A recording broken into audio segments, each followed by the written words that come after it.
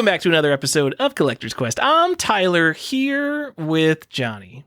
Johnny, what's going on?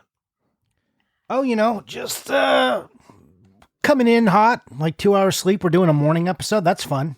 It's the afternoon for me now, but good old morning episode. You were up at like 4 a.m. or like 5 a.m. and you messaged me, and then we got on 2 hours later. I don't know what happened with you. Yeah, no, power went out, hot, got insomnia. Just having the most fun. Johnny, everyone's concerned that I'm quitting collecting and Collector's Quest. Yeah, that's what you said last episode. You were like, I hate this podcast. I don't like you. You were spitting fire last episode, so maybe... If you want me at my grumpiest, get me at the end of an episode I just recorded on a topic I don't want to talk about. I don't know why you did not find the shark game enjoyable. Because no one I want to do episodes on things that people collect, and like some people always like collect. People give us these episode ideas that would be like a fun YouTube video, like I don't know, the history of shark games. You can see the gameplay footage and like look at interesting games. But when it comes to collecting, no one's collecting shark games. I mean, and like we talked about some interesting stuff there, sure, but I think there's a lot of vintage game content out there, and I like our collecting kind of niche focus that we got. I mean, we kept pretty strict to the collecting aspect. We always do. I rein that in quite literally all the time. I just don't know why I did. I like a theme. It's fun to talk about. Like, people collect little subsets. It's like a type of collector. They go out and they're like, oh, I'm just going to collect this kind of stuff. They do this kind of stuff. They love it. All right, go get your shark games. But I have to be interested in it to get into it, Johnny. Anyway, that was me at my grumpiest saying whatever I said. I'm only here because of the Patreons. I said something like that. Yeah. I'm only here because they guilt me to doing this every 2 weeks. Podcast. Jesus Christ. Yeah. 10 messages at least later, fucking people in full-blown panic mode that you were quitting and we don't like each other and you're going away. Oh, yeah. Like, seriously, they don't expect this episode is coming. Definitely don't like Johnny. The guy I talk to like most about video games. Dude, there was the level of panic and concern. It was pretty unparalleled. I'm like, this is not the first time you said this, guys. Like, and then they're like, well, what if he leaves? And I had to be like, well, it's like his podcast to leave. Like, that's okay. And they were like, what do you mean? We're bringing Kat back. I'm going to leave, and we're going to get Kat and Stefan back on the show. It'll be fine. It'll be just like before. No, if you leave, I think we're done. Yeah, because I do all the editing, and it sucks. Yeah.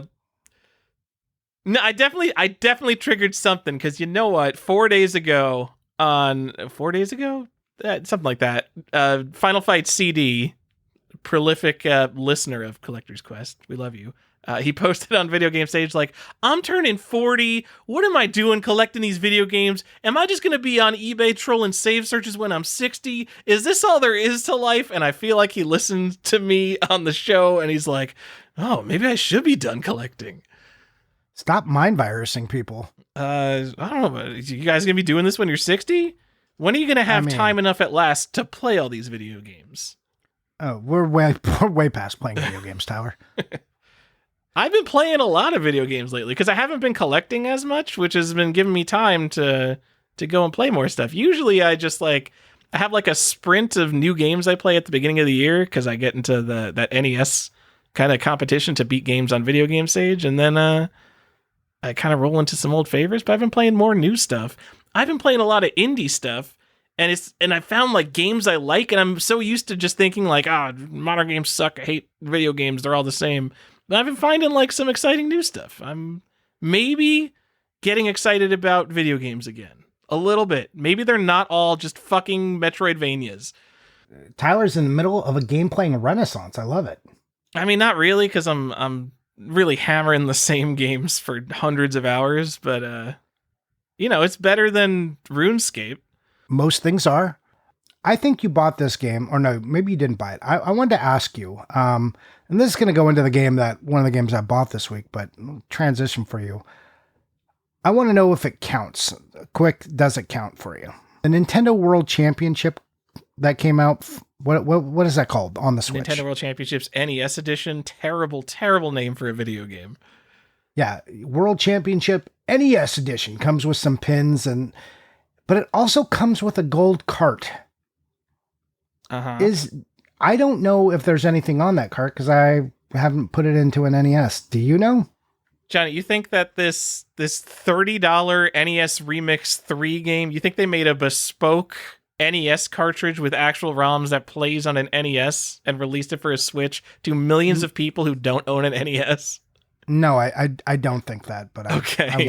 I wanted you to be mad about it. Yeah.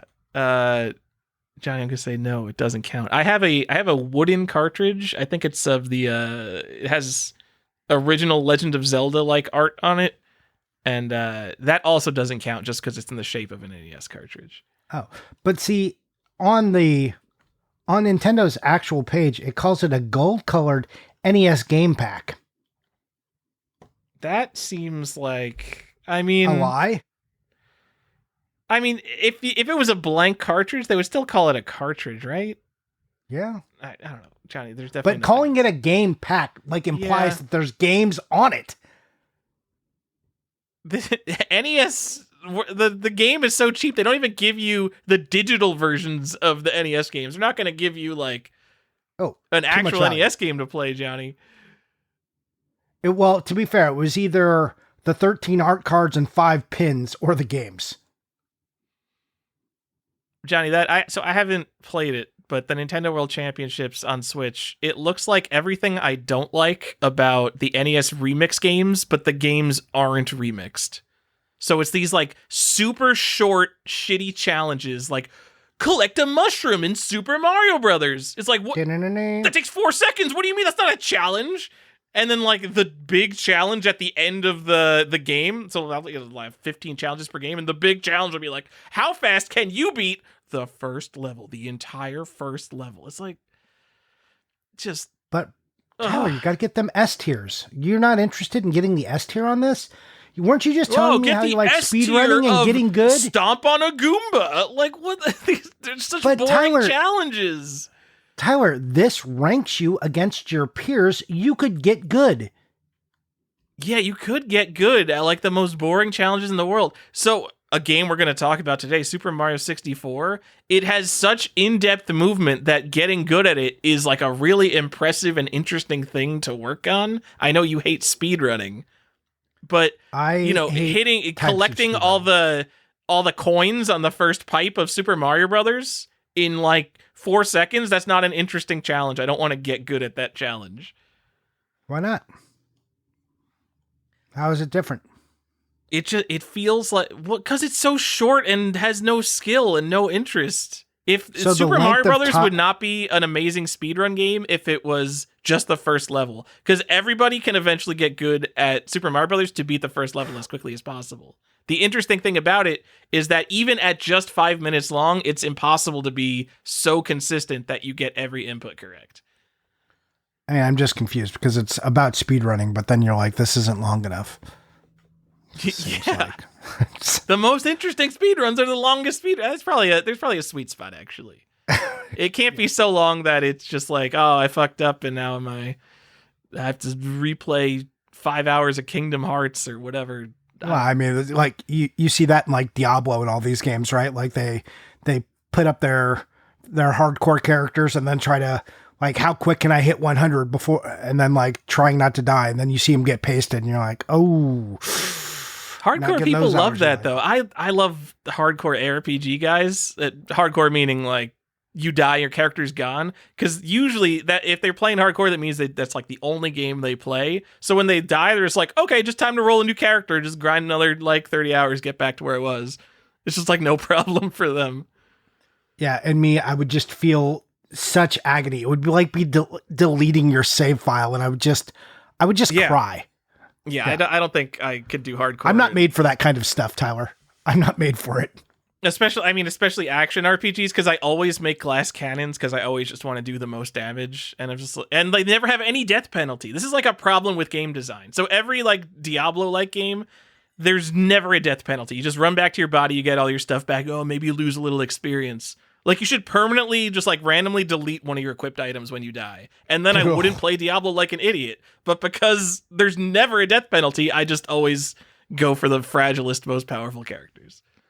Anyway, that's my rant on action RPG design is flawed. Well, yes. And maybe they're just Skinner boxes meant to addict you to getting into a cycle of collecting new loot and buying cosmetic microtransactions. But have you seen the banner on my horse? It's so good. You got a cool banner on your horse? Yes, I do. Oh, I have a couple. It's impressive. I mean, it depends which character I'm on, but yeah, obviously. Back to this cart. So this cart doesn't count? No, this cart does not count. I think my fundamental best argument for why it doesn't count is they didn't even bother to put a Nintendo seal of quality on it. Nintendo seal of quality has nothing to do with if it counts, though. I know, but like that means if it's official, like that looks just like a bootleg. Someone How do I know count this it. Is there a Nintendo seal of quality on the Super Nintendo Classic for Star Fox 2? I mean, on the box there is. I mean, the box is the box, so it counts. Yeah. So that means that is officially now part of the Super Nintendo set. But it doesn't actually come in a Super Nintendo game pack, so it doesn't have all the required components to meet the criteria. So Sega 32X games aren't Sega Genesis games because you can't technically put a Sega 32X game into a Sega Genesis. You'd have to put it into the 32X. Oh, no, there is a such thing as a Sega Neptune, which fits all of those. Yeah, that's quite an argument. Just saying. Okay, actually, there is no seal of quality on the Super Nintendo one. Oh, no, there is. Never mind. Okay. Anyway, Johnny, we're not here to talk about Nintendo or Super Nintendo, right? No, we're here to talk about my upcoming Whatnot stream. Guys, I'll be streaming on Whatnot. No, that's not what we're here to talk about. I was like 90% sure you were joking, but I wasn't like really sure. I don't know. Oh, I'm thinking about doing Whatnot to get rid of all of my garbage. I think you're a big enough personality. No, I'm not. But I did go watch like 10 Whatnot streams. That's the other thing I was going to tell you. And boy, are they depressing. They are more depressing than they're so sad. It always feels so. I've only watched Whatnot, I guess, probably around 2021 because that's like when it first became big with video games, and just like the people that were like begging for more bids. Like, come on, guys! Oh, you can't find these Pokemon Blue Japanese edition cartridge only. Oh, I can't believe someone's only going to get this for $3. Oh, you're scamming me. $3. Oh. It's oh my God, guys, what are we doing? What are we doing? What a steal you're getting. Oh my God, you're like taking my money. Guys, come on, $6 is like a $20 game. Yeah, there were some vibes on some certain Whatnot streams that I watched. Dude, I watched kind of in horror because I was talking to a couple guys about Lego stuff, right? And they're like, oh yeah, like some of the places you can actually go to find a deal is like still Whatnot for these. And I was like, okay, let me go look at some of them. And I was like, holy shit, what a nightmare landscape. But then I found like one guy who just did not give a shit. He didn't complain. Like he just raced through everything. He just put shit up. And I was like, all right, done, next. Like that's what I would do because I just want to get rid of stuff. Yeah, that's what I'm saying. I only got 70% on market value, but I saved tons of my valuable time. Like, hell yeah. Yeah, that's what I'm saying. So that's why I was like, oh man, all this dumb shit I don't want to get rid of. If you can just get enough people in there, you're like, here it is. Like, oh, it only sold for $2, but they're paying the shipping. Great, whatever. Now it's out of my life. And now I'm committed to someone because they gave me money and it can just leave. You could do it. You could just be done with all of your bullshit in one night. You're like, all right, did it. Got rid of all my bullshit. Moving on. I'm going to do my Wii games one at a time. Yeah. Come on, guys. You don't want this Wii music that's missing the manual? Guys, come on. This is an official Nintendo title. Oh my God. Just lamenting your existence and just sitting there being like, oh, how am I going to eat? Like this. It's the worst. I feel like I want you to know what happened. So last night I walked into one of these streams, virtually. And I was just like checking out what a stream with like 3 people would look like. And it was like 11:30 at night Pacific time. And I walk in and like, hey, Johnny Lucci. And I was like, cool. Cause that's... If you guys but wait, don't know yet, I keep my name the same on all my socials because I don't care. But does every whatnot thing not start at $1 though? Can they pick starting prices? You can pick starting prices, okay, right? And that's like one of the draws. Like, oh, I got $1 start, sudden death, free giveaways, guys. Like, I got buyer giveaways, like all the things to try and lure people in, right? But this guy with only like the 3 people or whatever, and I'm in there, and he's just like, "Hey, Johnny Lucci, here, you want me to do an overview? Is there anything you want? Hey, do you have this? Do you have this one? Like, are you interested in this one?" Just like, he's like, "Come on, man. I just need one more sale before I go to bed. And like, I told myself I would get one more and then I could sleep." And I was like, "Oh my God, bro, none of this stuff is going on. This is like, it was sad. Like, you know how there's like definitely a ton of kids who are like streaming on Twitch to 0 viewers. That's what this sounds like. Like you jumped into one of the rooms and they're like, "Oh my God, someone's here. Oh, please let me perform for you. Let me do something. Subscribe." It was bad, Tyler. It was bad. And a lot of these kids are like young. I was just like, I can see the appeal. I ratified my belief on Whatnot a little bit because I was like, oh my God, if you want to just plow through shit and you don't care about what value you're going to get for it, you can totally clear shit out. And that appeals to me. But can I do that if there's only 3 people in my stream? Well, that's the thing. Like, that's the crux. Like, how do you get more people? And is it to get more people, then you have to do a bunch of streamings? And that's where I'm out, right? Like, if I have to and like, I don't want to have to cultivate a following. This is why I'm just going to put stuff on eBay. Like, if there was some way, like, I don't know. I don't know how do you fix this problem? You can pay to promote yourself. That's the dumbest thing I've ever heard. I mean, if only you had a platform to reach out to a bunch of video game collectors to tell them when you were going to be on Whatnot. I mean, sure, I could go like promote that, but then like I'm losing, like the whole point of it would be like a quick, easy thing where I don't have to like take pictures and everything. I could just do everything on stream. But once I have to start promoting it and telling people to show up and like, then that's all the work comes back into it. Yeah. If they had like, I don't know what they would have, like some kind of like featured seller thing, like you get in queue, everybody on the, like there's this thing where everybody's watching it and everybody gets like a half hour. And if you get in the queue, you're the featured guy for a half hour and everybody's watching you. And like, you just blaze through all of your shit. Your goal is like sudden deaths. No. Yeah, exactly. Just that like, would be cool. I'm just maybe running. they have something like that. I don't know. Maybe I don't know enough. I haven't done enough research, but I like looked into it because I'm like, maybe this is a thing I can just like do, because what am I doing sitting on all this extra shit? And I'm like, oh, if I only got 1/10 of market value, then at least I don't own it anymore. And that would be cool.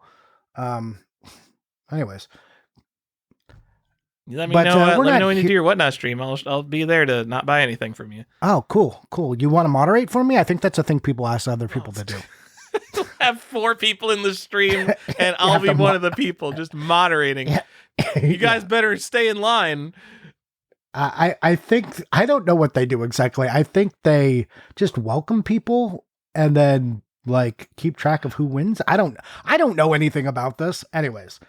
But we're not here to talk about Whatnot and whatnot. We're here to talk about the N64. Tyler, it's been a little bit, and we have not done one of these in a while.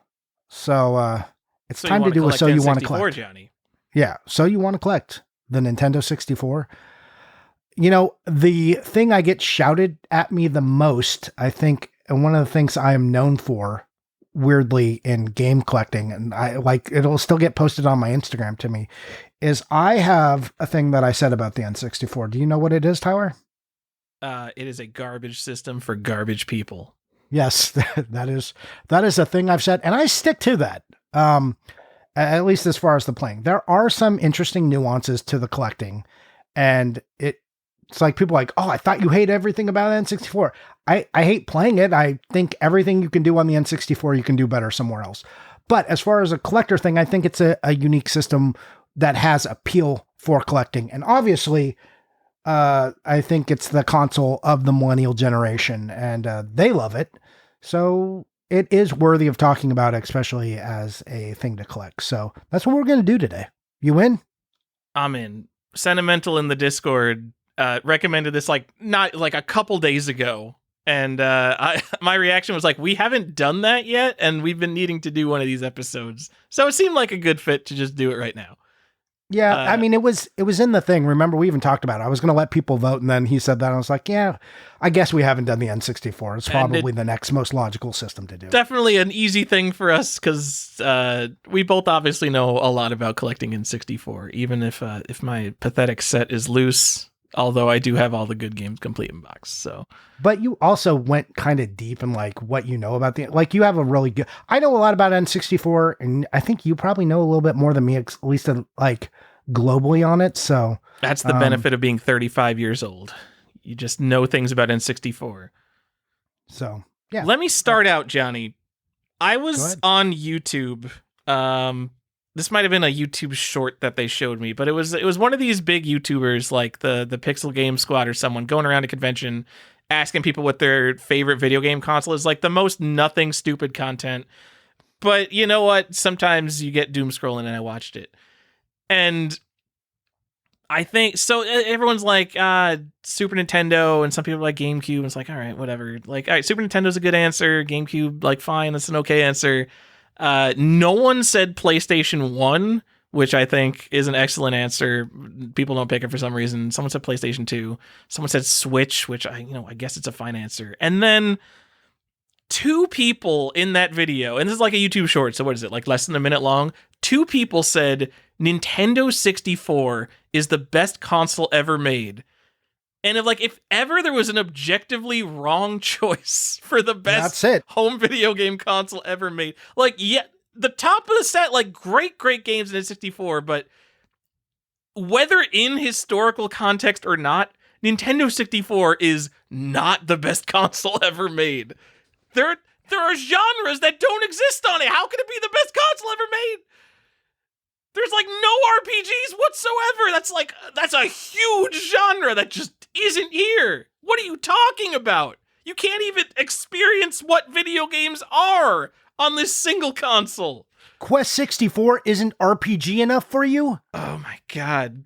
No, I'm more of an Iden Chronicles guy, personally. Oh, yeah. Well, I mean, Iden Chronicles is great, because that's we just brought two up off the dome. I mean, there must be just more than that, so let's just stop right there.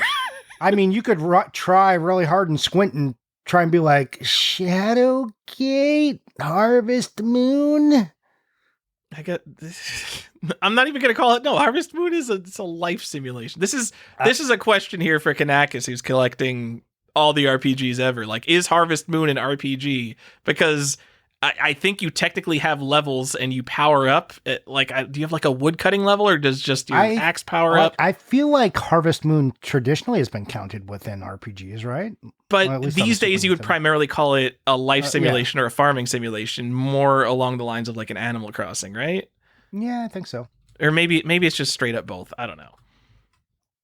I don't know. I don't think about that enough. Yeah, Wikipedia calls the original a farm simulation role-playing game. So you know what? Maybe no, but then it calls N64 is just a farm simulation. You see, maybe 20 years ago you would just call it an RPG, but now in the modern day there are so many farming games that it's just no, farm simulation's its own genre, dude. Yeah, we got to get that. Look, there's Farm Simulator 14, Farm Simulator 24. What are you doing? Get your farm sims. Yeah, there's a new one. I think American Farm Simulator on iOS. There was a lot of excitement on that because the Farm Simulator iOS ports are just not good. So someone made a bespoke iOS exclusive Farm Simulator game, and the Farm Simulator community is going crazy for it. I think. Yeah, I bought it. I spent $7 on a Farm Simulator on iOS. What are you talking about? Of course I did.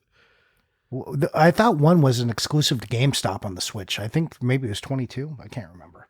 I do enjoy, this is so off topic, but you go on Reddit and look at the farm sim guys, and they have such opinions on which year farm simulators are the best, and they know all the little nuances between them.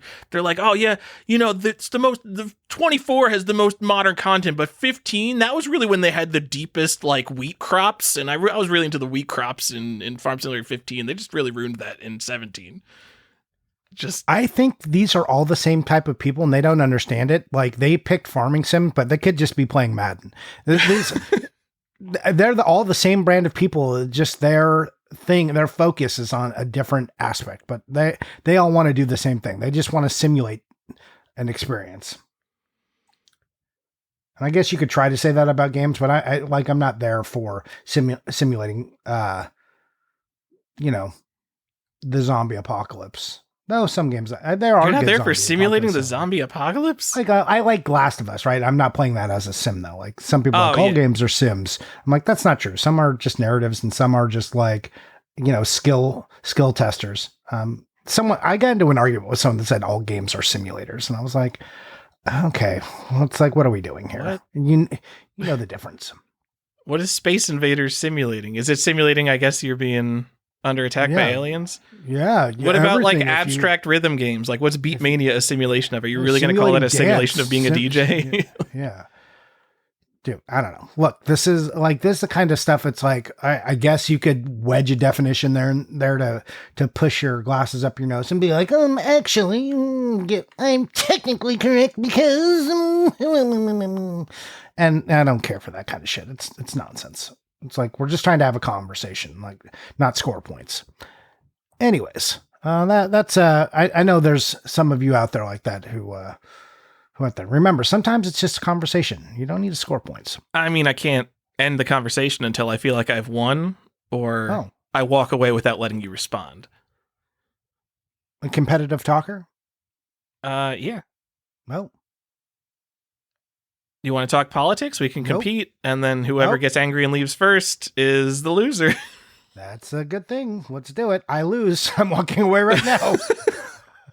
Johnny, I've what? already lost. Talk about the N64. People have been wanting an episode about this beloved OK game console. The most okayest, it's not even okay. It's okay to collect. It's a bad system. Garbage system I for think garbage people. No, it is. I might even call it good. It's at Ooh. least okay. But I mean, look. You're putting it in the context of like Nintendo and Sony systems, like the big stuff, but in the That's true. context of all video game systems ever, where you have things like Action Max and R-Zone included, it's not a bad video game system. No, not in that way. No. My problem with it just lives, the N64 I call incredibly necessary. It was an important step. It's a thing that had to happen for us to move on in Nintendo, but you can feel how much of a transition it is and just the complete lack of refinement. So you're just sitting there with just a bad alpha version of a thing until we get better. And that's how it feels to me. You're just like, this might be good later, but we're just stuck with this bullshit until we get a little better. In the sense that you're talking about, I do kind of like that it really showed us that cartridges are not going to be the way of the future, because it was such a stark contrast to the PlayStation. Yes. I don't know if I feel as much. I do feel a little bit of like, oh, this is just a prototype for better 3D games to come, because people say that about NES. They're like, oh, NES games are just bad versions of Super Nintendo games. But the fact I don't feel that way about NES games. So I know you don't feel about that, but a lot of people do who hate on NES for some reason. But like the fact that things are coming first and people are coming out with all these new ideas and trying to find new ways to do things, and like you're seeing genres evolve over time, that is one of the major reasons I love the NES so much more than the Super Nintendo even. And I don't know, like with the N64, like there is some like shitty 3D stuff where that is happening, but it's not as charming and exciting as the NES for some reason. Like, just to pick like the biggest example, like Z targeting in the Zelda games, that is a 3D mechanic that they invented to deal with the limitations of you navigating 3D environments with a single analog stick, and it works. It is kind of bad, and it kind of makes the combat in Zelda bad. That's not as exciting as the original Metroid being a Metroid game. Just everything feels so finicky, and just the lack of a dual analog. It's like, what do you guys mean you want to enter a 3D space and then you only let me move with this thing on one axis? What are you talking about? It's insanity. Also, the controller is kind of gimmicky. I think it's Nintendo's worst controller. Sorry, guys. At least from it might be the worst controller of all time. like from a quality standpoint. And people are like, oh, but GoldenEye, it feels so good to play GoldenEye because, like, guys, it's one game. No one thinks it feels good to play GoldenEye. I have had this argument with people where they bring this up, but GoldenEye. It's like, I think you just like GoldenEye regardless. If you had an Xbox, if you were so like, yes, I played so much GoldenEye in my childhood, like strafing with the C buttons and aiming with the R button. It is like so natural to me, like I would never complain about it. But if I had first played GoldenEye with an Xbox controller and then you tried to switch me to the Nintendo 64 controller, I would think you were an absolute crazy person. It's just not good. Also, the quality on this is like one of the quality fail areas for Nintendo, because that stick, because people were hammering that stick and it was just a little too thin and the membranes like would wear out. So, just wasn't as good as it could have been. That's like a problem in the speedrunning or even just like the retro gaming community, is that like there's a finite number of good Nintendo 64 controllers. So I will never sell any of my good, like I have my stock. I probably got like eight or so like ones with really good sticks, and I'll just never sell them because that's like my lifelong supply whenever I want to break out a real N64. Which is hardly ever. So you probably only need one. I probably get the hankering to play Mario 64 more than anything these days. But I break it out like once every year or two now, even though I'm mostly emulating stuff these days. You're a weird hoarder. Johnny, do you know what else? While we're talking about just like what sucks about this game console, I'm going to give two more things. All right, cool. There's a blur filter over everything. So their way of anti-aliasing their brand new exciting 3D games is that everything is just super blurry all the time. And it's not a hardware thing. I think it's a thing they did in software in a lot of games. And there are Game Shark codes you can do to turn off the blur. And there's hardware mods. So if you're like putting in an HDMI mod, I think there's like de-blur things that you could do there as well. But if you're just a normal person playing Nintendo 64, everything just looks like trash. If you like sharp pixels, this is the opposite of the console you want, which is completely the opposite. Another stark contrast to PlayStation, because kind of PlayStation's whole thing is like really crisp, jagged edges on everything. Well, I mean, while you're talking about it, tell me about frames per second. It's your favorite topic. How's it do there? That was my other thing, Johnny. 60 frames per second is like the bare minimum. And like I don't remember if you're one of those people like, I can't even see 60. What do you mean you play everything at 240 frames a second? There is, I think, one Nintendo 64 game that runs at 60 frames a second. And it is the most underrated and underdiscussed Nintendo 64 game, F-Zero X, a game that looks like an absolute potato blob racer. This game has like no graphics, but because it has no graphics, it looks sick because it's the only game running at 60 FPS. Okay, if you say so. Let's do our overview. That's our overview. This console sucks. Yeah, well, let's talk about a couple the basic things. When did this console come out? June 1996 in Japan, September 1996 in America. And we didn't write down Europe and Australia because who really cares? Yeah, because it's probably like November and it's after. Sorry, Brickman. After. One of the key things that it's known for, though, I mean, we just talked about it, 3D, but like within collecting, the thing that I think it's funny that it's known for is controller collectors are a big thing on this. People love their N64 controllers. We just talked about what a trash controller is, but people obsessively love collecting all the weird variants. And that's partially to this other thing because the N64 did a thing that wasn't really happening on the NES or Super Nintendo, and it's color variants. They were like, let's go crazy with color and make this the most rainbowy of all of our consoles ever. I thought you were going somewhere else with that. And I think the reason this is a thing on N64 is because it is one of the most local multiplayer focused consoles ever by having 4 controller ports and a ton of major games that supported having 4 controllers. So people had multiple controllers and people had multiple controllers of different colors and they were constantly playing multiplayer games. So I think that is why this is the console where people collect controllers.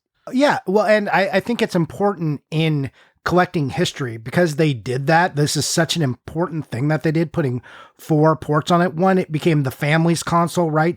But it also started to get to the point where people started to like etch their personality like into their controller selection and their console selection.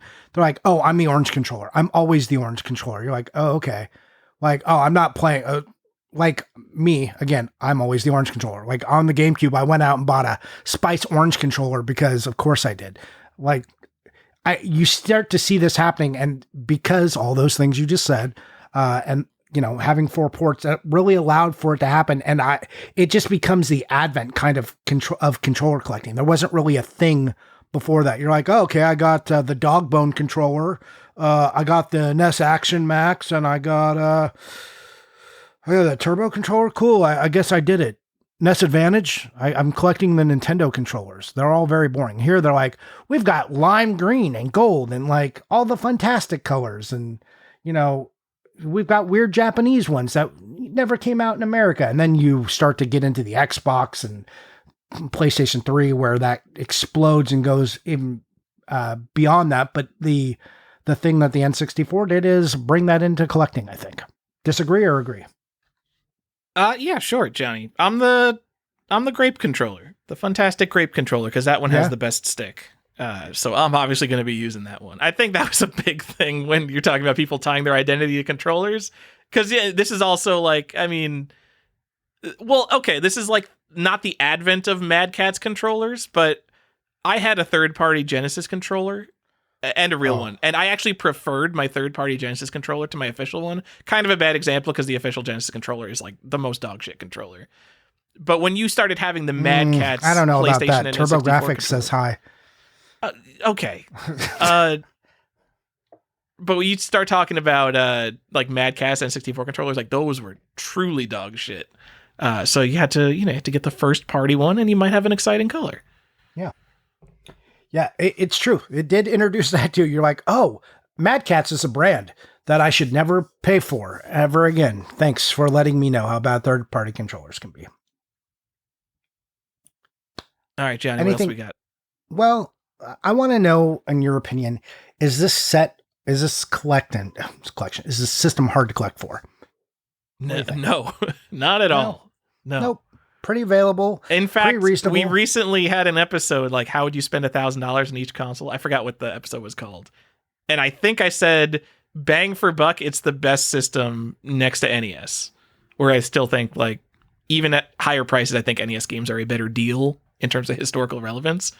But in terms of what you can get for $1,000, I think N64 is the best console. Like the best games of the system you can get for $1,000 so it's that they're historically relevant. They're the best games on the console, and they come in cardboard boxes, and they're just so available that they're relatively low priced, even after like all the booms we've had in game collecting. Here's one, and this is going to be a scale. Is it popular? Do you think it's still popular to collect for the N64, or are we finally in the wane of that? Because GameCube has been on the rise. N64 feels like it's tapering. I feel like if there's one metric to determine how popular collecting N64 is, it would be the price of loose Sculptor's Cuts carts. And if you're telling me those are at like nearly all-time highs, then I would say it's still very popular to collect N64. Okay. Fair enough. Yeah, but I mean, I definitely like I hear more people talking about GameCube, but also I don't hear as much in general because I'm not on like Instagram and social media. So kind of I have to defer to your judgment here. I think it's on the wane. I think GameCube is on the rise. Also, it's kind of I think it's a console where, and we'll talk about this. How do you collect it? I might as well just answer it now. A lot of people will collect this system loose. They're fine collecting complete or loose on the system. So I think it's easier to amass what you want out of it than say GameCube, which you kind of have to buy complete. And again, just less games on the GameCube. So I think it's easier to finish off and be done with than say something like the GameCube. I think the limited number of games in N64 is a primary reason that drives the collectability. Because I think there's people who, like, say they're just like an average millennial, you grew up on maybe the tail end of Super Nintendo through N64 and GameCube. And the GameCube set, pretty big set. Super Nintendo set, like, not only a big set, a very expensive set. And then kind of in the middle here, you got N64. And if you're just collecting cartridges, like, man, less than 300 cartridges, that seems super doable. Super doable. And it falls like within the graph of time for video games. It falls into kind of a sweet spot because people have already learned, you've grown up. There's, people have expanded. Now you have parents who played video games, who now have kids who are now playing video games. It's N64 lands into a very prime spot. GameCube gets some of that crossover, same with like PlayStation, but that Nintendo tax, holding sway over the hearts and minds of collectors still. But yeah, I still like, even if it's on the wane, I still think it's pretty popular to collect for. But the thing down, about it being on the wane, like if you're collecting N64, and I just brought up that like bang for buck, like you could get everything. You can get like, let's just say $2,000. You will get everything that you actually truly want on the N64, but even probably closer to $1,000 to $1,500. So if you're collecting N64 for 3 or 4 years, like how many things are there that you really don't have? Like how long can you collect this? Like how many people transition from getting their core like 20 to 50 games and then they start going after, Majora's Mask Gray cartridge and the Turok 2 demo? Like how many people really care about all like the stupid weird stuff in N64 compared to people who will be done after having 50 games? I agree. But also I think this is like was the perfect console to flip collectors into people who wanted to play into collectors because there wasn't that many. So they started to learn about these dumb variants, and we'll talk about it in a minute, but this is like an important console for collecting, and what it does to the mind share. And we'll talk about that in a little bit, but yeah, I think it's popular. I got more questions for you, though, before we move on to all the collectory stuff where we talk about individual games and prices and things. I want to talk about some franchises that started on this system and the key franchises. I did not do a definitive list of the franchises that start on the systems. I've got Mario Party, Smash Brothers, and I guess we're saying Turok, even though it was comic first. Turok got multiple games and has survived through multiple consoles, so I'm counting it, but obviously not the juggernaut Mario Party and Smash Brothers is. You could technically say GoldenEye, but no one cares about the sequel. Yeah. You could technically say Perfect Dark too. Banjo-Kazooie, kinda, maybe. I think Nuts and Bolts, that's a real game that counts on the other systems that people actually do kind of care about. The big one though is Debatsu no Mori. So Animal Forest. It's the first Animal Crossing game. That's true. And there could be Japanese other ones I'm forgetting, but I think that franchise is so important in Nintendo now. It's like by far one of the best selling Switch games. It is a very, very beloved GameCube game. So I think that the original N64 game is absolutely worth mentioning. Yeah. Do we think that Animal Crossing has hit kind of that fourth pillar for Nintendo? What are the first three pillars? What's that? What are the first three pillars? Well, Mario, Zelda, Metroid. I think it's financially more important than Metroid, right? Like I think we could make that argument. 100%. Yeah, fuck Metroid. Yeah. Because my wife's never going to play Metroid, but she played Animal Crossing for 1,500 hours. Yeah. I mean, you could break out Mario Kart into its own franchise, like if you wanted, but I always put it under the Mario umbrella. No, I mean, Mario Kart's kind of too important. It's more important than any other Mario game. So yeah. I mean, talk about things that sell systems. Like when Mario Kart 8 is still the most, like from the Wii U, and it's still like the definitive Mario Kart now. They're just still selling it every single day. Yeah, to be clear, Mario Kart 8 sold 4 times as many copies as Nintendo 64 systems sold. Yeah. Maybe like 3 times. It's like it's ridiculous how much more popular like the top games are now than like the entire console of N64 was. And Animal Crossing got this crazy COVID bump. Like people just became their comfort item. So crazy sales on that. I want to see how the next couple pan out. But also Animal Crossing has got like sneaky games that are just in there. And you're like, oh yeah, I forgot they released 2 of them on this console. Weird. Animal Crossing? Yeah. Oh. As a longtime Animal Crossing fan, I am they are so big on doing incremental updates. So if you went from Animal Crossing to New Horizons, like, yeah, that's a pretty big update. But if you've been playing every Animal Crossing, if you went from Wild World to City Folk to New Leaf, like, man, they do not radically change the formula in that game very much. And then if you look at Tabatsu no Mori, there's like 4 different versions of from Animal Forest to Animal Crossing, man. They got like Tabatsu no Mori Plus, and then they did like the e-reader thing, and then they ported over the American version back to Japan and added the upgrades there. Man, they just like incremental upgrade this thing to hell, and you don't get this big jump. And I'm always waiting for, like, I don't know, the Breath of the Wild of Animal Crossing, where they just like break it out into this entirely new thing that's huge and that isn't just a bunch of boring busy work.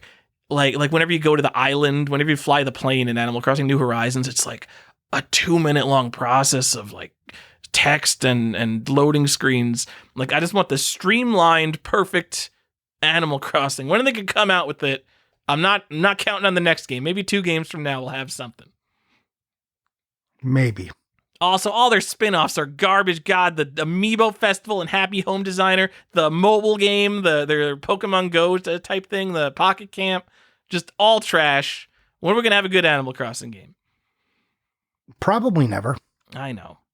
It's too popular to be good. It's like Pokemon. It's like, oh, well, no, we don't have to try. It's Pokemon. People will buy it. Yeah. I like I like all the Animal Crossing games. I'm being hard on a franchise I love.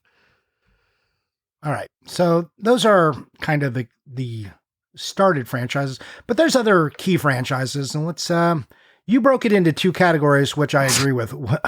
What are they, Tyler? Johnny, that would be Nintendo and Rare. And so we don't need to go through every single game, but there's basically 2 developers that matter on the Nintendo 64. And you could be like, oh no, Treasure. What about the Treasure games?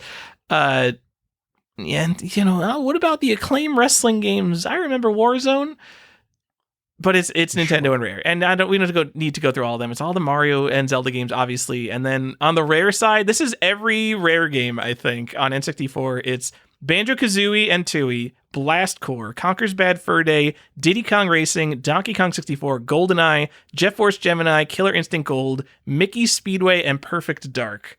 They were putting out like an all-time classic like once a year on the N64. They were like absolutely in the prime of their company. This like weird microcomputer game company from the UK was just killing it.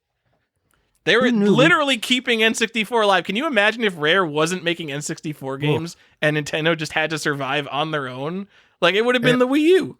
Yeah. It pretty much is the Wii U already, but with no reverence. Yeah, it would have been really rough because, like, what would be propping up just the Marios and the Zeldas? It's important. Like, some people want to call out. Let me ask you this: do you want to call out Mario and Zelda's 3D versions as different franchises? Because I don't. I think that's ridiculous. No, that's crazy. What are you talking about? That's like saying that Breath of the Wild is different from Ocarina of Time because it's such a radically different type of game. Yeah, I didn't agree with it either, but some people were making an argument on that. We didn't talk enough about Smash Brothers, I feel like, just because that kind of solidified like kind of an esports scene for Nintendo, and it's been like one of their major competitive drivers that they didn't really have before Smash Brothers. So just wanted to bring that up, unless you disagree with that. So, I mean, if you're going to talk about it from that angle, like, yes, this is the first game in the franchise, but like Melee is really what drove that whole. Yeah. Oh yeah. Yes, but the franchise was born that. Yes, I agree. Yeah. Look, like, I don't even like Smash Brothers on the N64, like, especially because I played Melee first, and then it's like going there, you're like, why would I even play this game? Which is my problem with a lot of N64 games, is there's just better versions everywhere else. So like, why would I even do this? And why I feel like it's a demo system. But yeah, I mean, it's historically like, hey, this is the first one that helped drive a thing. Without it, like, we can't say that it's not important, because without it, then we don't have this other thing. So just wanted to bring that up. Johnny, I'm going to controversial opinion. I like Super Smash Brothers. Okay. But not as much as Melee. Obviously, I think I'm going to the old Heritage auctions. I think from that historical relevance thing, I think Super Smash Brothers is one of those games that sells for like $100,000 sometimes. Oof. Did you play Pikachu? Might as well tell me now. Did I play? Yeah, because I always wanted to. I want the best character. Like Pikachu is so broken. He's by far the most powerful, I think, in the original Super Smash Brothers. I played Pikachu and Ness mostly. Did you wear the wizard hat or what? No, I didn't really like having the hat. Okay, but I'll do it if I had to. Johnny, a 9.8 A++ Super Smash Brothers in August 2022 sold for $240,000. That's insane. Johnny, a 9.8 A++ Super Smash Brothers in May of 2024 sold for... Can I guess? Yes. Can I guess? You can guess. So it was 240,000. This is 9.8 A++ though. So this is the top of the top. Top of the top. So it went from 240,000. It definitely went down. I'm going to say 60,000. No, it's 93,000. Oh, I was in the range. Yeah, he only lost $150,000 on that sale in a cool almost 2 years. Yikes. Don't invest in games, kids. Games are for putting on your shelf, not your stock portfolio. Also, like, I think we're kind of glossing over in the franchises portion of this, GoldenEye and how important that is. Just in introducing, first-person shooters to console peasants, right? Like, this is the game that did it. Johnny, I had Wolfenstein and Doom on my Super Nintendo. Sure you did. It's like all of that can be true. Like, things can exist, but the one that really, like, grabbed people, GoldenEye is a revolution. It's the thing everyone talks about. It if you're going to ask somebody what they played on the N64, their answer is going to be Mario, Zelda, or GoldenEye. Like, I promise. Like, that's, maybe they throw in a Mario Kart in there, but like, really, if GoldenEye isn't in their first three answers, I don't know what's happening in the world.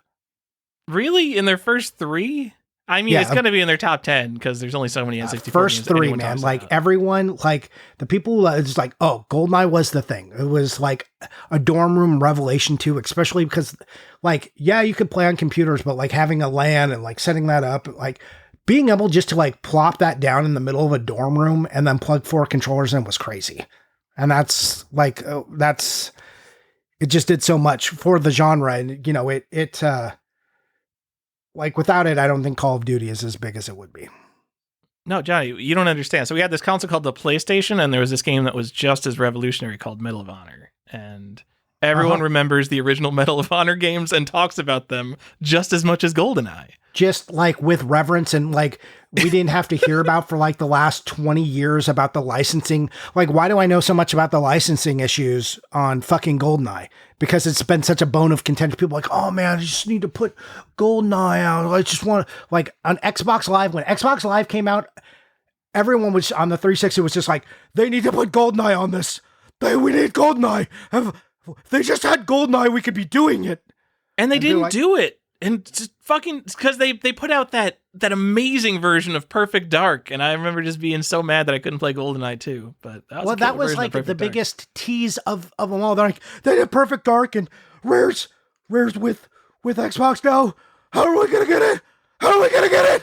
And then just the biggest blue balls that ever existed.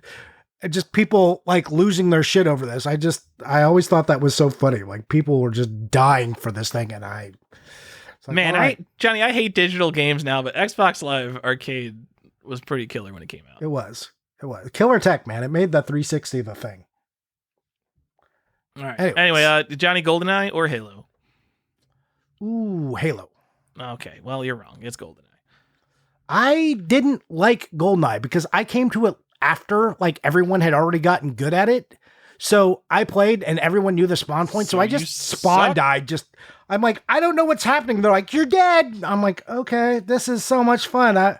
I did really like playing GoldenEye, like the campaign, like just the second level where you're like creeping through in the bathroom and you like lean down, you get to shoot that guy. I just thought that was the coolest fucking thing. And then I played multiplayer and I was like, God, I hate multiplayer. I enjoyed this game, but multiplayer makes me want to kill myself.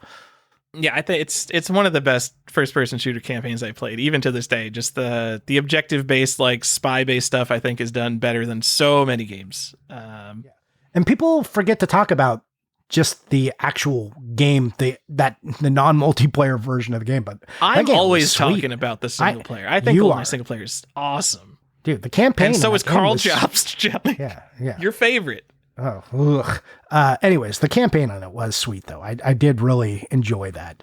So I probably take the campaign. Ooh, I really liked the first campaign in Halo. They're probably sitting equal for me, but multiplayer, I would give it to Halo. Okay. I mean, I would play GoldenEye for the nostalgia. I think obviously Halo is a better multiplayer game. But whatever. But I take Modern Warfare 2 over all of it. Okay, get out of here. Everyone knows that games are better when they're older, Johnny. Come on. Duh. No, sorry. As I pick a 20-year-old game, like, picking these new games. Oh, I thought you were talking about the new Modern Warfare 2. No, I'm talking about I'm talking Xbox 360, broken as shit, Infinity Ward. Let's go. All right. So we talk about how people collect for this, loose or complete, and I think it's both. You have any other strong opinions against that? Not really. Although I do think, considering the availability of cardboard, which is generally pretty good, considering, you're going to want to collect the Banjo-Kazooies and Diddy Kong Racings. You're not out there collecting like the obscure sports games. Like, I think probably worth the price to upgrade to Complete in Box. It's like 2 to 3 times the price in a lot of these games. So just go ahead and do it. Yeah, I mean, my recommendation is, one, don't collect this. This is the perfect system not to collect as a complete set, because the density of like good games is like, when they're good, they're like really good. Imagine that the N64 is the Dreamcast if it had a few 10s. Damn. No, because Dreamcast really prioritized 60 FPS. Yeah, but somehow even a surprise, like less diversity of games. Okay. Going back to that video where this is like a YouTube short with people talking about their best favorite or what's the best console of all time. One guy said Dreamcast, and I just want to pick his brain. Like, what about this system that existed for 2 years makes you think it was the best console of all time? What are you talking about? What? Give me a 10 out of 10 on the Dreamcast. Yeah. That's crazy. No, I imported Ikaruga. Ooh. Bangio, though. It's got one good shooter. That makes it the best console of all time. Marvel versus Capcom 2. You don't understand. Phantasy Star back in the day, that was like what people played, man. Have you even played Power Stone? You fucking idiot. Oh my God. Okay, sorry. Yeah, well, if you just got a Bleamcast, you would understand how fucking good this is. We got PlayStation's best game. We could play Metal Gear Solid, so like that's checked off. Yeah. Fucking, hey, have you heard of the internet? Because this shit's got a dial-up modem. Let's go. Reach out to me, Dreamcast people. Defend your choice. Oh, wait, I'm talking to no one. You can like the Dreamcast, but you are definitely not allowed to say it's the best console of all time. That is a beyond crazy take. Crazier than an N64, I think. Yeah. I love the slander, and like, oh man, that was one of the things I said that really got people mad. Like, aside from the garbage system for garbage people, when I said that the Dreamcast has no 10s, man, people were mad. They were mad at me. That's fine. I stand by that statement. And I call Ikaruga a 10. I think it's controversial in the shooting game community because it's so different from every other shooter. Cool. We had to import it? Did we import that one? Cool. Here in America, though, no 10s. Johnny, Sonic Adventure, obviously. The game that ruined the Sonic franchise. Yeah. Yeah. Minus 10, perhaps, for what it did to Sonic. Also, no Shining Force. Big loss. Let's talk about things to watch out for this system, because there are a few things. One of the things I like to bring up on this is the boxes, because the boxes are a little inconsistent in the quality. So Super Nintendo box is like a Super Nintendo box. I feel like they're pretty samey all the way through. The N64 box, they made a choice in the production run of this, where they started making like an interior holder for the cartridge rather than having the slide out box. Also, I feel like they went with a lower cardboard stock on N64 games. So N64 boxes get beat up a little more often. Also, having that inner tray built into it just made for worse conditioned box games. So that's a thing to watch out for. Just as a general collector's tip, like this is, you'll see a lot more corner wear because boxes don't get flattened as easily, and just your manuals. This is my biggest pet peeve: is the manuals have to go on the place where the cardboard tucks in, so you get the cardboard tuck smashing your manual. So manual conditions on the N64 get kind of trashed unless you're very careful. So be very careful. Always put the tray on top so that the flap doesn't hit the manual. Yeah, well, that's true, but guess what? When it's a built-in tray, you can't do that. Just don't take your games out of the box. Yeah, ever. Just buy them new and leave them that way. Get a flash card. So here's some other things. It's hard to tell what games are first prints for this, and I don't know if this is just a complete lack of data right now. Yes, companies like WATA, all the grading companies are like trying to really parse this, but there's not as obvious a ways like, oh, well, this has got an R and a TM, and it's not as parsed yet. Information is getting better, but it's still like when someone says, oh, this is a first print, like say on a Super Mario 64 that sold for an obscene amount of money, looks just like a lot of all the other Super Mario 64s. And they definitely printed that game for a long time. So how are we sure that's even the good version right now? I mean, people have stared since 2020, like every box has been stared at a billion times, especially if you're going to talk about top Nintendo stuff like Super Mario 64. I feel like if there was a box variant, we would know about it now. It's just that, like, it just seems like compared to most video game consoles, Nintendo 64 games really went with the same box for a lot of games for their entire production run. Yeah. But there definitely are differences when you get down to the nitty gritty, because some of the like really popular games like Mario 64 is one that had like an enormous print run, obviously. And there will be ROM chip variants where the actual layout of the board changes. So like, they'll, depending on like the price of chips, they would use like 164 megabyte ROM versus 232 megabyte ROMs. So there is some cool stuff like that when you get into like the really nitty gritty stuff. Yeah. But if you were buying this sealed for first prints, just be careful. So there's there's a lot of fakes on the N64. Like I feel like there's a lot of fake boxes, especially if you're getting into stuff like sculptor's cuts. There's even fake manuals. Obviously anything that is worth a lot of money, people try to fake. And I just feel like this kind of happens on the N64. So it's a thing that you'll see. Like I've even seen fake Beast Wars boxes and stuff. Like just in general, you'll see repros of cardboard boxes. Not too many fake games as much, even though those do exist. Kind of hard to tell. There's repro labels. I mean, I think they're usually pretty easy to tell because most repro labels are just terrible. But N64 labels are small and awful and not glossy by default. So it's just something to keep an eye out for. Yeah. Yeah. Again, this is just another one of these quality downshifts, like the thinner cardboard, the worst labels. I'm glad you brought that up. So just look out for that. Also, and this is not something you're going to get tricked on, but Limited Run has like a presence with this. So they do this thing where they like make a box that looks like an N64 box and like put a Switch game in it. That's like a thing that happened. Like Yooka-Laylee was one of these, Turok, some of the Star Wars games. That kind of happens. Just be careful of that. There's also reprints of those games in the modern era in Limited Run boxes. We'll talk about it later. So like you could like make sure you know which version you're buying. And my biggest one, Tyler, you got to own the jumper pack, man. If you don't, you're kind of screwed on this. This is a weird thing.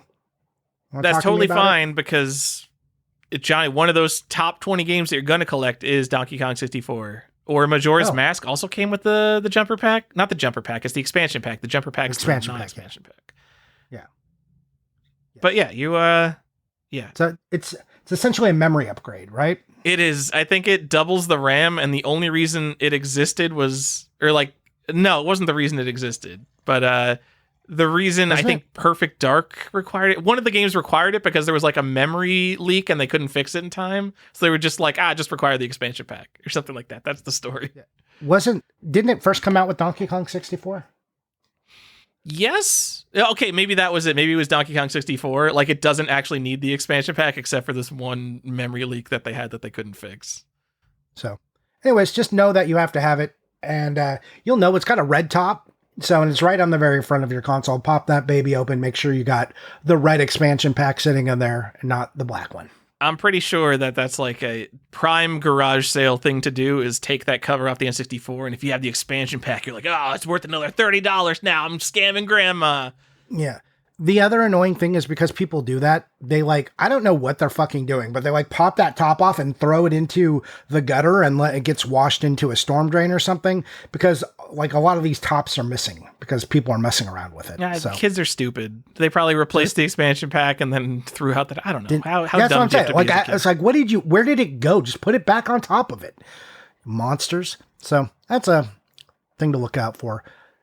All right, Still in our wait, overview. I got one thing that always surprises me about the expansion pack, Johnny. So expansion packs, they're like 40, 50 bucks. Complete in-box expansion packs, which come in the same size box as a game, are like $100. So What? not only is that like just a 2x upgrade for this thing that you would imagine should command more than that, who would save the box for their expansion pack? That is like some serious hoarder nonsense, and it only commands a 2x premium. Like, pick of the show, complete in box N64 expansion packs. I mean, also because it came packed in with games, there's just not as many of them. Also, there's like a weird line of accessories for the N64 that came just perfectly in N64 boxes. That's cool then, right? Yeah. Yeah. No, I have them. Like the RF cable and stuff. It was like a weird thing you could still get for the N64. Also, am I wrong? Majora's Mask came with an expansion pack, right? I don't know. Or was it if only did. Donkey Kong? I guess I think could it's only understand Donkey that Kong. people bought expansion packs if Majora's Mask didn't come with one.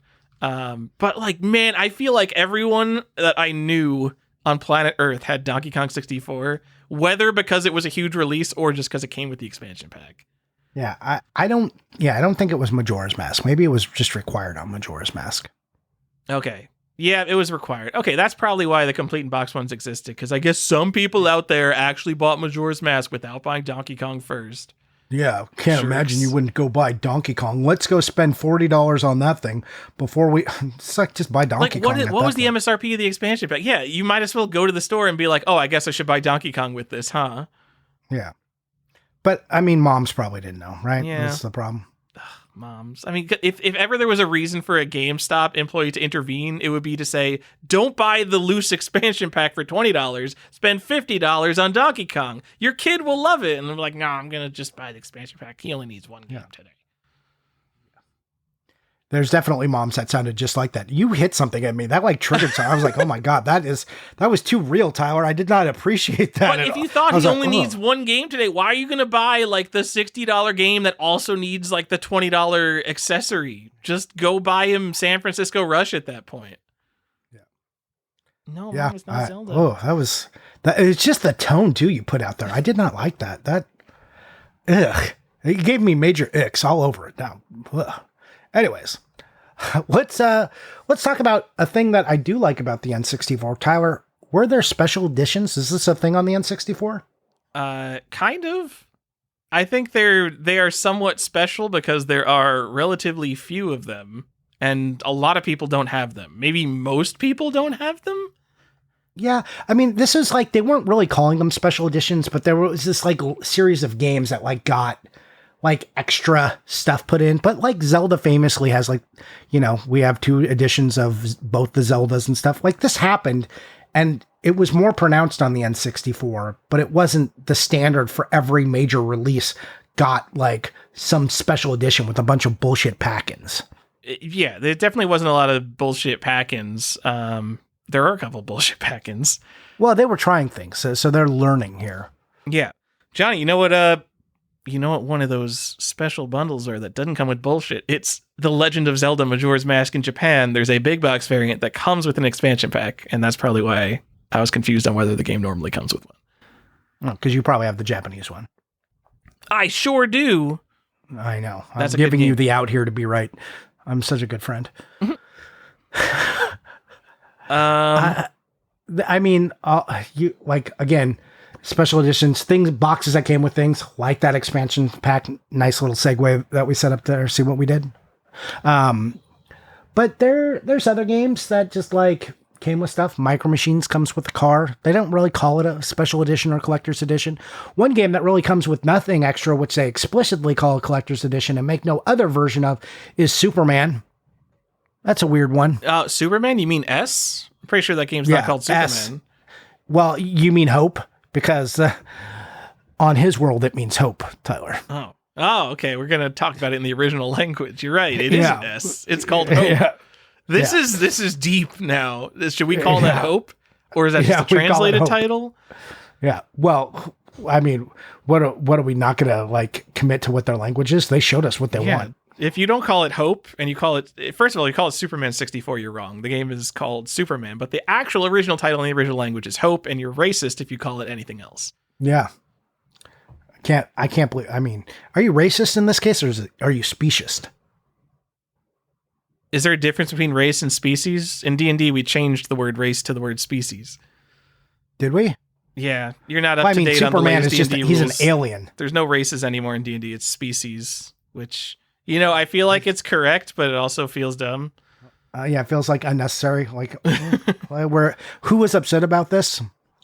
Yeah, okay, whatever. We don't need to go down that political rabbit hole. That's a trap. I'm avoiding it. I'm rolling. Oh, got an 18. I think we're good.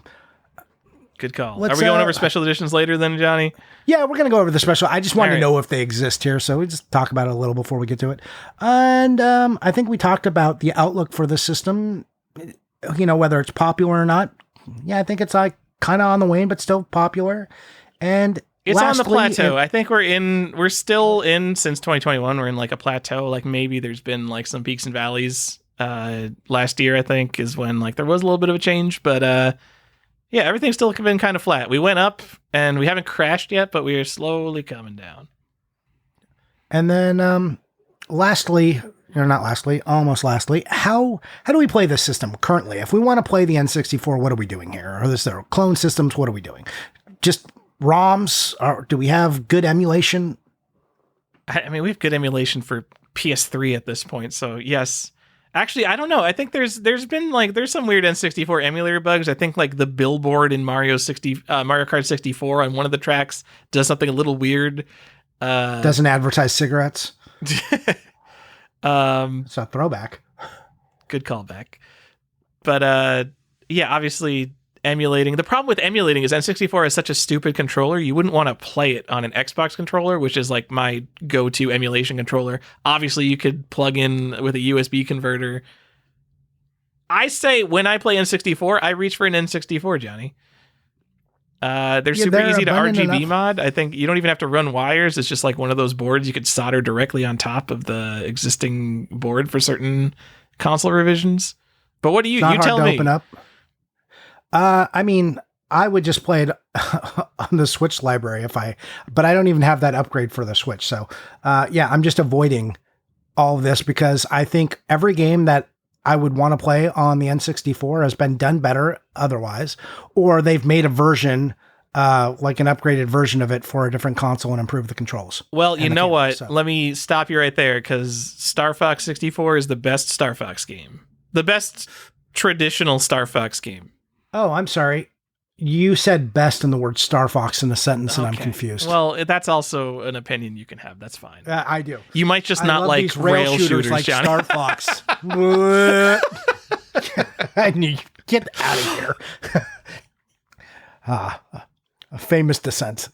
Anyways, let's go on. Tyler. That's how I would do it. But I also think you're probably right that maybe just reach for a real console and fix it up and just play it. And I think that's how a lot of people want to play it, especially, again, going back to like, the 4-player thing. I think there's something oddly comforting about people being able to do that. And I thought that's like during the pandemic, why it was like pretty popular. Like just, again, modern consoles, you can like wirelessly connect just all of them, but like just seeing the ports that says this is for more than one does something to people. It's got a psychological effect. I think that there is also something to the fact that N64 is just the blurriest piece of shit console ever. And like when I'm playing NES, I want those sharp pixels. I want to see Mario and be able to make out what his nose looks like. And I know some people will just play on composite and be like, this is what the developers intended. But N64 looks so shitty that I think connecting it via composite probably isn't the worst thing compared, like, of any console that you're going to connect via composite. It's probably the lowest downgrade that you're going to get. So I think there's something to that as well. Yeah. Also, I don't know if it supports S-Video, but man, guys, S-Video is so good. If you have anything that supports S-Video, you know, whatever you don't want to like actually spend money to mod, if you've got like a 3DO or something, just like get the S-Video cable. It is so much better. But man, the S-Video cable is such trash. Oh my God, the pins and the arrangement. Who designed that? Well, it's just like, all right, I know you've got to reach behind in a small dark space and you're not going to be able to see anything, but here's a very fucking annoying cable to try and plug in. If you don't get it exactly right, you're going to bend a pin and fuck this up. Have fun. I hate S-Video. If this isn't everyone's opinion of S-Video, that's crazy. You're out of your mind. You think that no, the cable connector, I mean, whatever, but I Yeah. mean, it's you plug it in once and then you never think about it again. So if you had multiple, like I didn't have TVs that had multiple S-Video ports. It was like, oh, I gotta plug in this one now. It's just like, oh God, please don't have to unplug the S-Video. actually, because we're in the modern era, just this isn't something I would maybe recommend, but they do make like those all-in-one HDMI cables that take the output and convert it to HDMI. I don't know how good those are, but they're definitely not as good as like a real HDMI mod, which, you know, would be like a couple $100 to get a modded N64. There's ways to play it decently. I think original hardware is the way to go in N64. I think you really want the controller at least because it's so unique.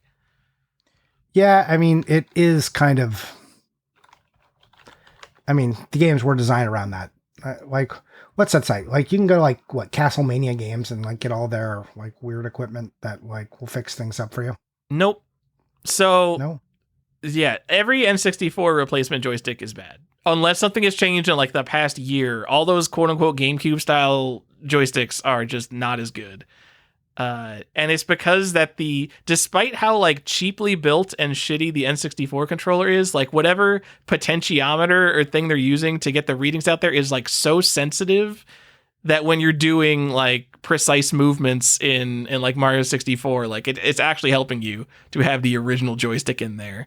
And I think there's like Super Smash Brothers moves that people do to test joysticks, and then I think one of the spin attacks in Ocarina of Time is something people do that like really tests the precision of N64 joysticks, and just the original is the best. And for whatever reason, the projects to remake like the high quality one that we're going to charge $200 for a steel joystick, those have just not come to fruition yet.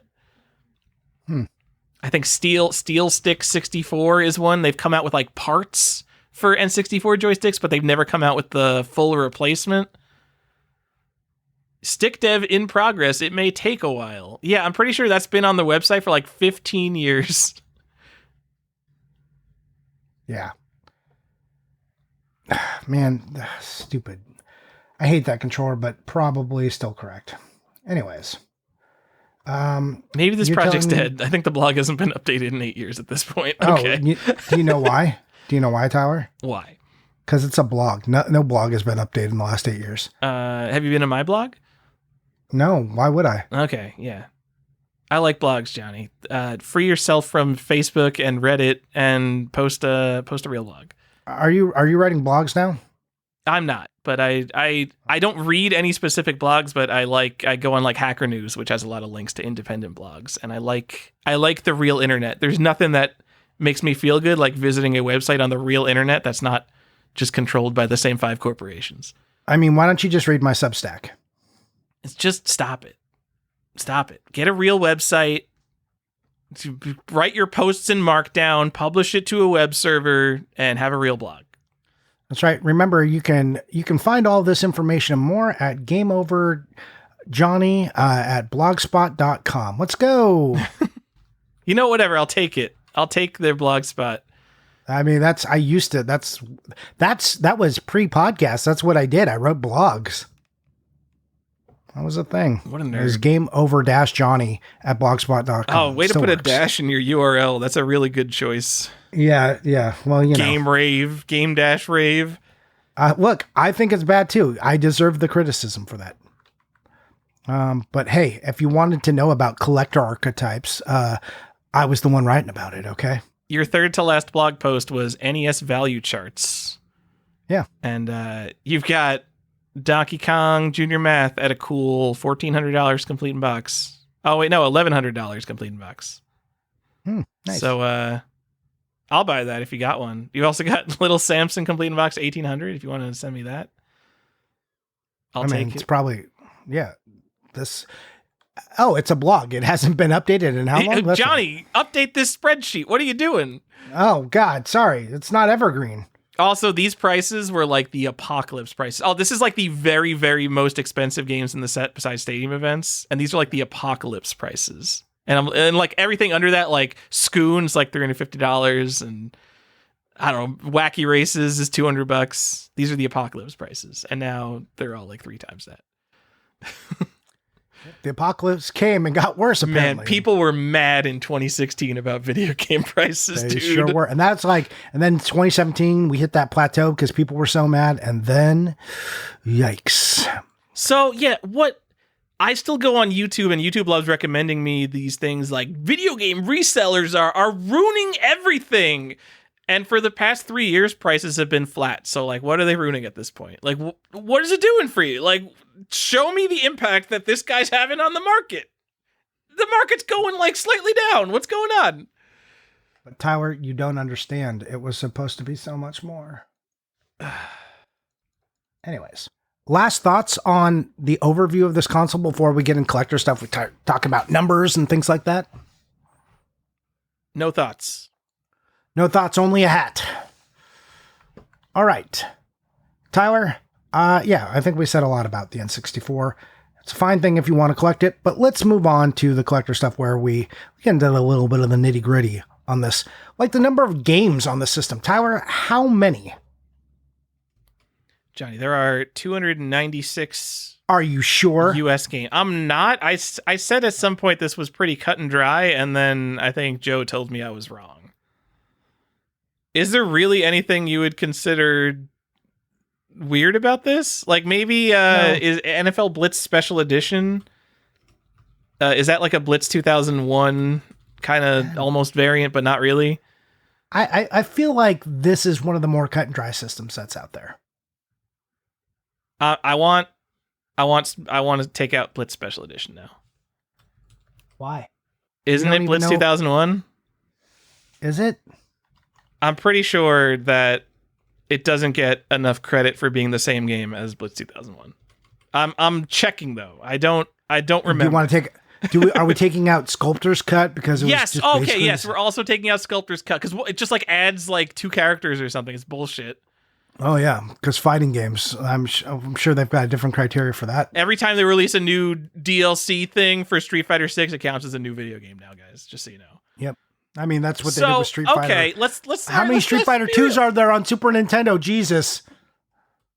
No, those are different. Those are different. Like those are completely different games because the gameplay systems are totally different. Adding 2 characters to the same game does not make the game different. World Warriors and Turbo. Still differences besides just characters. Okay. What else do we got?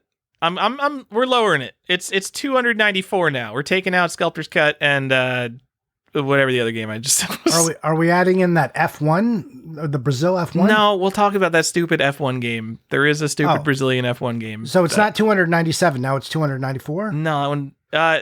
Yeah, we're going to 294. Let's call it that. All right. Even though 296 every is list the- ever will have 296. 296 is the amount of games on the N64. So Great. interestingly, this is a Japanese console put out by Nintendo. Johnny, there are 196-ish Japanese games Are for the you N64. telling me we got a third more games than Japan? We got a third more games than Japan. If you think about, let's say, the PlayStation, Japan, like, no one has even counted the Japanese PlayStation games. I think there might be over 75,000 Japanese PlayStation games. There is a Googleplex of Japanese PlayStation games. It's actually not quantifiable. Can you think of another Japanese console where the US got like 50% more games? It's just out of control, right? I wonder if the Wii U did. I wonder what the Wii U did. Ooh, that's a good example. Now you want to make me look that up because it's going to bother me until I know. Given the era of this system, right? This is not a very common occurrence, or maybe ever occurrence outside of like weird American only consoles. Yeah. Yeah. Because like all the time, when you look at something like the Famicom or Super Famicom, you'll see like these genres and styles of games that either were way more popular in Japan, like JRPGs. There's just like a billion JRPGs on Super Famicom that never got localized, or there will be all these like weird games. And the N64 version of this would be like Doshin the Giant. It's just a game that was too weird to release in America. Also, it was a disc drive game, so whatever. But there's all these games, like people, like whoever's in charge of deeming what games get localized for America, they might be like, oh, this one's too hard, this one's too weird in Japanese, so we're just not going to give them that because that would be too cool to give them that. And so we end up with like twice as many games in Japan all the time, except for here. Thank you, Rareware, a developer from the UK. Even though this is not their fault, but I mean, when you actually think of N64 developers, actually, now that I'm thinking about it, I think the two I think of are Acclaim and Rareware, which are not Japanese developers. I think there's one other system of this era that got less Japanese games. Fewer. Thank you, Grandma. I think the 32X. Okay. Okay. All right. If we're going to consider comp, that a system. Right? Yeah. 32X had less. There was only like 3 games that didn't even make it to America, which was like Romance, Three Kingdoms 4, the soccer game, and Darkside. So, yes. Speaking of N64, though, even considering the worldwide set, I didn't actually check like when you combine everything, but it's less than 500 games. And like when you start combining, it's got to be like 400 games, maybe even less for the worldwide set. So I know everybody goes for the US set because it is a relatively easy set to complete. It's very easy to wrap your mind around. There's nothing outrageous unless you're going for like complete in box, Sculptor's Cut, things like that. Very gettable worldwide set, like maybe the most gettable worldwide set, unless you get into like really small that's consoles. Not like, which isn't something like the 32X or something. Yeah. But even like 32X, like Darkside would kill you. And if you're collecting, I mean, if you are buying the world set, you have to buy Sculptor's Cut, right? So that's going to kill you too. But like the cartridge of Sculptor's Cut won't kill you. In terms of like availability, like Darkside is so rare that like it's hard to find a copy for sale. Are Darkside carts? Am I overselling how rare Darkside cartridges are? Maybe? It's been so long since I or the collective internet has thought about Darkside that I don't. The fact that I said Darkside and you know what it is makes us weirdos. Yo, guys, remember when like Darkside was like one of the coolest games you could own as a video game collector? If you guys don't know, this is the holy grail of 32X. It's a PAL exclusive 32X games. There's one on eBay right now, complete for £4,000 from Spain. Whoa. Yeah, and there's nothing in solds. So that's the one. That's all you got. Less expensive than a complete in box Sculptor's Cut. Well, just think of all the clout you could get when you go on Sega Age and post that. But I'm just saying, back in the day, like go back to 2006, and you're like, I've got a complete in box Darkside. People will be like, ooh, and you're like, I also have a complete in box Sculptor's Cut. And I'm like, all right. They wouldn't even be like, all right. They would like actively give you shit. Like people knew Sculptor's Cut, knew in quotes that it was the rarest N64 game in 2006. But the sentiment was still that N64 is literally a garbage system. Why are we collecting this? Yep. I mean, because like when you think about like when we started collecting, so the N64, it would have been like 6 years old. Like it had just died and came out to the next era. It would have been like the Wii U. It would have been like no one is looking at the Wii U and being like, man, this is a really cool thing that's worth collecting. Except they are. I mean, all right, it's kind of different. Bad example. The mindset of collectors was different back then, I think. It was. The people are always trying to get ahead of what's going to be popular in the future now, whereas I think when we started collecting, people looked at things as like, what is worth collecting? N64 is not worth collecting. What are you talking about? These games will be common forever. They were just released at retail, et cetera, et cetera.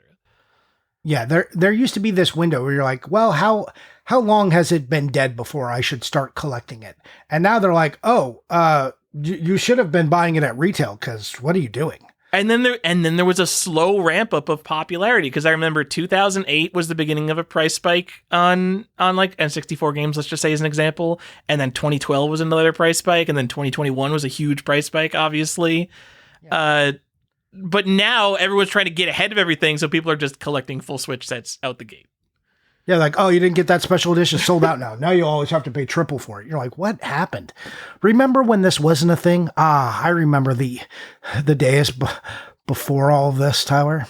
And like everyone's like, oh, it was COVID. It's like, no, people got stupid before COVID. So let's not forget. Anyways, there are, back to where we were, there are about 400-ish worldwide games, and you could go do that. But let's talk about, if you were just buying the US stuff, how much it would collect you to collect a loose set, Tyler. That number is almost $9,000, $8,900-ish if you just bought one of every cart, and that's prices according to Price Chart, so you might be able to do better or worse, condition depending. What, Sculptor's Cut is like 20% of that entire price. That's nuts. That's crazy, right? Yeah, and I did, and for people asking, I did delete out the F1 cart from there. That is not, it's a Brazilian. We'll talk game. about it later if you don't know what we're talking about.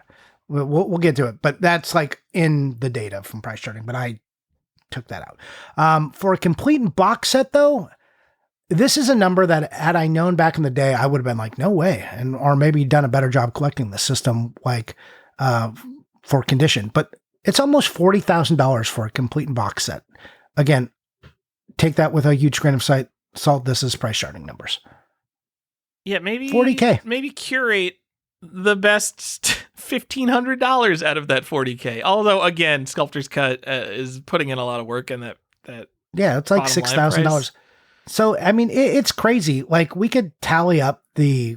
We'll get it when we talk about the 5 most expensive games, but we can tally up what those are and what percentage of that collection is. So, I mean, I know we said like $2,000. I don't know if I trust the $39,000 number completely. I want to go look into what that makes, but it was like, that was a surprising number. I'm like, that seems high, but you know, there are some things that will spike that, and we'll talk about that. The average loose cart is about $30, and an average CIB is about $133. Again, some of the weight being pulled up by the top 5 or 6 games in this. And because it's such a small set, those, like the top games are always going to be like some hundreds or thousands of dollars on consoles. So when it's a small set, it pulls it up even more. Yeah.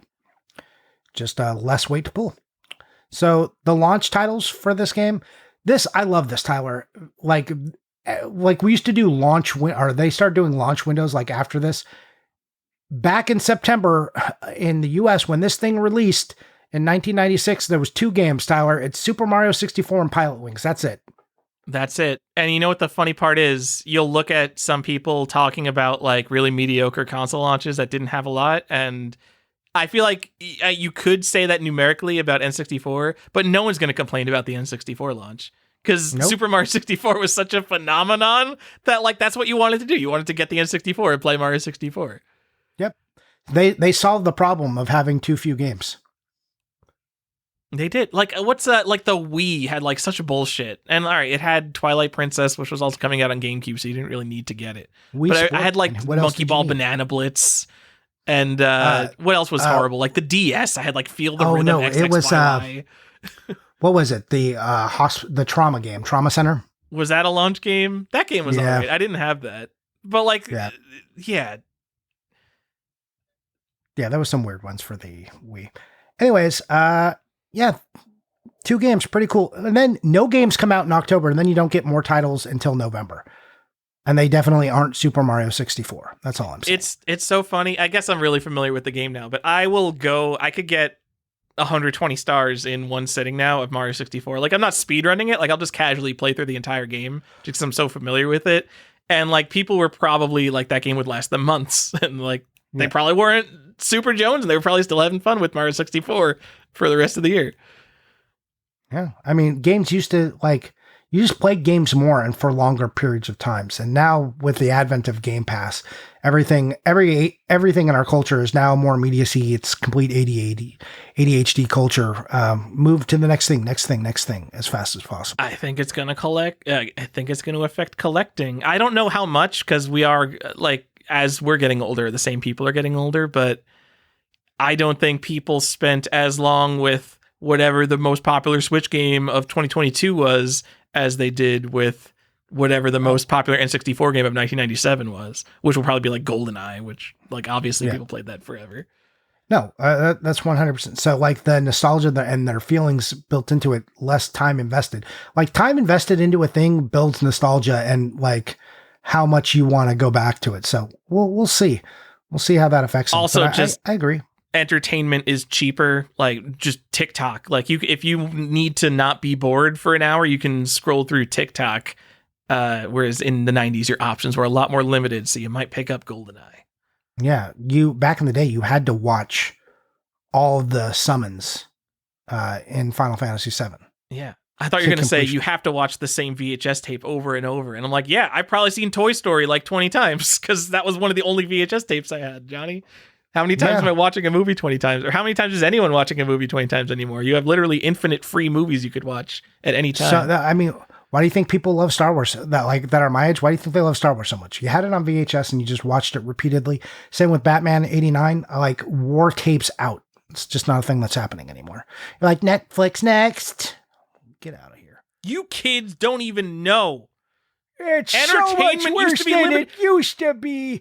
Back in my day, we only had 2 options and we hated it. I read magazine articles about games I wasn't interested in just because it was about video games, and reading something about video games was that good. Reading! Not even watching a YouTube video! Back in my day, we went to the dentist office and had to read a magazine because we were waiting for an hour.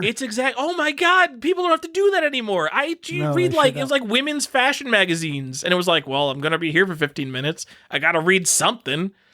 I'm telling you, I was in highlights books when I was way too old for highlights. Okay. Yeah. If you know what that is. Oh, damn, they got a Puzzle Mania here? Hell yeah. It's like, what am I doing? It's like, I don't want to read People magazine. There was like an Entertainment Weekly in there. You're like, thank God I can look at movies. Yeah. People don't know about the dark times, Tyler, unless they're old. Anyways, the last game on the system coming out, not in the too distant future, 6 years later, Tyler, Tony Hawk's Pro Skater 3 in August of 2002. An all-time classic. I believe one of the highest rated games on Metacritic ever. Really? I think some people genuinely consider it like one of the greatest games of all time. Probably not the N64 version. They're probably because this was simultaneously released on like GameCube and PS2, right?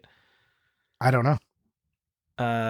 But yeah, I think it's just, for whatever reason, it came out in like the peak extreme sports games, and it was like kind of one of the best Tony Hawk games. And I wouldn't put it on the par with something like, I don't know, Breath of the Wild, but it just like happened to get all these amazingly high scores, and it's just like one of the highest rated games on Metacritic ever. Yep. Yeah. Scroll through Metacritic, dude. It got 10s everywhere. Next Generation, That's my crazy. Most trusted source in video games, gave it a 100. That's wow. Yeah. Okay. So it's so undervalued. Whatever it costs, Johnny, go get it. Tony Hawk 3 on N64. I'm buying it right now. I just bought it. Oh wait, no, I already own it. Cool. Did that. Thank God I have the set. Tyler, let's move on to the most expensive games for this system. I put 5, but I put 6 here because I was confused, and I don't know how numbering works. Let's say most expensive regular games, because there's some really weird expensive stuff. Yes, yeah. And that's, I should go back to that sheet and see if they accidentally like put Tarzan in here or something stupid, because that $39,000 is crazy to me. But there are 5 in my list of 5 where I put 6. Let's talk about the most expensive. Sculptor's Cut. Are you shocked that this is the one? I am not shocked. I'm just disappointed. Yeah, well, this has literally been the one forever. Like this has been the least shocking development. You know, like some games like rise to prominence out of nowhere, your little Samsons and stuff. The N64 did not really do that. We decided this was the game 20 years ago. And you know what? All right, complete in box, I get it. The cartridges I don't get. The cartridge price on Sculptor's Cut makes complete in box look like an absolute deal. Yeah. It's crazy what people are paying for these cartridges. And yeah, so I put here like 5,700 because that's like the last sold. But if you go the price charting number, that number is closer to $7,000, which is crazy. All right. That's, I would never spend $7,000 on an N64 game or probably any game. At least if you have a complete in box Sculptor's Cut, there is some amount of clout you get for that. But the cart price, you put $700 to $1,600. Like, I don't know, 700 maybe. There's a range there that people are paying for these, and I don't understand why that range is there, because I'm not like, oh, the conditions are so much worse. Yeah, but and it wasn't like, oh, well, there was one big sale at $1,600 and one little sale at $700. It was like $700, $800, $900, like multiples. It's a very confusing list to look at. Like, as far as understanding why that price is the price. If you're about to spend $1,500 on a loose copy of Clay Fighter Sculptor's Cut, a bad fighting game that is objectively not rare loose. It's just not a rare game loose. Complete, yes. Loose, no. It's not even in like the top rarity tier of loose N64 games, which we will get into. Think of like what is like the absolute, your favorite game, the most desired game, complete in box Chrono Trigger, whatever you need. Like, there is no way $1,500 on a Clay Fighter Sculptor's Cut is the best way for you to spend your game collecting money. It is just objectively always the wrong thing to buy. I mean, exactly, because you should spend $7,000 and get it in complete in box. Better purchase than the loose one, I think. Hot take. Is it a hot take? What is that? It's a 4X premium for a thing that's like 100 times as rare. Yeah. It makes so much more sense. Man, what a weird thing. Well, tell me about the second one. All right, tell me Stunt Racer. This one had a come up, I don't know how long ago at this point, 5 or 10 years ago. It feels closer to 5 years ago. Oh my God, no, it's already 2024. Let's say 7 years ago. Stunt Racer is now $2,500 complete in box. This didn't used to be in like the tippy top tier, and now it's number 2. I remember this game had a big come up when people just like all of a sudden were like, oh, there's no Stunt Racers. Maybe everyone was kind of completing their set at the same time and realized it. Super Bowl, and Stunt Racer is actually a good game. That's kind of unique compared to Sculptor's Cut. Super Bowling, 1,500 to 2,500. You say there's 7 on eBay? There's 7 on eBay right now of Super Bowling. Damn, people are getting rid of their Super Bowlings. Yeah, people are. But again, so this is like the price we put out, but because I was looking at eBay solds, they're like 1,500 to 2,500. Price starting as at like 1,800. So like the prices aren't always lined up, but the sold was at like 2,500, which was crazy for that. But not a lot of solds, but a lot of availability. Okay, yeah, I would call those 3 as like the really top tier of that NES set. And before, I'm going to call it just 7 years ago, but it was like Sculptor's Cut and Super Bowling for a long time. And then Stunt Racer broke into that. And yeah, I mean, I think it's been Stunt Racer's been in there for a little while now, though. I mean, yeah, I'm talking about time like 7 years ago is, just around the corner. I mean, it's probably closer to 10 years ago now. Okay, yeah. All right, Johnny. Remember, you have that whole void that was like that 4-year stretch of like the COVID times, right? Where it just like seems like 1 year, but really you have to add +4. After that is really strange. It's Worms Armageddon for $1,000 ? Because they were both sold at best offer. This has always been a top tier N64 game, Johnny. It has been, and like what my brain top tier that was like, oh man, I got to spend like $150 on Worms Armageddon or $200. Ugh. Now it's always been like one of the ones, but this is definitely, these games are a tier lower. These are there's like the plus tier, and then this is the, or A tier or S tier, now down to A tier as far as prices going. Yeah. Because there are levels here, and then after this, it drops off to a new level. So, Johnny, some people might be confused here. Can you tell our listeners why Worms Armageddon is $1,000? Oh, sure, Tyler. It's because a long time ago in a galaxy far, far away, someone decided, and I have no fucking idea why this game is this expensive. And I never have, Tyler. I don't know. Do you know? Can somebody tell me what I don't understand what the collector impetus is for this game. I've always been expensive. Like, oh, Worms Armageddon is kind of hard to get. Like, Bomberman Second Attack, spoiler, we're going to talk about that in a second. It's like, oh, well, that one's kind of rare. But I didn't understand why. I don't know what it was about these two games that kept them in this stranglehold of being like the expensive N64 games.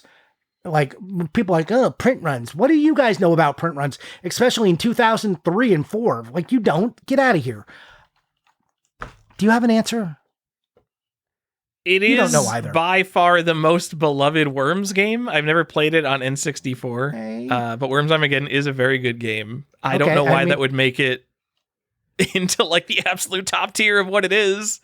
And like Bomberman 64 or Second Attack is also well regarded. Does Worms Armageddon, does that have 4-player support? Was it just like, is it like an uncommon / nostalgia thing if it had 4-player support? Because Worms is really a game you need to play multiplayer. In 2005, it was like the expensive game. That's not nostalgia. That was like system's barely dead. It came out in 2000. It's like a little bit on the late release side. 2002. That's not even Hawk. that late release. GameCube wasn't even out. I don't know, dude. Like, maybe it's just a good game and people really, really love it. Maybe it's just a hype cycle, like a random hype cycle, like that turned it into what it is. I don't know.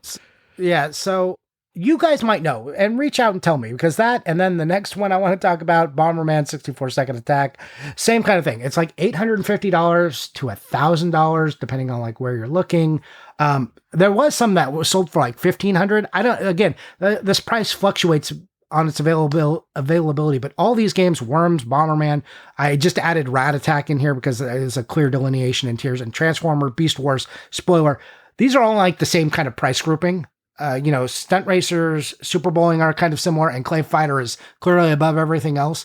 But after this, it drops pretty hard. But I don't understand why these games, specifically Worms, Bomberman, and Rat Attack, I don't know why they got their special thing. Transformers, I get. These three, Worms, Bomberman, Rat Attack, I'm very confused. Can I just throw out some top tier NES rarities like Color a Dinosaur, Bubble Bobble Part 2, Snow Brothers, Gun Knack, DuckTales 2, Stack Up. All of these are cheaper than Worms Armageddon. What the hell? What's going on, dude?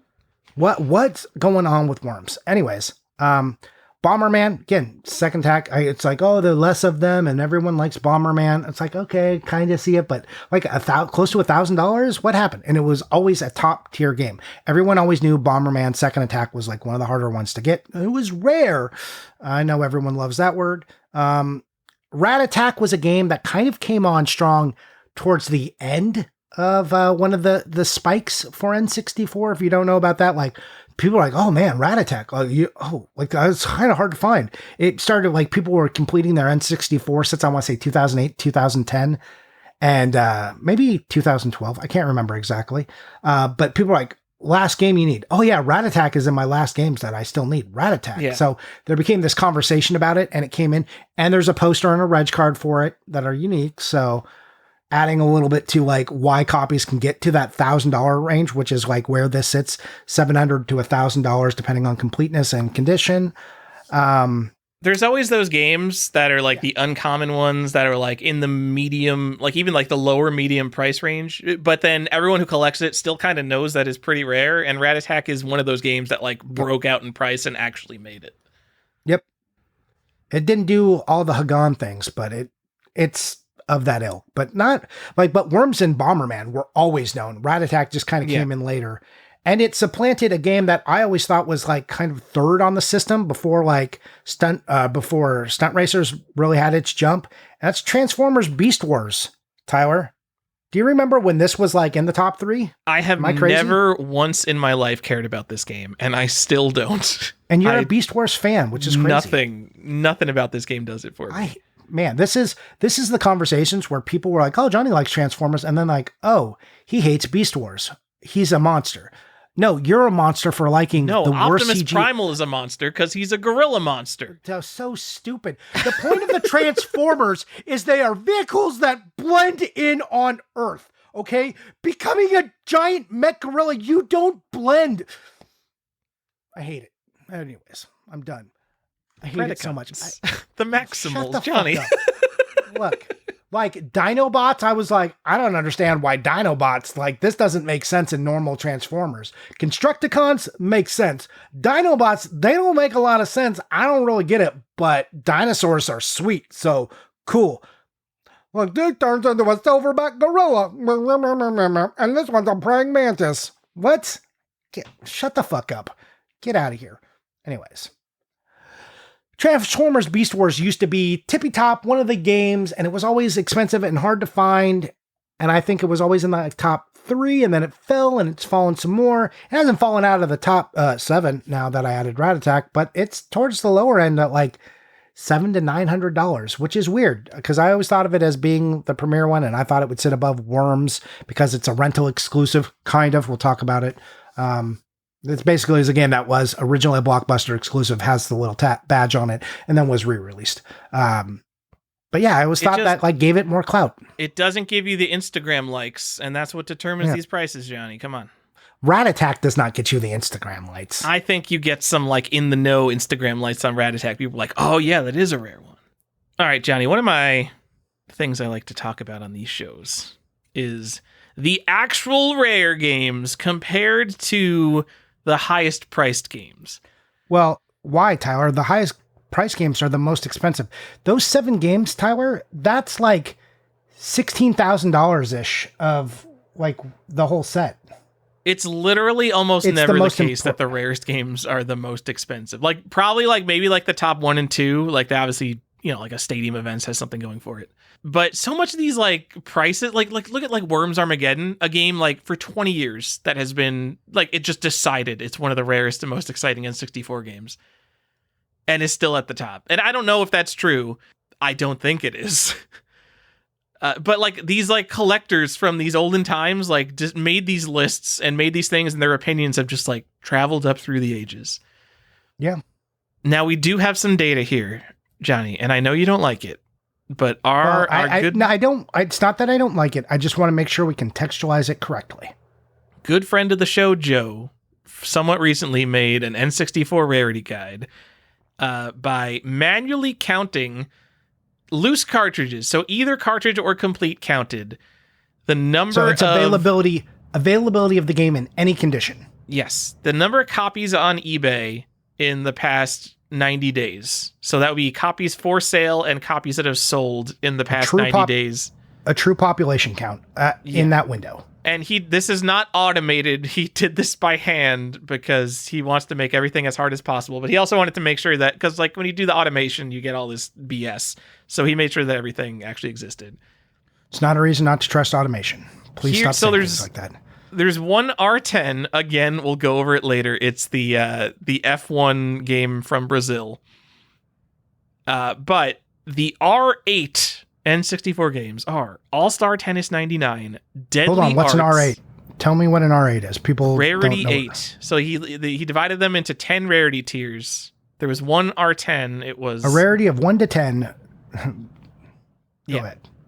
All-Star Tennis 99, Deadly Arts, NHL Blades of Steel 99, NBA In the Zone 2000, International Track and Field 2000, and Super Bowling. Johnny, I think we can say those are the 6 N64 games you think of when you think of the rarest N64 games. Okay, so Super Bowling, yes. International Track and Field, because it was a rental exclusive, yes. NBA In the Zone, was that also rental exclusive? Don't think so. Yeah, it's weird that like Daikatana and all that didn't show up. Oh, weird. No, the rest of them I don't think of. Like Super Bowling and International Track and Field, yes. The rest, no. But NBA In the Zone, like, I don't. Why was that? How did that one make it? I know that was kind of a pain in the ass to get, but how did that make it all the way here? And like a Monaco didn't show up? No.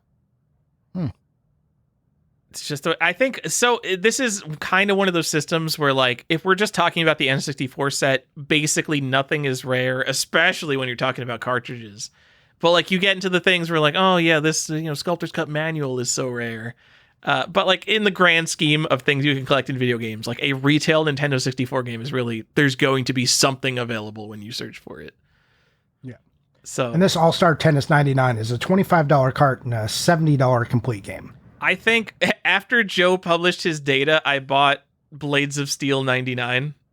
I think, is that like $30 complete in box? And I'm like, all right, if Joe's going to put out a thing that hypes this game, I'm going to go get that $30 game he's calling one of the rarest N64 games. No, the last NHL Blades of Steel sold for $20. No, it was a best offer, so it was less than $20. Go get a Blades of Steel 99. Guys, it's an R8. This is the next Rat Attack, let me tell you. So, and just like to put some more context on that, like, again, how a lot of this works, and I think anyone who listens regularly knows this. If a game hasn't hit any hype, too, people don't know they should be selling it in greater quantities or looking for it. So just bear that in mind on something like, say, All-Star Tennis 99. You know, like if someone knew that, it's like, oh, this is like actually really hard to find, like we would see a greater influx of those cards. I don't know if that would remain. I'm surprised PGA European Tour didn't make it here, but All-Star Tennis 99 did. But I could just be, this was me collecting cartridges a long time ago. Do you have the list up, Joe's list up in front of you? No, you want me to bring up Monaco and see what Monaco is? Well, I was just like, if there was any other like curious ones that like stood out. Like, also, I wanted you to just say like where Sculptor's Cut and Stunt Racers fell, because they're the 1 and 2. Let me bring up Joe's list. Where's Joe's list? All right, what do you want to know? Sculptor's Cut, that's an R7. R7, all right. Stunt Racers. That's an R7. Worms. That's an R5. Why is it $1,000? The world may never know. This data, by the way, is from September 2023. Yeah. Barman Second Attack. That's an R5. Rat Attack. R7. Beast Wars. R6. I'm sorry. It's just not the game. Monaco. R7. I'm surprised Monaco is not an R8, but yeah. Namco Museum. What? That's an R3. Where are you going? Where are you going with this? In 3 months, Johnny, there were 445 copies of that. Yeah. Okay. Last one. NFL Quarterback Club 99. What? It's an R3. Where are you getting these from? I'm looking at the lowest priced games. Oh, okay. Like lowest priced carts. Like this is one of the lowest priced carts. It's like a $3 game. It's an R3. And then like the lowest CIB is a Madden 64 or a NASCAR 99. I think another we didn't mention International Superstar Soccer 2000, I think, which is weird because that used to be like one of the games that's so exciting to have. That's only an R6 on this list. Yeah. I remember people, is it because it was condition sensitive, like the SNES games, or what? No, I think it was just that it was rental exclusive. These people... Is International Superstar Soccer a rental exclusive? I thought so. It's not. Track and Field 2000 is the rental exclusive. Okay. I don't know. I had this one shelf for a long time that was like the hard to get N64 games, and that was on there. And now it's like... People used to love that game. Now, who remembers it? Who talks about International Superstar Soccer 2000? It's just dead. It's gone. Yeah, no one cares. No clout at all. I mean, it's still a $200 complete in box game, but that's a far cry from where, like, it was probably $200 10 years ago. Like, if only I had some website like price chartings where I could look at a graph and see if its price has moved at all. He says as he pulls up the graph. Yeah, it literally in 2014 spiked up to $400 CIB. But let's say it started at like $100 and then has been up 140. Yeah, in 2018 it was like 140. So it's gone up, but not tremendously. Anyways. Those are the actual rare games as brought to you by Joe's data based on actual availability, regardless of how it is packaged, complete in box, CIB, are obviously or loose, okay, or new. So, John, Johnny, you put recommended games / cheap games you should buy as the next section here. Yep. Do you have any? And this could also be hidden gem. This is the hidden gems section, Tyler.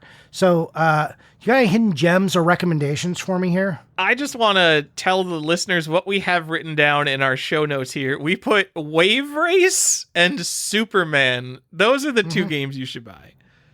I mean, outside of the big, this is like stuff that are outside of the big franchises, outside of the stuff we would have talked about naturally.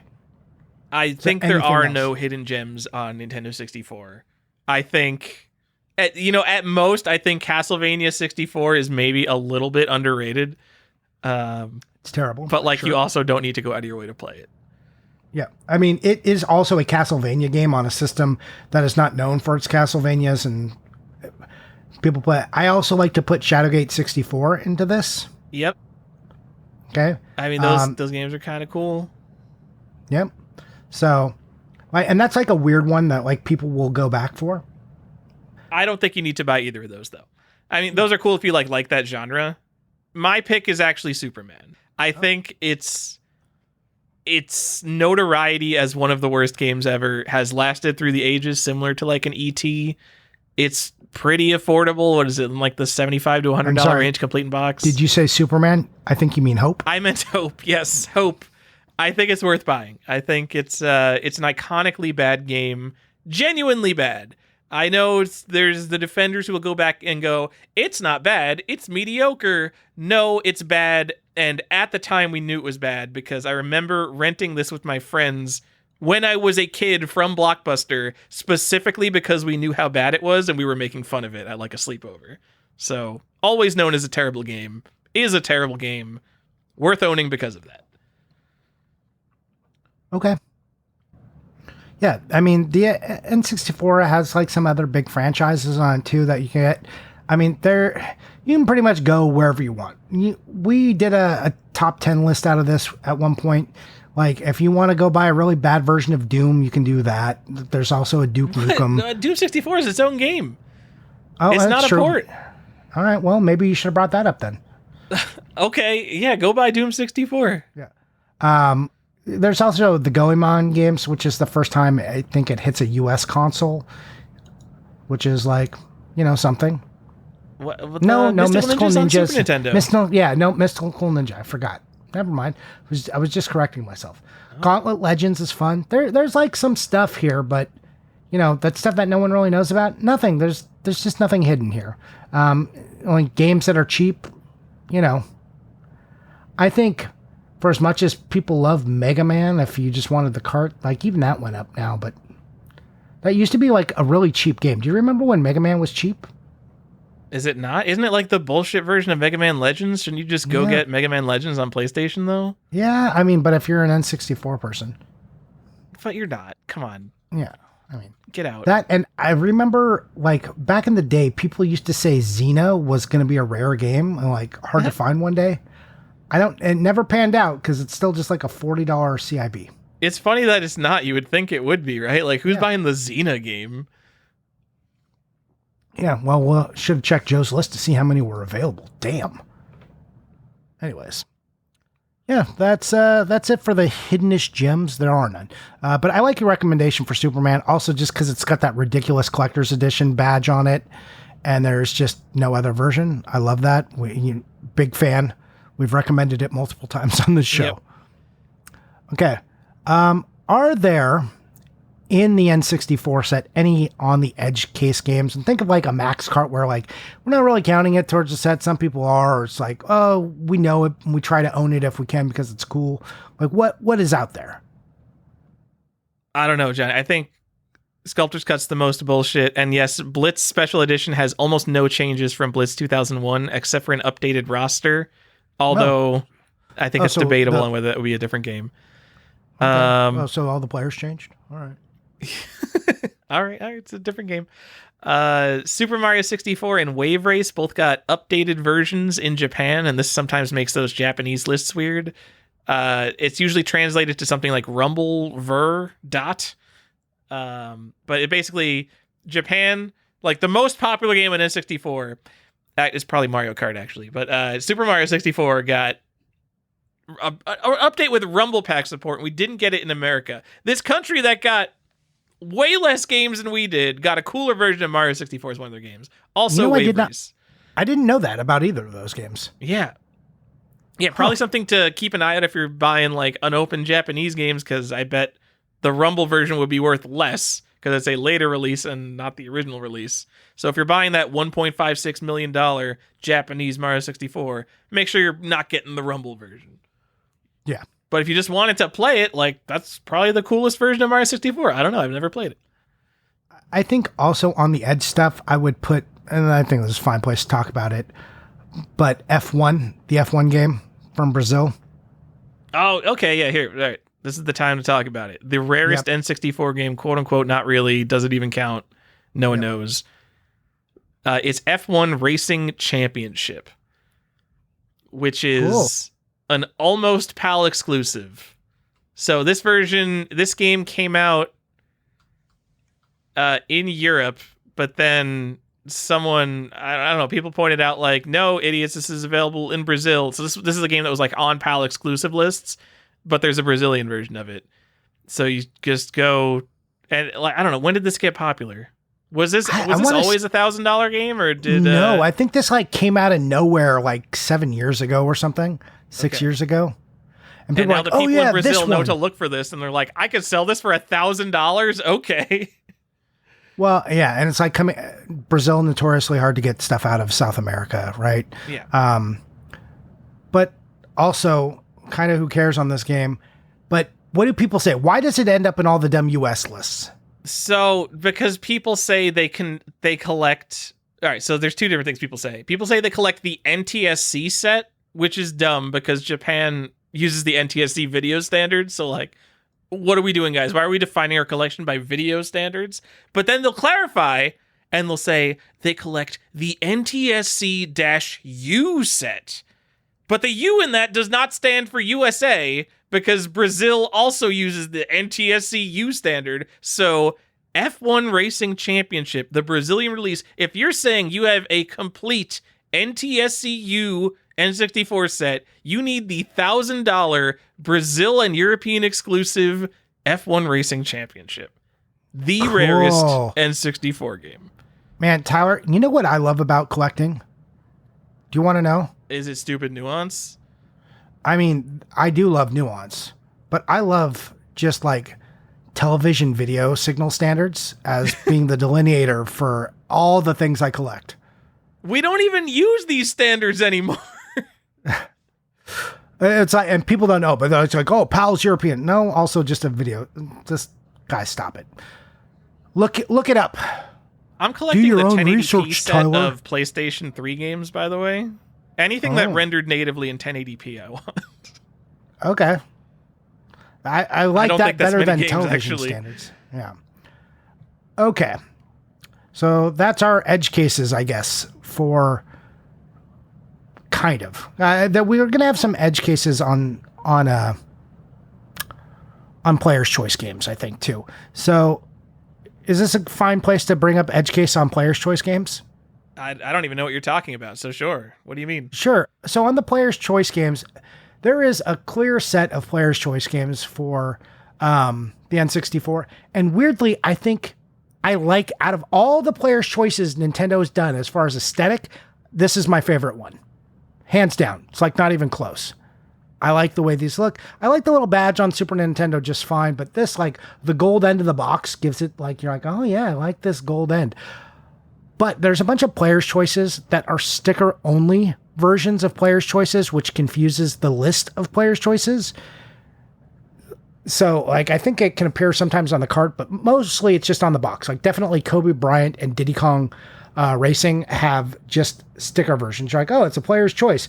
But the box isn't a Player's Choice box. Someone just slapped Player's Choice on this, and they were, and they're advertised as such. So it's not like it was just some store messed up. But they only exist if you have them on the cellophane. So there is a slew of N64 Player's Choice games that you can find out there Like I said, like Kobe Bryant, like Diddy Kong, and some others. I think GoldenEye was one, or no, GoldenEye got a full one, but also I think had a sticker. But anyways, you can find these ones that only have a sticker on the box. So it's not even on the box; it's on the cellophane. So yeah, it's on the cellophane, and some people try to remove them, even though it's like kind of a cool variant. Like I would just sell it and just get a Black Label copy. Like, don't get rid of the sticker. The sticker is like unique and interesting. Yeah. As someone who doesn't want Player's Choice anything in my collection, like, don't remove it. It's like, how many copies have the sticker on it?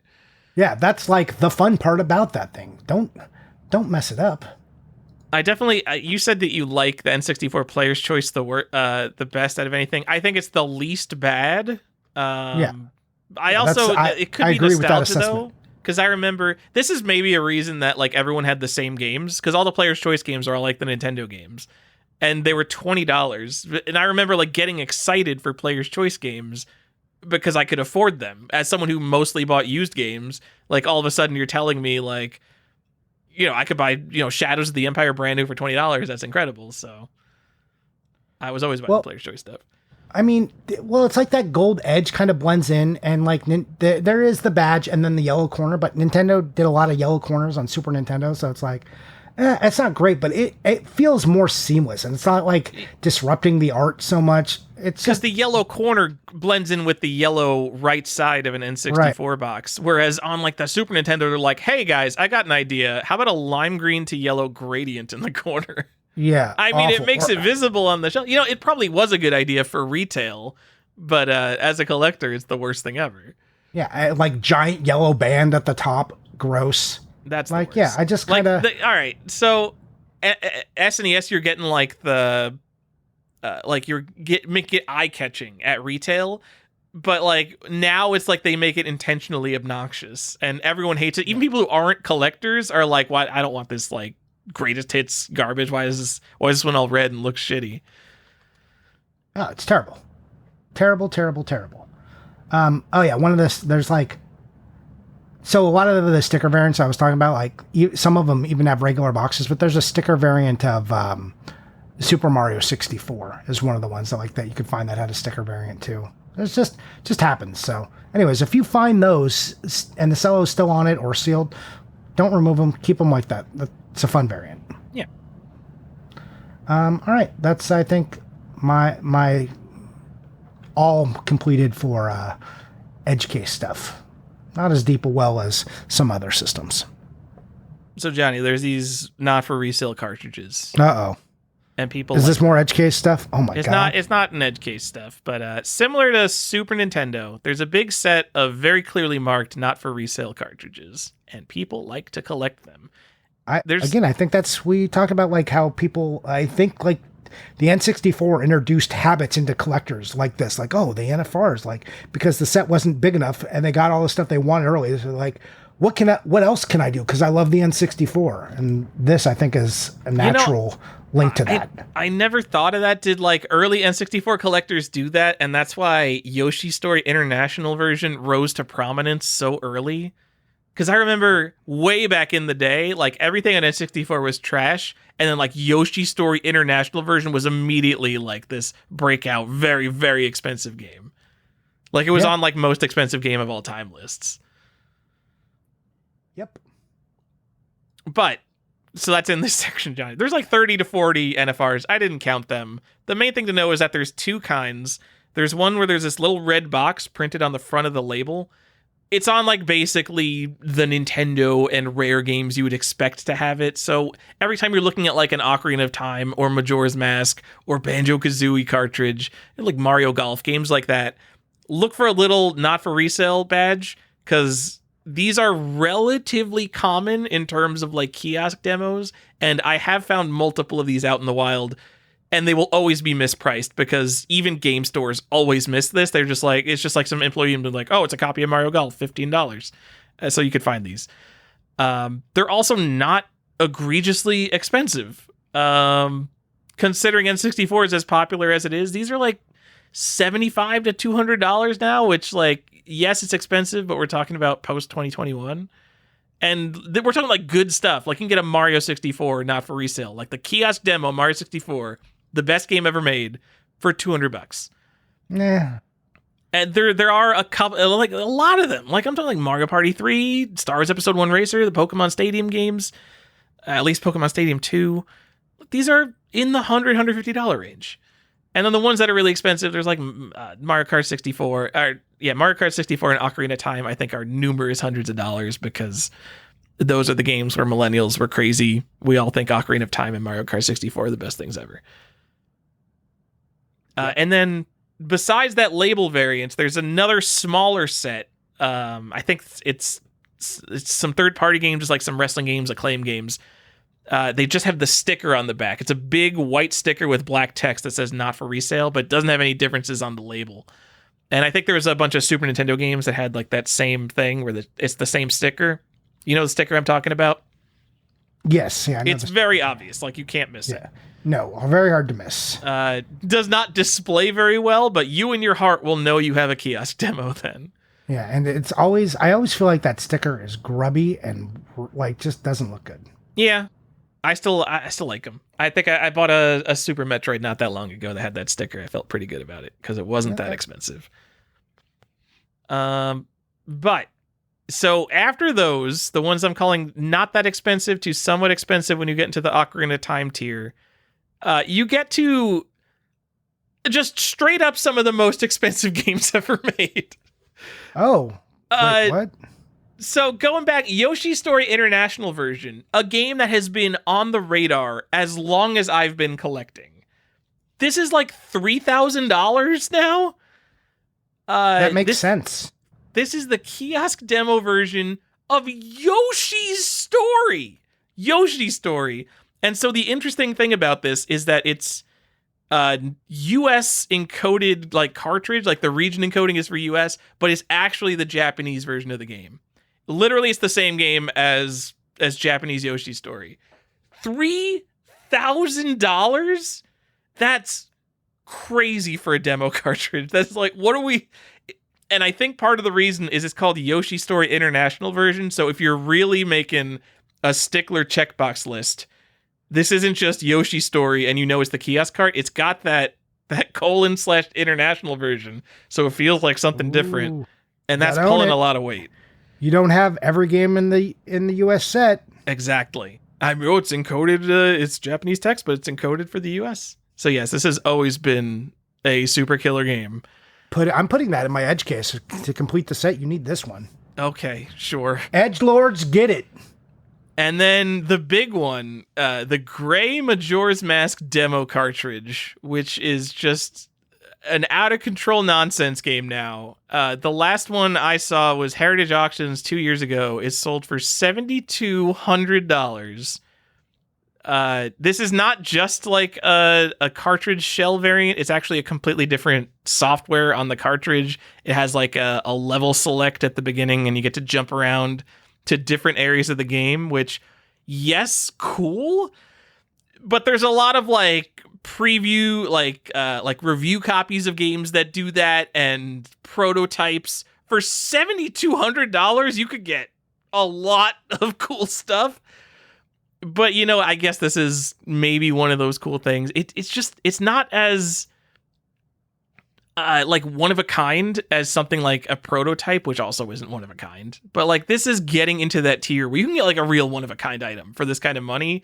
And this is a semi-mass produced kiosk demo, which I realize is very rare and is a beloved unique Zelda game. But holy shit, dude, $7,000 is a lot of money. A lot of money. Also, so next time you see this, when you see Get the Greg Games showing off his copy on YouTube Shorts, all the comments are going to be, "Yeah, you idiot! You could have someone might have just replaced the sticker on a Majora's Mask and put a gray shell on it." And now you can tell them, no, it actually has like a level select. It's the coolest. It's worth it now. Or if you really want to talk to me, like, you could have spent $7,000 on anything else. This is a much better purchase than Sculptor's Cut, because Sculptor's Cut is a pile of garbage and Majora's Mask is cool. So there you go. I 100% agree with you. Weirdly, like even if as a set collector, it's like, yeah, Sculptor's Cut, ain't it, Chief? Also, Yoshi's Story International, we're not gonna even like Gray Majora's Mask at double the price, still better than Yoshi's Story International. I don't know what you guys are doing. It's Yoshi's Story. It's fine. It's a fine game. I think I like Yoshi's Story more than most people, but let's be real, guys. Okay. The two other ones that people care about. There's a gray Donkey Kong 64, and it has a rating pending logo on it. Donkey Kong 64, normally a yellow cartridge. That I don't even have a price on that, but that's another one of these kiosk demos that people care about. And then another game that just like does not make sense to me, the Turok 2 gray demo cartridge is worth like $1,000. Oh, that makes a lot of sense to me. What? Just like, I think it feels like it's because there's not that much, I don't know, cool N64 stuff. It just feels great. It feels like if there was like some rare like PS1 demo disc that was like super rare to find, like it would never be worth $1,000. That'd be like crazy. But because there's less of it on N64, because I guess maybe cartridges aren't as like mass producible, it's just like super expensive. Yeah. There's one buy it now in kind of bad condition for $550. Feels like a deal. Oh, Go get that one. I'm buying it right now. But yeah, the last one. I should buy? Yeah, the last two on eBay sold for $800 and $1,000. I don't know, guys. All right, if you're into this weird N64 stuff, you know what? You probably already have every good N64 game, and you're probably way into N64. So it's not like I could tell you, like, oh, why didn't you buy Blast Corps instead of this? Like, you already have Blast Corps if you're buying this. So knock yourself out. Yep. Johnny, there's also... two more in the edge cases. Go on. Oh, there's a test cartridge. Oh. So the Nintendo Service Centers had a test cartridge. So you think of like NES and you think of all these different test cartridges, or like the NTF2 test cartridge, and like there's all these like Super Nintendo test cartridges.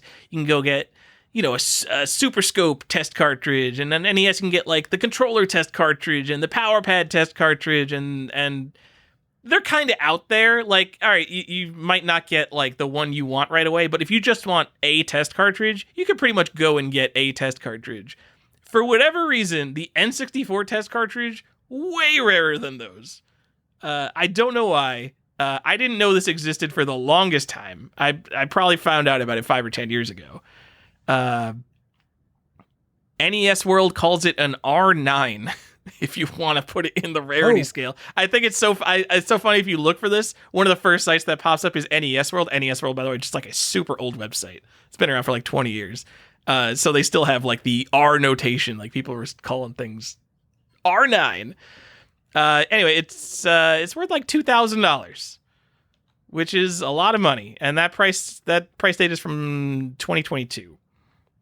And there's two versions, and one of them's rarer than the other, and I don't remember, and I couldn't find it in like 5 minutes of Googling, and I was just like, you know what? I'm just going to tell people there's two versions. I don't even remember what they are. It's either V1 and V2, or one of them says like Rev 2 on it, and one of them's rare. But if you're looking for this, if you're willing to spend $2,000 on this, you already know what it is, and you don't need me to tell you this. So just know that if you show me one, I will be like, oh, wow, cool. I know that's really rare. We'll be impressed, right? Yeah. Dude, test cartridges. Super cool. Are they? I think they're okay. I always think it's cool when people have like a bunch of test cartridges lined up. They're always like top shelf things. No one's going to just like slide a test cartridge right next to their regular NES games. I mean, maybe they will. Let me all right, I'm just going to go on eBay cuz I didn't even look this up. I bet there's no N64 test cart on eBay right now. But then I'm going to look for NES, and I bet I find one. Oh, you're definitely going to find an NES. Oh, there is one. Oh, and it's the Rev B. They even answered my question.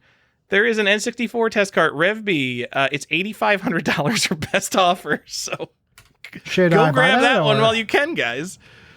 Yeah, I think I should buy that. Are you buying it with me, or should Collector's Quest purchase? We can joint own it, and then like when we sell it, we can like have a custody battle. Yeah, put the Patreon money into that. Oh yeah, I think that's a good use of that. We won't go to any more conventions for the next 3 years, but we have this. Let's Let's talk about 2 other edge cases before we go, shall we? Okay. I was 2 just looking favorites. up NES test cartridges. So there was a joystick test cartridge that sold for $1,500, and a couple of those yellow Zelda test cartridges was sold for a lot of money.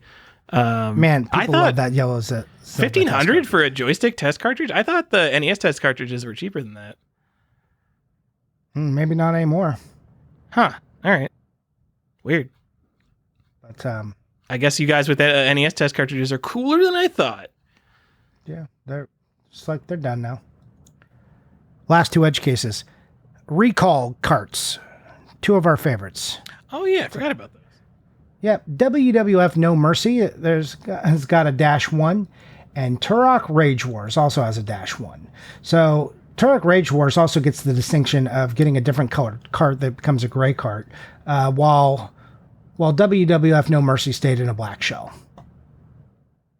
Yep. But both of these games had issues where one, you couldn't beat it, like Turok, you couldn't beat the co-op part if you were doing, I forget exactly how it was, but something was wrong with the co-op and you couldn't beat it. Yeah, So you literally could couldn't beat it. Yeah, so you had to send it in. Yeah, so you had to send it in. This is before the internet's kids.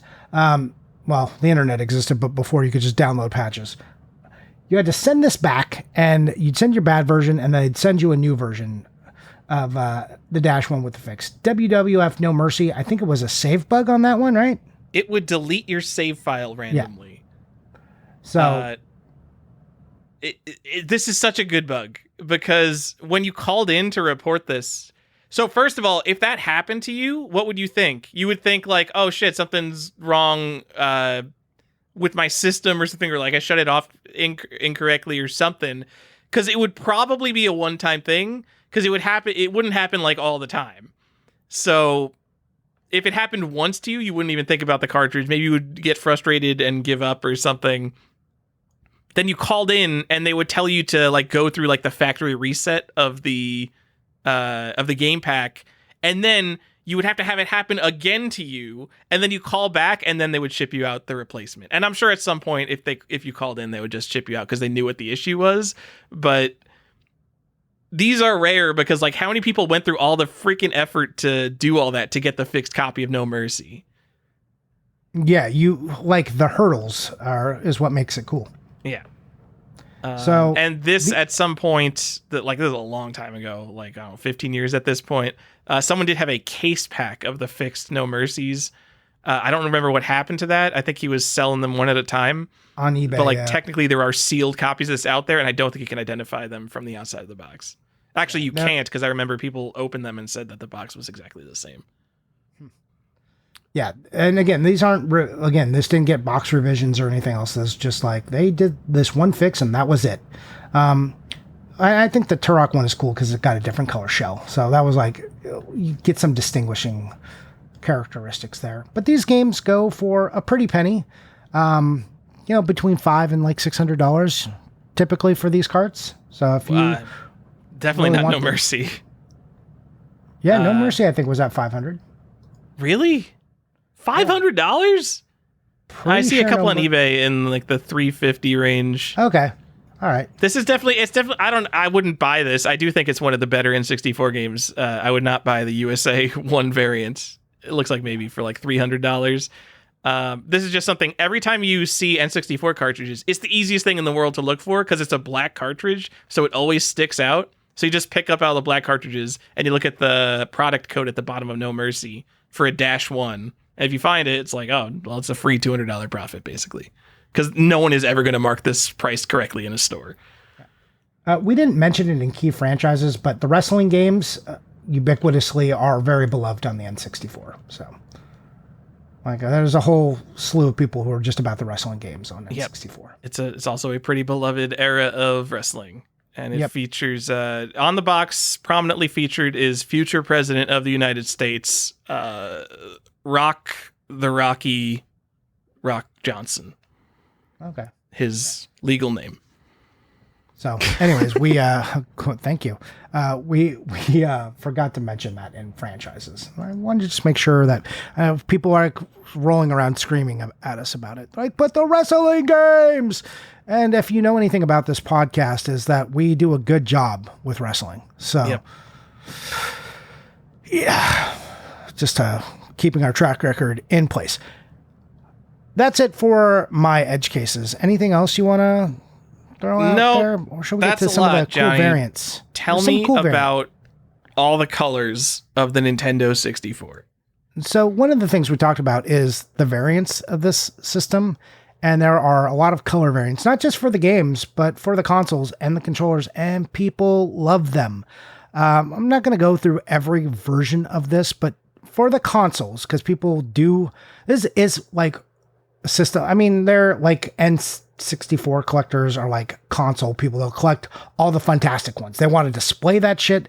I think Super Nintendo people, NES people, they like pick up the consoles because they're like, oh, it's got a box variant, but not in the same way the N64 people. They aren't like making it part of their, this is my display. Look at like, this is a feature item, and like Funtastic. Nintendo was into it. They gave it a name like Funtastic. So you'd be really excited about it. And it kind of started with just the Donkey Kong. So Donkey Kong got a console variation, and it came with the Jungle Green N64, which later just became a Jungle Green Funtastic. So you have this, and you're like, oh, it's cool. And it got matching controllers, and that's fun. And you got ice blue and grape purple and fire orange and clear black smoke and watermelon red. And they're like these translucent, they really pop. They stick out. They don't look, that's like, oh yeah, these aren't your dad's electronics. Look at these cool colors. It's like when the iPhone was like, yeah, we should put 100 or like at least 5 different colors on the backs of these phones because people like fun colors. This is something Nintendo figured out well before that. Like, give them color variations and they might buy more than one. So hooray.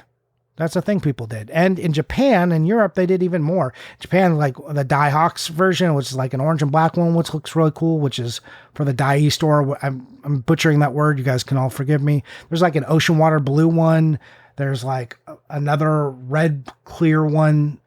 Anyways, lots of different color variations globally with the N64. I've only got a purple one, Johnny, and if I bought 2, I would be like, oh, I only have 2, and then all of a sudden it's like a $3,000 endeavor to get all these stupid consoles. So don't start. Don't funny buy that you said that. I did the same thing. I only bought the orange one and then have passed on the rest ever since. I'm like, I have the orange one, but I always looked at the purple one because, you know, I love me some purple. I was like, nah, if I just buy this orange one, then I'm good. And I thought, I'm like, well, the purple one, I can say I've got Halloween colors. I was like, no, if I have 2 fantastic colors, I'll want the rest of them. But one is just a fine variant to hold. Johnny, here's my my Funtastic N64 story. When I was absolutely brand new to game collecting, like my favorite thing to do was to browse every eBay listing in the video games category. I would just sit there and refresh the entire listing. Like, I don't think you could do that now. There's too many games. But like, you just refresh, and like, you know, every 9 seconds there would be like a couple new listings. Yeah. And one came up that was N64 Midnight Blue complete in box, and I was like, oh my god, this is it. And like the digital cameras weren't good at the time, so it didn't look like exactly like the pictures online. So I thought I found an unreleased color, and it was just the freaking Fantastic Grape one that the guy made up a name for the color of. Oh.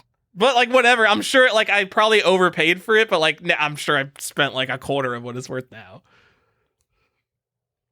Oh, Tyler. The purple's too dark. Like, purple's my favorite color, but I don't know what I like the best. Maybe the green one? It like, the purple should have been lighter purple. It looks too dark. There's my commentary on the Fantastic colors. I don't disagree with you. I kind of am for that. But, Tyler, what about the other color that's not getting talked about? The gold N64, the gold standard of N64s. Do you love the gold one? I know you don't. I don't like the console. I do like the controller because I had just the controller because they sold gold controllers too. Yeah, so you could get the gold controller independently. This was a Toys R Us exclusive here in the US, and it came with 2 gold controllers. So it makes the gold controller more prominent. So you could find that. Is that cool? Do you like that? I guess. It says Toys R Us on it. It is kind of cool. I like it because I'm like, Zelda's gold.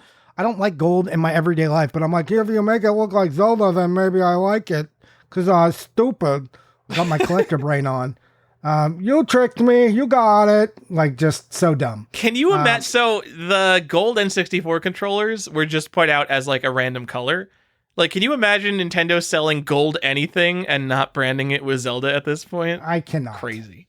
Yeah, that's insanity.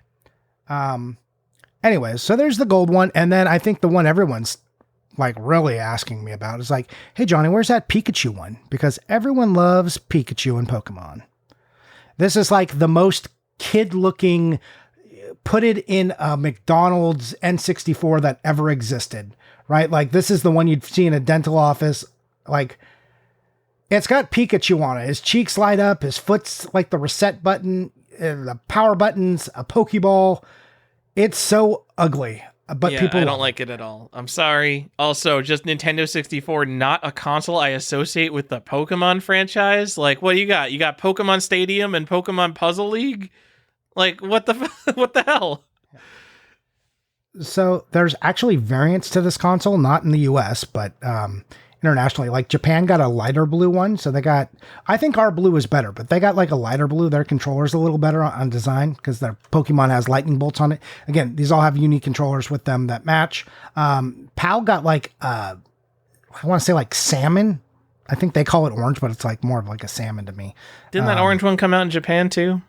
Yeah, maybe it did. Maybe it was both, but there's an orange one. My point is there's also an orange one, not in America. We only got the darker blue one. But there's we honestly, I usually think that other countries get cool stuff, but I think we got the best one of this ugly Pikachu console. Yeah, I think so too. I think we got the best, like, it feels more Pokemon color correct to me. So, hooray for that. There's also all of these Fantastics and all these colors I just talked about. They also have controllers that match.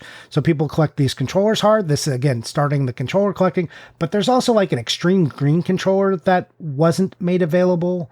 I think, and there's just like a clear gray one, which I think is, I'm not sure if that's always the clear black one, but there's a gray one. And we're going to get into some more other collectible controllers shortly after this. But there is a lot of variants going on.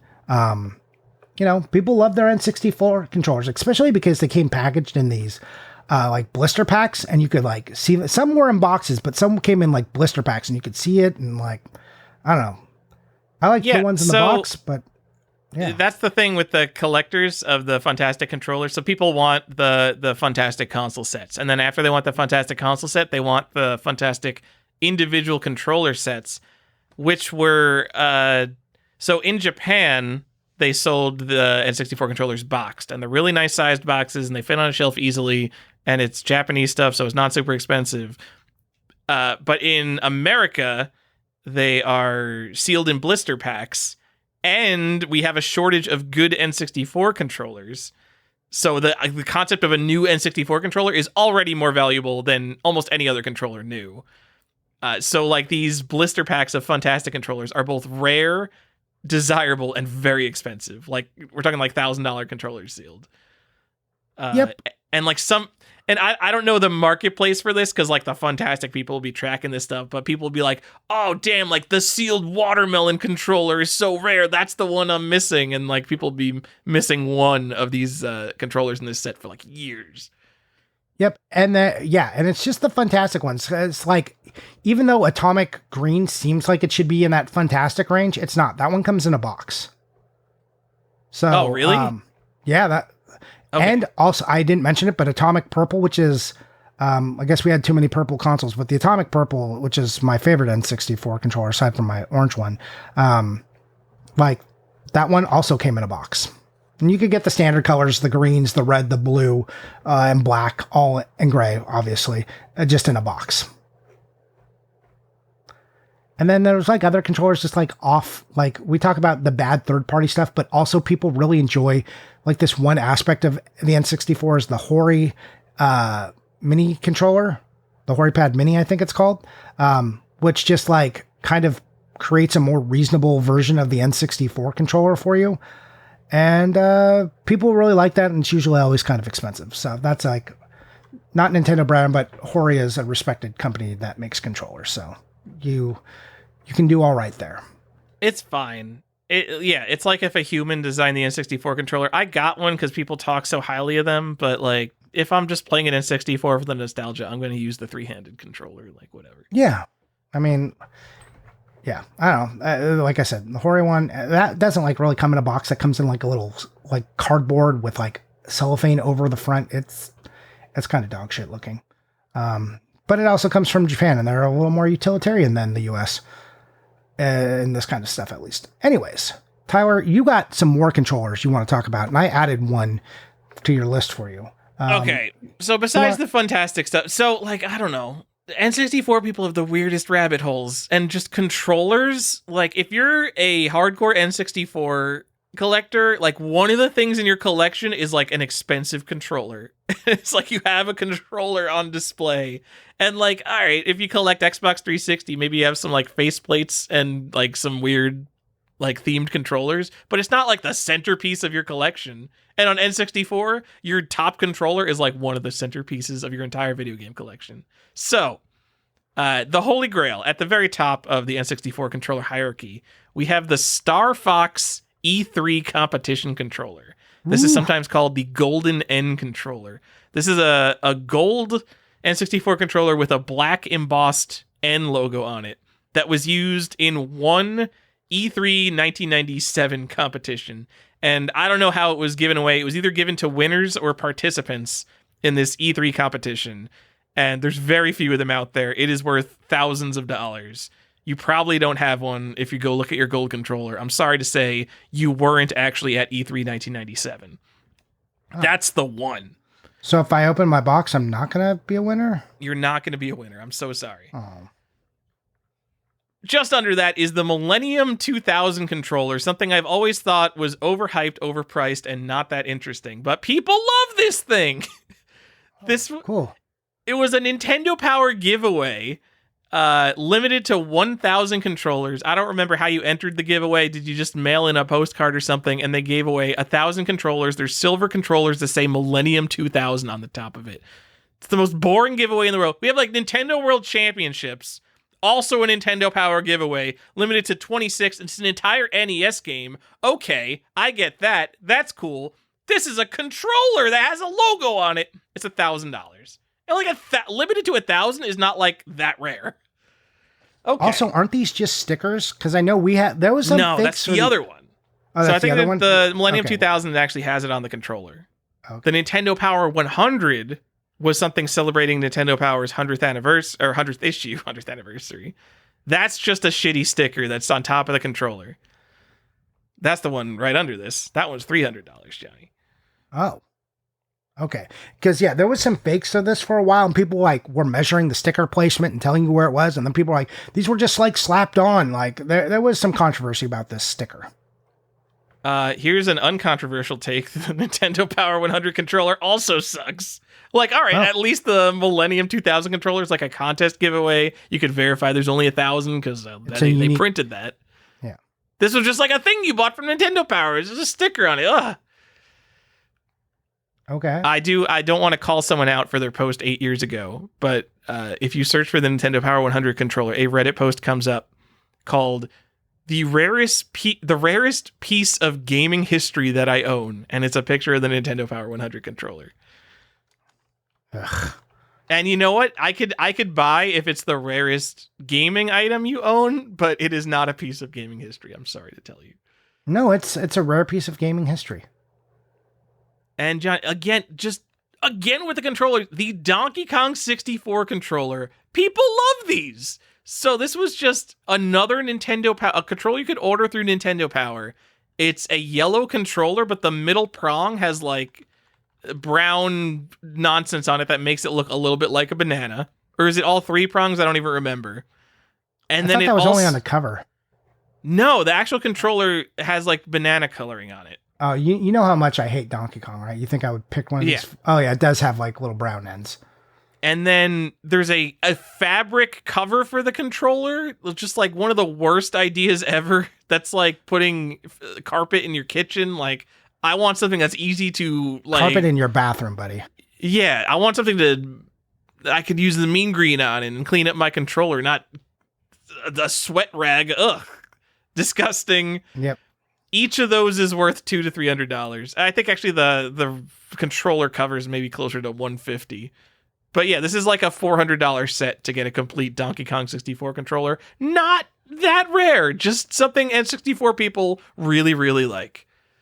So what is the deal? Because there's also a green cover that says 64. Do you know what that one is? I absolutely don't. Yeah, so there's like a green fabric cover that also says Donkey Kong 64, and I don't know where that comes from. I know the banana one. What's the... Yeah, it's just like a green one. Green? Yeah. What does it say on it? Does it say Donkey Kong on it? Yeah, it says Donkey Kong 64. Oh, yeah, look at that thing. That thing is totally not the same. No, it's super boring. It's like, why would you use this sleeve? It's like an unripe banana? What is happening?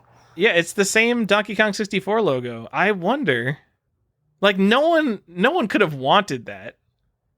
So to be clear, the controller itself says DK64 on it. Is very identifiable. It also has all 3 prongs that look like bananas.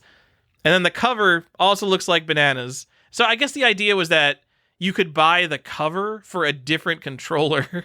So you can make your regular plain gray one look like bananas. So maybe they didn't go together. You weren't supposed to put the cover on the controller that already looked like bananas. I mean, that would make more sense. But there's this green controller that's just like a forest green cover.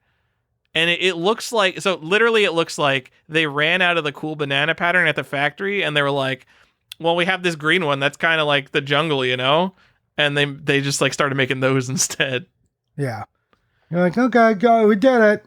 Canonically, that is what I'm going to say is the actual story with the green Donkey Kong cover. And it seems rarer than the other cover, and people are asking more money for it for some reason. So, okay. I don't know. Maybe you guys know more about it and you can let us know. But don't let us know. I'm saying they ran out of the yellow ones and started making shitty green ones. Let me know, and then I'll slip it into an episode, Doc, and Tyler will have to read it. All right. Anyways, I put one more controller on here, and I was sticking to mainly US, but I just thought this was a fun one, and one I don't understand as well. There's a Toys R Us controller. Also, I want to correct something I said. I said only the Fantastics come in those blisters. The gold Toys R Us controller also comes in a blister pack. Just throwing that out there. But there was a Japanese exclusive Toys R Us controller. Did you know about this one, Tyler? No. Oh, yeah. Toys R Us is in Japan? I don't know. I was hoping you knew. What? Yeah, so it's got Jeffrey on it, the giraffe. It's like a silver gray controller, and it's just got a Jeffrey sitting in the middle of it. What? Yeah. Oh wait, no, I've seen this. Okay. Yeah. How much is it? I bet you don't know. Between $300 and $500. That's too much. Don't do that, guys. Yeah. But if you were an N64 controller person, like they dip into the Japanese stuff because there's some unique colorways and stuff out there. And this is one of the unique like sticker print ones. So anyways, I just thought it fit with these other ones. So all right. I threw it on your and list. While we're correcting ourselves, Johnny, so the Fantastic controllers, they came in either a box or a blister pack. Oh, there was someone already probably messaged me and told me to end the podcast because I got that wrong. Oh, I didn't know they came in boxes. I've never seen them in a box. Yep, I'm looking at them right now. Oh. From one of these N64 guys who has everything. It's so funny. So this guy, he's showing off his controller collection. He clearly has everything. All the Fantastic ones in blister packs, every single Japanese controller complete in box. He's got all the console bundles that have the different controllers with them, and he's still missing 2 of the boxed Fantastic controllers because that's how freaking rare all this shit is. Interesting. And one of the ones he's missing is Watermelon. Well, yeah, and I think the Watermelon, even in the blister, goes for a lot. I think you were right on that one. Anyways, Nintendo 64 people are weird people, and if you want to be one of them, now you have the ammunition to go do that. And just to describe the Jeffrey one again, it's like, I said like silver and gray. It's like literally, it's 2 different colorways stacked on top of each other, and it's making that. Johnny, there's one more controller I want to talk about. We're going to keep, the controllers never stop with the hits.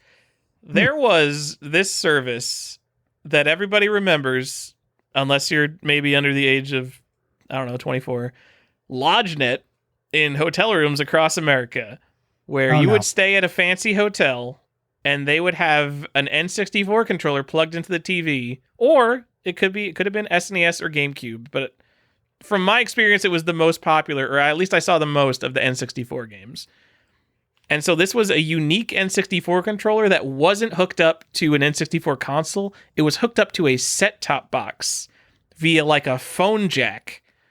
And then via the TV, you would be able to purchase minutes of N64 gameplay. And it would basically stream the game from a centralized N64 server that was streaming to your hotel room.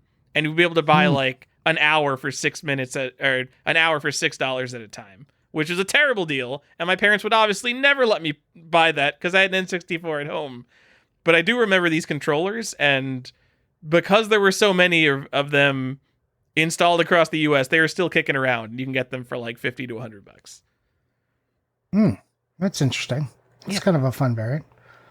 And they've got like hotel room buttons on the controller, so they've got like a big old start, select, and menu button on the top of the controller.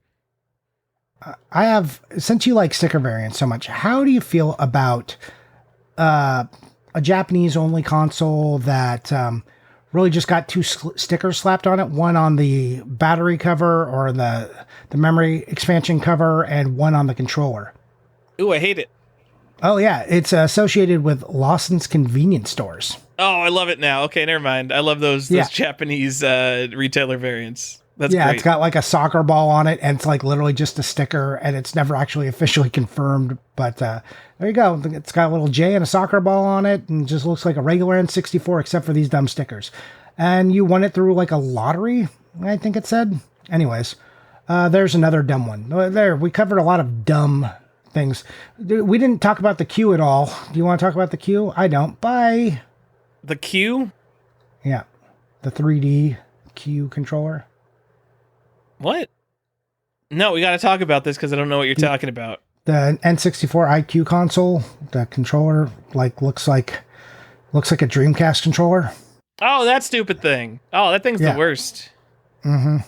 But you know what? It still makes more sense than the regular N64 controller. Yeah, it looks like a spaceship. It looks like a Dreamcast controller. It's from the spaceship school of controller design that we were thinking of in the late 90s. Yeah, it was like 2000s, but yeah, it was like when the future needed to look like the future or else. Johnny, what's an technology IQ? Needs to look like it's just a little system. It's a little system. N64 system. It's all in the controller. This is a Chinese N64 that plugs directly into the TV.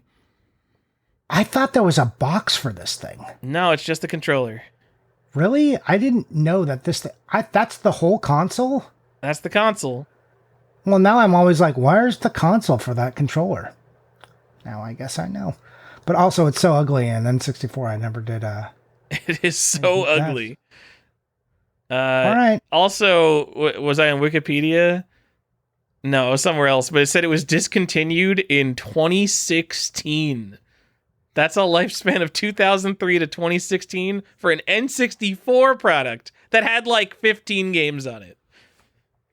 And I think it had some kind of like online feature, which is why it was discontinued. Yeah, I think it was released in 2003. Yeah, when the system was already launched its last you would game. imagine China's behind on video games at that point, right? Yep. And there's the GameCube version too of the IQ. The Q. So, anyways, fun. There's a lot of dumb fun variants. If you are an N64 controller, you've got a plethora of things you can go do, even though your console library is not very big. Johnny, you know what else you can do? What? You can collect interesting variants. Not really. On the Nintendo 64, you're a little bit limited. No, there are some variants that, that pack in fun. You want some pack in fun for the N64? What's some pack in fun? You like movie tickets, Tyler? I do like movie tickets. Toy Story's got a movie ticket variant. Oh, there's no Toy Story. What are you talking about? Toy Story 2. Toy Story 2. There you go. Yeah. Different game. True. Tattoos. You love tattoos. Do love tattoos. Rayman. You love Rayman. Love Rayman and all of his weird variants. Rayman does have a bunch of cool variants. Stickers. Also in Rayman. You like big boxes, Tyler? Are you going to tell me that Rayman 2 has a big box? No, I'm okay. not. But I am going to tell you that Rampage has a big box. Maybe you've heard of it. Comes with a plush. It doesn't. Rampage isn't on N64, but there are two Rampage games that are, including Rampage World Tour. Or no, this is Rampage Universal Tour. Yes, Universal Tour. Yep. I'm just going to keep saying incomplete names like Gauntlet. You like Gauntlet? You like Gauntlet, Tyler? No, what this I mean, we've talked about this a lot on the show, but the Rampage Universal Tour comes with a keychain of one of the three characters whose names I don't remember. Ralph, Lizzie, and Iggy. Is it Iggy? Iggy? No, maybe Izzy. Iggy. And then I don't know. And what's the wolf one? He's Ralph. That's Ralph. So it's the lizard, the wolf, and all right, Johnny. I want to point out I would call us video game people, right? So we can't name the three guys from Rampage, and this could just be because we're idiots. But then you look, and Rampage is like one of these NES games that in the sealed market sells for like thousands and thousands and thousands of dollars, and we can't remember the name of the gorilla. It's because Rampage was a beloved arcade game. The first time I ever played Rampage was in the arcade. I don't know about you. I mean, it even got a movie made about it in like 2017 or 18 or something with what's his name, Rocky the Rock Johnson. That was it. Yeah, that's what you told me his name was. Yeah. I guess Rampage prices have come down to maybe a couple $1,000s, but they were selling like for nice ones above $10,000 in the 2021, 2022 era. Whew. Yeah. The highest selling one is an oval seal for $15,600. An oval seal! You spent $15,000, you wouldn't even get the first print? Oh my god. Anyways, Rampage, if you don't know, is a throwback to like horror monsters of old, like Godzilla, King Kong, werewolves, because that's a monster you could also put into a game. So, yeah. It's George, by the way. It is George. All right. I'm like, I knew once you said it, I would know it. But, yeah, you could get plushes of those keychains. They're not to be confused with the Walmart pre-order plush that you could also get, which didn't necessarily come in a big box. So there's toys that come in these things. Keychains, like, did you know that Army Men just has like a little Army Men keychain in it for who knows why? It's not even like... But that's a regular version of the game that comes with it, right? That's the regular version. I just said this is pack-in fun. Okay. Right? It's not a variant. That's Gauntlet has a pewter figure, as we know. You like Gauntlet, right? Gauntlet Legends. Not just Gauntlet. Gauntlet was an arcade game. No, just I think it was just called Gauntlet, Tyler. What comes with the dog tag? Chopper Attack comes with a dog tag. Is it because the Chopper Attack logo is dog tags? Yeah, I mean, I think you're in the military, so like, look, this is military. Also, there is an ECW that comes with a phone card from Best Buy. Micro Machines comes with a card, a car.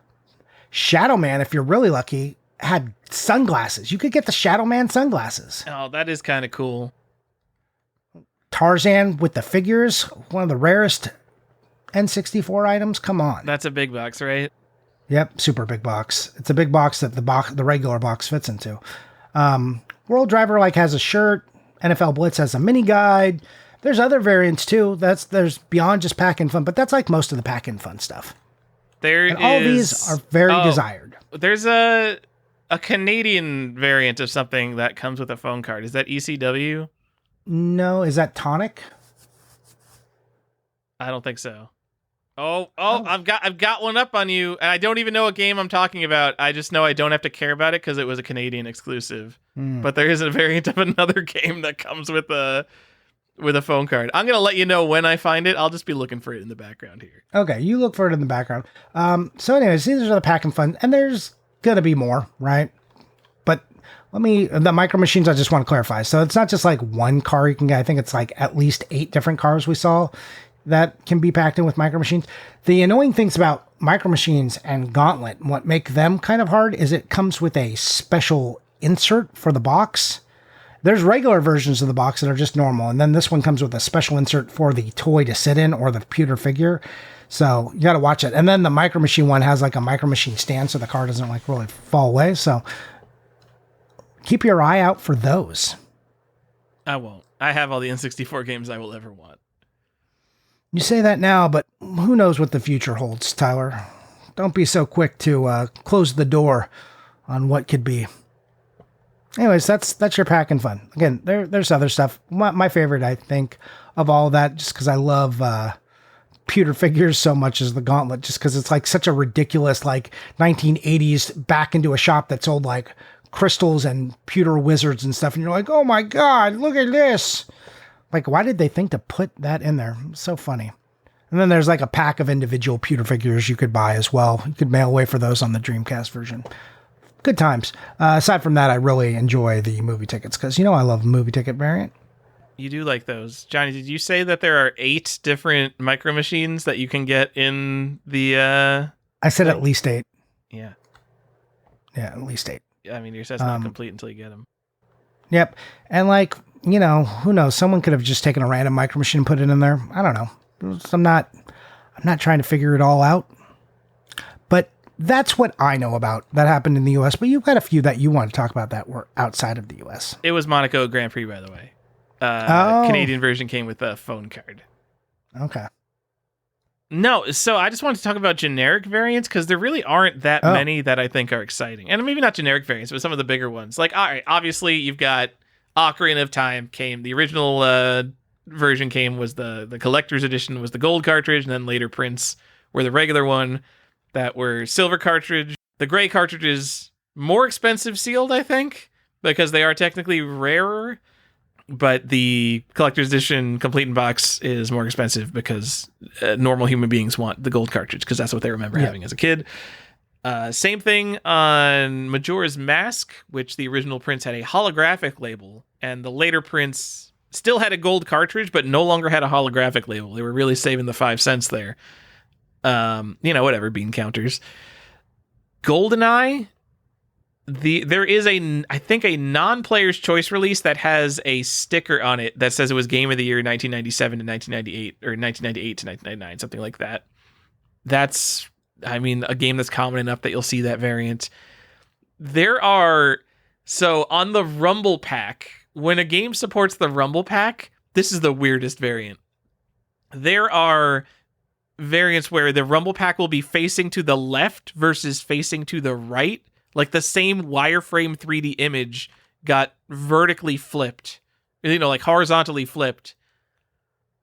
How did that even happen? But the craziest variant, there are ones where the box is printed with one Rumble Pack and then there's a sticker flipping it to the other side.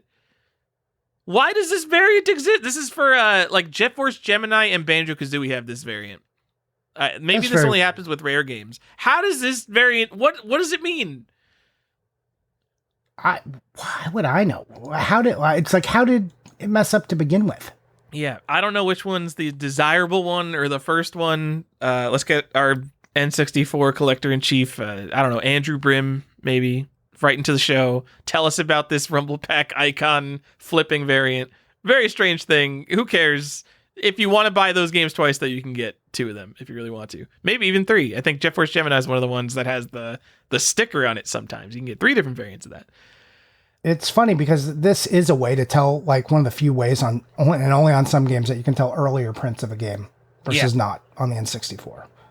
And then I guess this is maybe a little interesting. So Star Fox 64 always comes in a big box because it came with the Rumble Pack, but the Player's Choice version comes in a small box, which... Ooh. If there's any cool Player's Choice in the 64, it's Star Fox for that reason.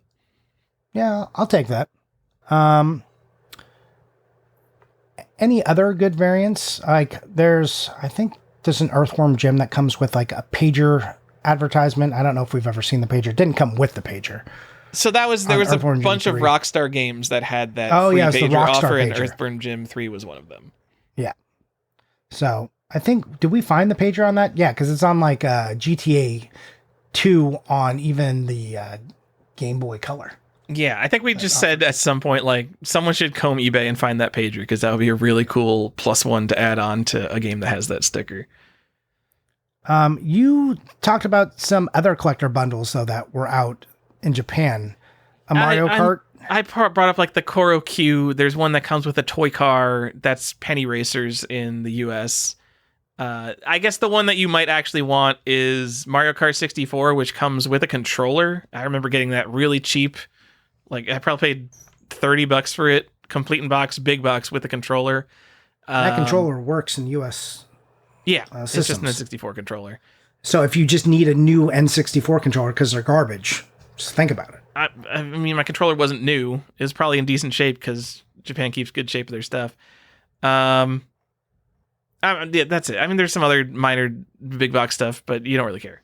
So, like, there's the Animal Forest. There's a variant that comes with the memory card and without the memory card. And with the memory card, weirdly, that one you can find sealed, not that hard.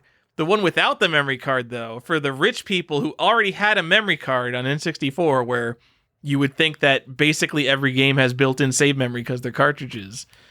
The rich people, that's the rare version. That's pretty good. Yeah. I like that. Johnny, there's also there's a bunch of rental exclusives on the N64. Like, this is like where rental exclusives really take off too. This is what I mean about the N64 establishing like some collector parameter, like things that now people look for. Even though there may have been rental exclusives on the Super Nintendo. Let me tell you about Hagane. Definitely a rental exclusive. That's cool. Definitely for real. Yeah, for real. Oh, did you know Dinosaur Peak was also a rental exclusive? That's why it's so hard to find on the NES. Like, people put out crazy stuff.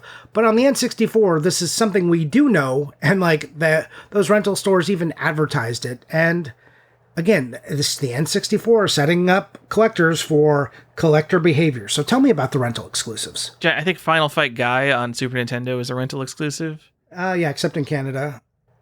What about Fire Dogs? Oh, yeah, definitely a rental exclusive. I mean, maybe it was. I don't know. I don't remember. Okay. What about Eek the Cat? Sure. That and Bebe's Kids. All right. Sculptor's Cut, Johnny, believe it or not, that was a Blockbuster exclusive. No. So, all right, no, like, here we go. We're already wrong, because we said these are rental exclusives. Like, whatever, Kinda. there were like 20,000 Blockbuster stores in America, so let's say they all got a copy of Sculptor's Cut. If they got one copy each, they sold those in those giant bins after they were done renting it out. So it is no longer a rental exclusive because they sold them. No, the only way to buy it, to get it initially, this is just like the same as if you found something at a garage sale. It doesn't mean it was then sold. Like, that's not how that works. All right. But it was the same retailer selling it. But you're right, it was used. Stunt Racer, NFL Blitz Special Edition, which is literally just Blitz 2001. Razor Freestyle. Change. What? I said with a roster change. Yep. Razor Freestyle Scooter, which is like so common you could get them like sealed for nothing. This game, just the rental exclusivity did not work for this one in terms of price. Yeah, it's like it was so exclusive that they never opened them. That's weird. International Track and Field 2000. Beast Wars Transmetals, which was re-released at retail, so there's a version with the Blockbuster logo and one without the Blockbuster logo. Apparently Indiana Jones and the Infernal Machine, which was also later sold on the LucasArts website. News to me. And Daikatana, which was also re-released at retail.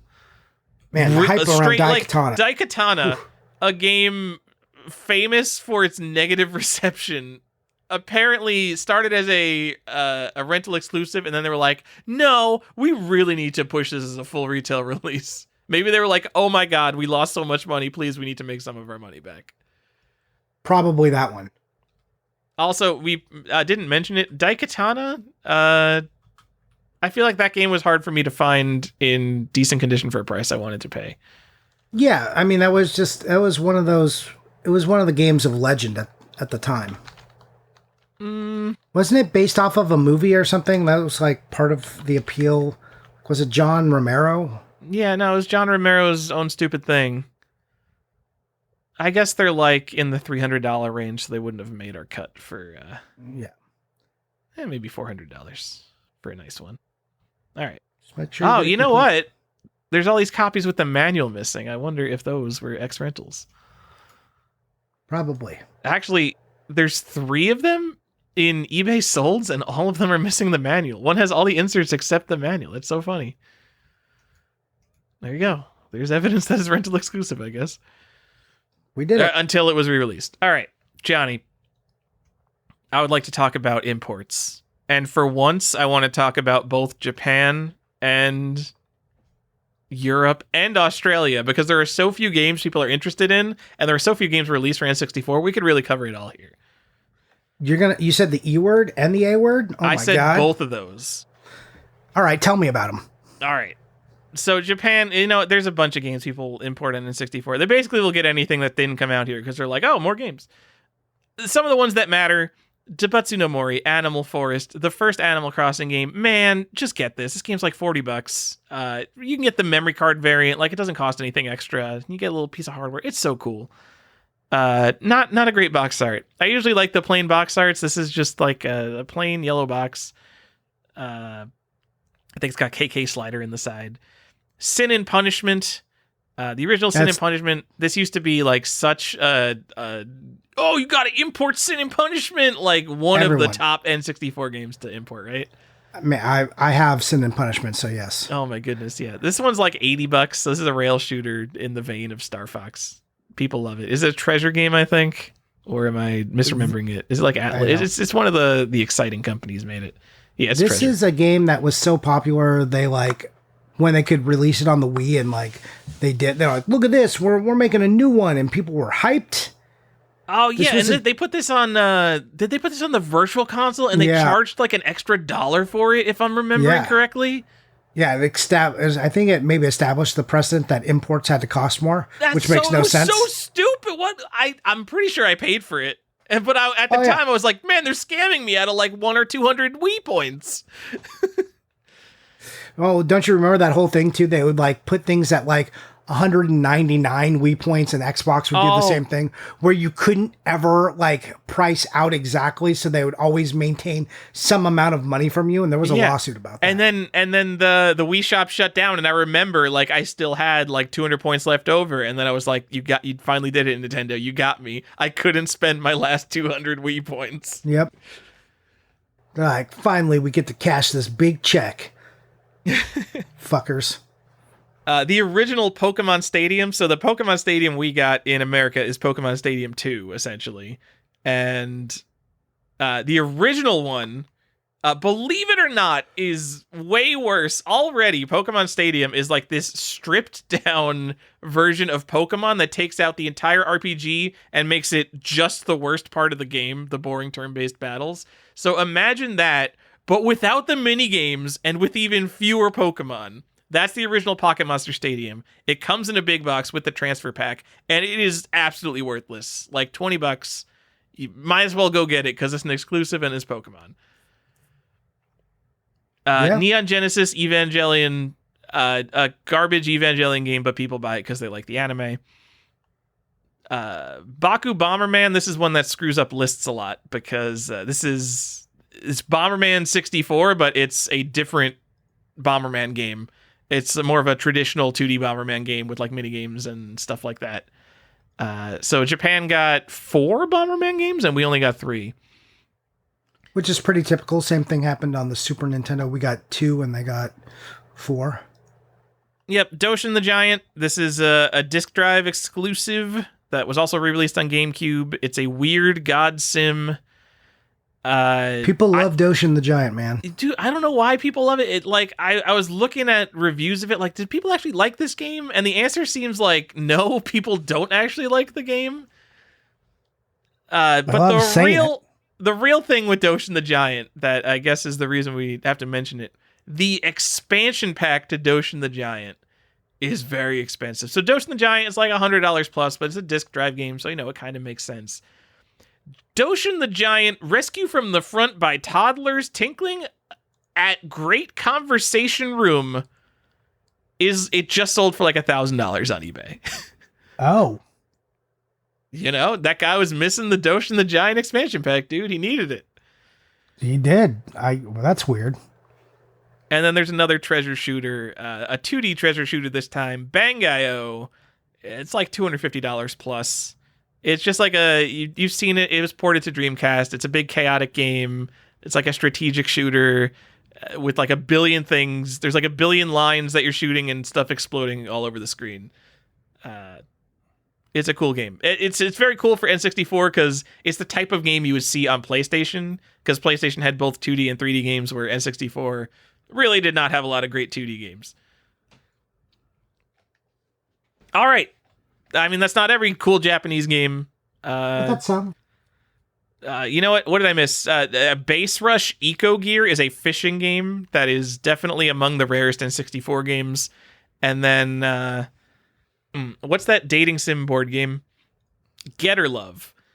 Oh. It's like a dating sim board game. You'll look at lists and people will say it's the rarest Japanese N64 game. It is not, but it is one of those, like, it's kind of like the most known rare N64 game. That's Johnny, weird. the PAL exclusives. I can't even believe you're saying these words to me. Here we go. We have a list. I have 3 different categories for PAL games, and like all of them combined, it's like 10 games. Taz Express. This is Taz Express. Weird that this isn't in like an Australian exclusive, because you would think that Taz. I mean, is this like Taz, like Looney Tunes Taz? Looney Tunes Taz. It's weird that it's not in America. Also weird that it's not in America. Yeah, they just got a whole ass Looney Tunes games we didn't get, and it's like $100. Like, you could just go get that. I mean, that's not nothing, but No, that's kind of expensive. considering there's 3 of these games. Premier Manager 64. I'm pretty sure I know why we didn't get this one. Oh, soccer? It's $30. It's not soccer, Johnny. It's soccer management. Europe, you're so boring. And then F1 World GP2. This is not the exciting game we were talking about before. Different F1 game, the sequel to F1 World GP, which we did get. That's like $15 complete box. Like, literally just go get that if you need it.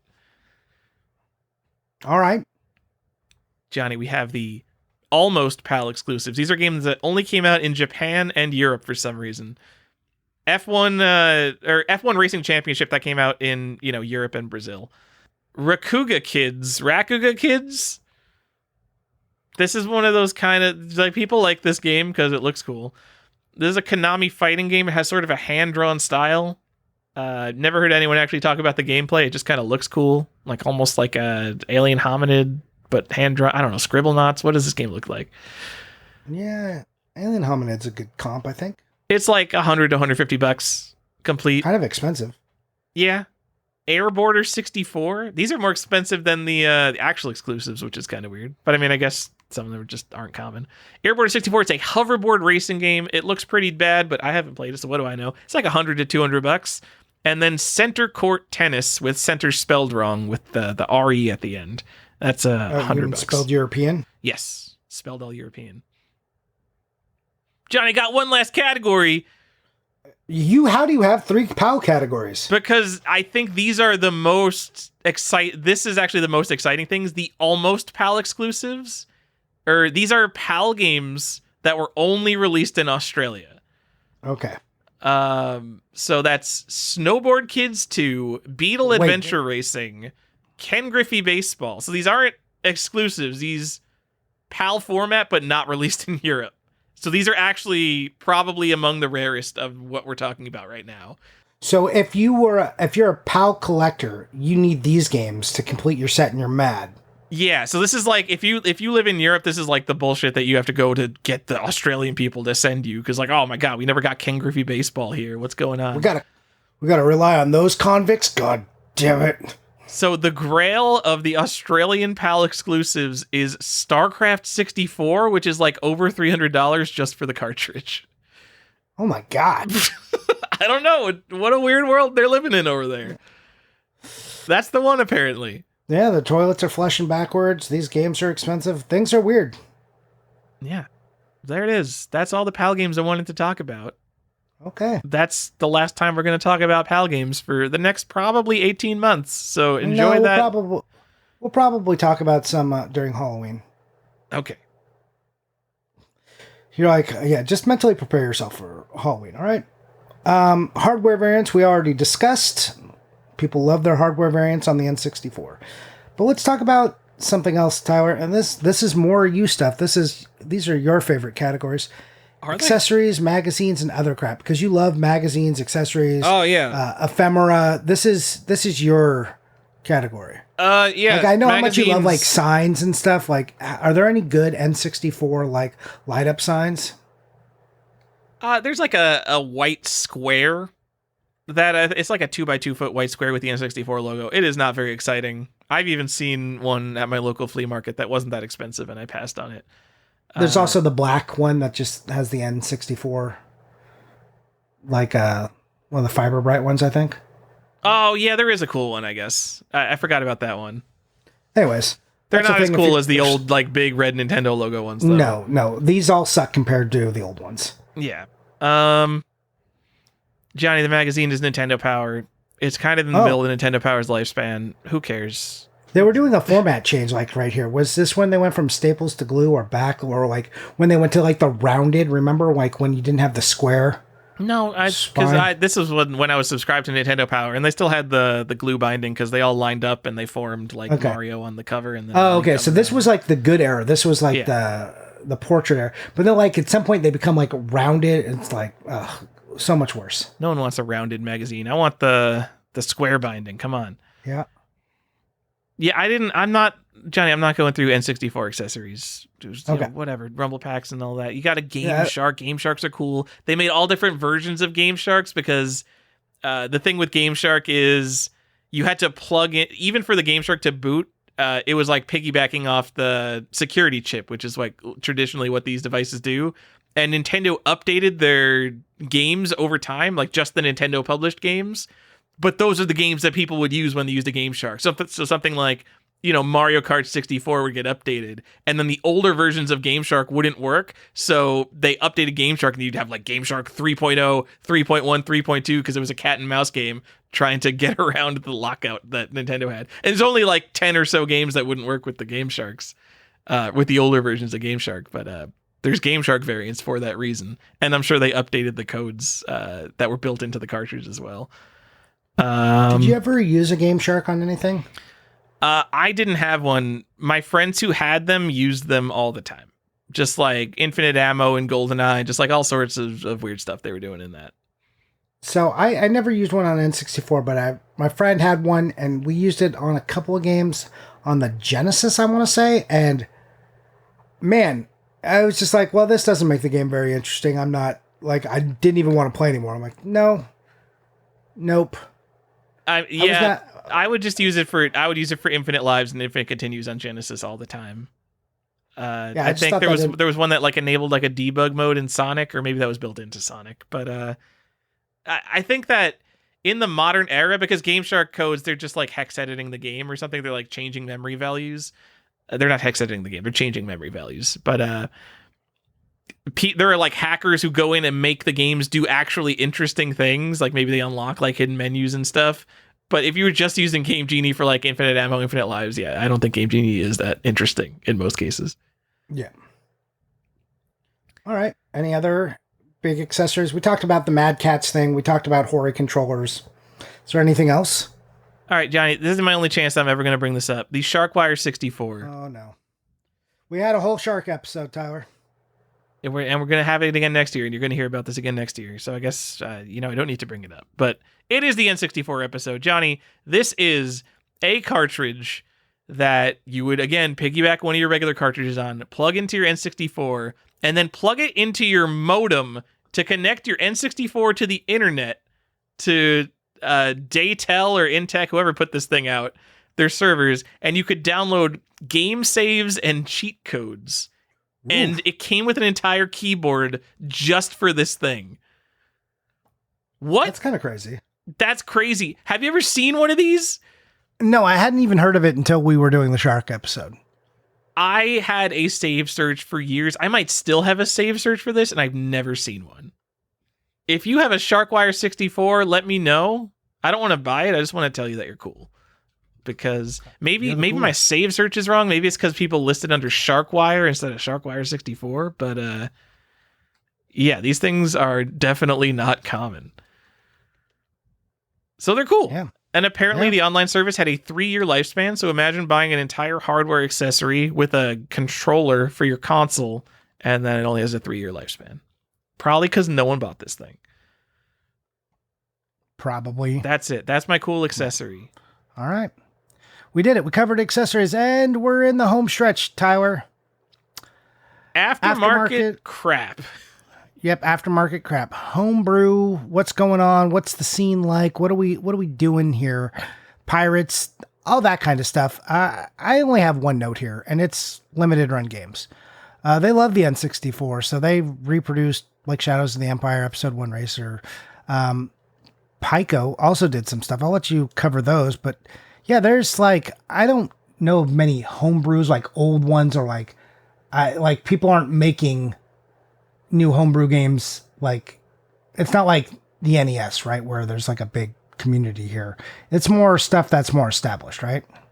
There is demand for N64 homebrews because in people's mind they want new N64 games, but there is not actually new games being developed for N64. There are, but they're not being sold on cartridges. A lot of them are ROM hacks and things like that.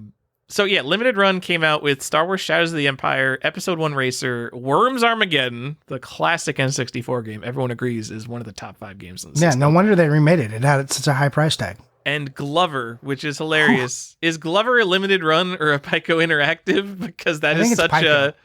I think Glover's Pico. Okay, yeah, that is such a like, well, we've got the rights for this, so we're going to re-release it. Yeah. Pico did a lot of games. Pico sometimes does cool stuff like fixing bugs in their re-releases, but this might have been just a... No, this was Limited Run.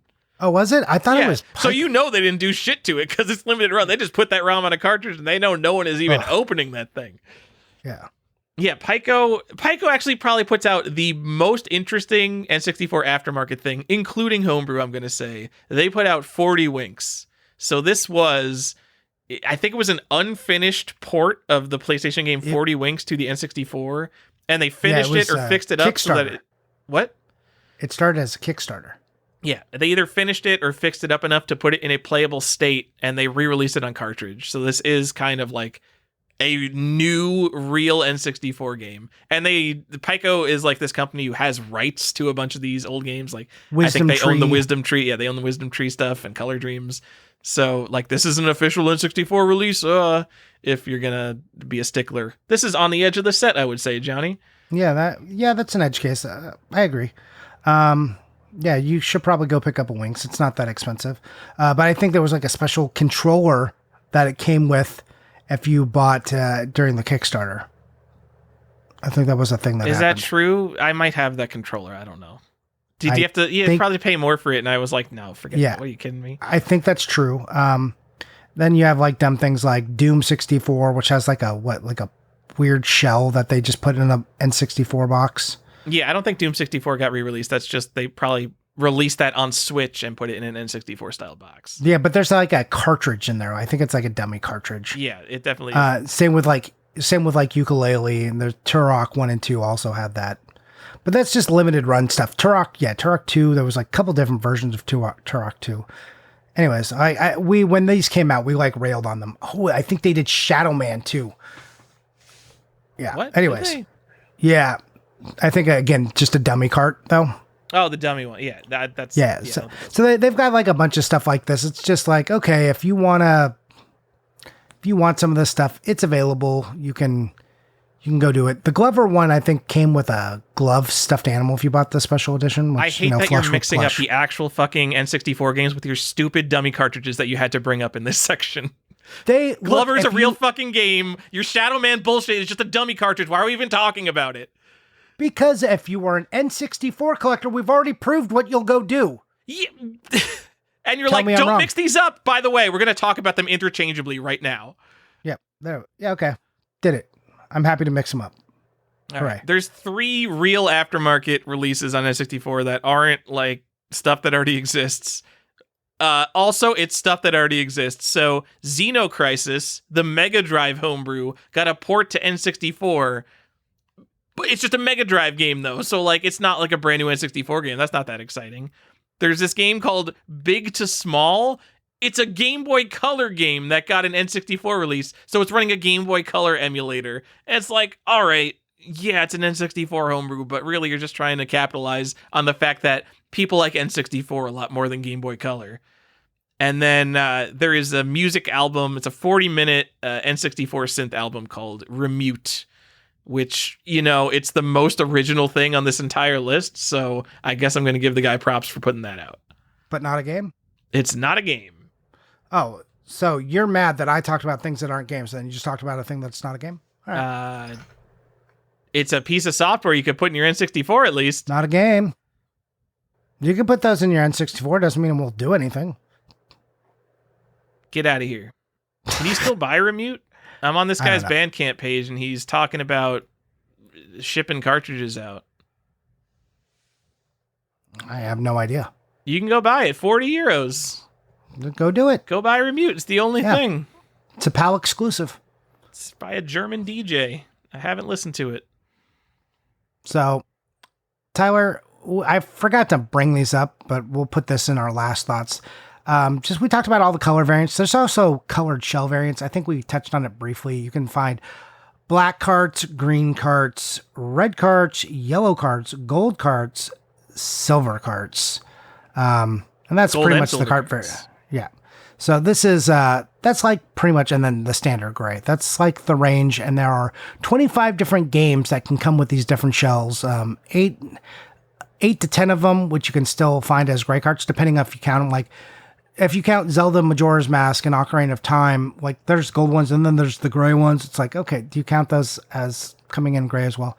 Anyways, you can also go look those up. There's plenty of lists that tell you all the ones that come with those different shells. But real quick, Aiden Chronicles, Armor Marines, Army Men Sarge's Heroes 2, Bassmaster 2000, Battle Tanks Global Assault, Battlezone, Rise of the Black Dogs. That one got hot for a little while. Donkey Kong 64, Earthworm Jim 3D, Fighter's Destiny 2, Hydro Thunder, Jeremy McGrath Supercross 2000, Legend of Zelda, Majora's Mask, and Ocarina of Time, Pokemon Stadium 2, Rocket Robot on Wheels, Rugrats in Paris, the movie, Scooby-Doo, Classic, Creep Capers, Spider-Man, Tony Hawk's Pro Skater 1, 2, and 3, Turok 2 and 3, and also Rage Wars.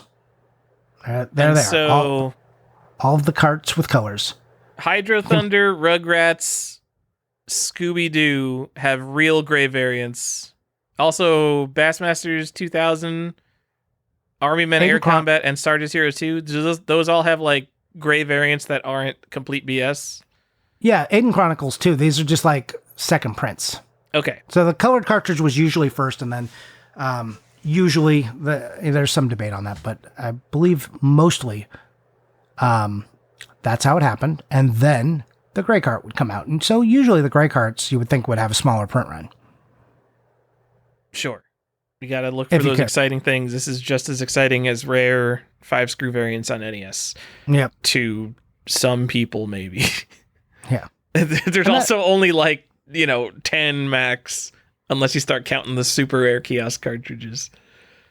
All right. So, Tyler, I want to wrap up this long episode. Yeah, the short episode.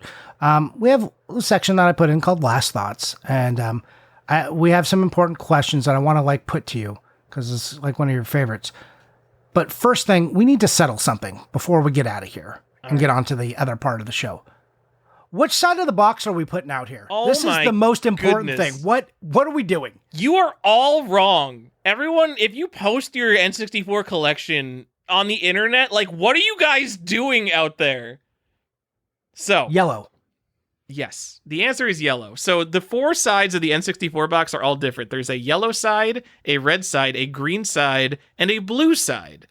And if you put your games horizontally on the shelf with the title facing forward and to the right, like a normal person, like every DVD, every other boxed game you've ever put on a shelf, the yellow side faces outwards. So that's the correct side. And then you look at other people's N64 collections, they got the blue side facing out, they got the green side facing out. What are you guys doing? You're putting your game sideways. It's crazy. They're crazy people. It's nonsense. It's like, I mean, I think it's less egregious to have like the tops of your NES boxes showing instead of the sides. Like maybe you're doing that to like save space, but when you're doing it on N64, you're taking up more space to put it the wrong way. So it's even more egregious. Well, also with NES games, if you turn them to their tops out, then it becomes the same profile as Super Nintendo and N64. Oh, see, perfect. There you go. So that's even more acceptable now. Oh, but maybe they're turning their N64 games to be the same profile as the NES games by putting them the wrong way and standing them straight up on the side. Yeah, but what about the Super Nintendo games? That's crazy. If you have the green or the blue side of your N64 game showing, just know, you know the first time you saw a WATA graded N64 game and it was sideways, and you're like, huh, that's stupid. Stupid WATA. You're doing the same thing. That's what I think when I see your shelf of blue N64 games that are all sideways. I don't care if blue is your favorite color. You're objectively wrong. Get out of here.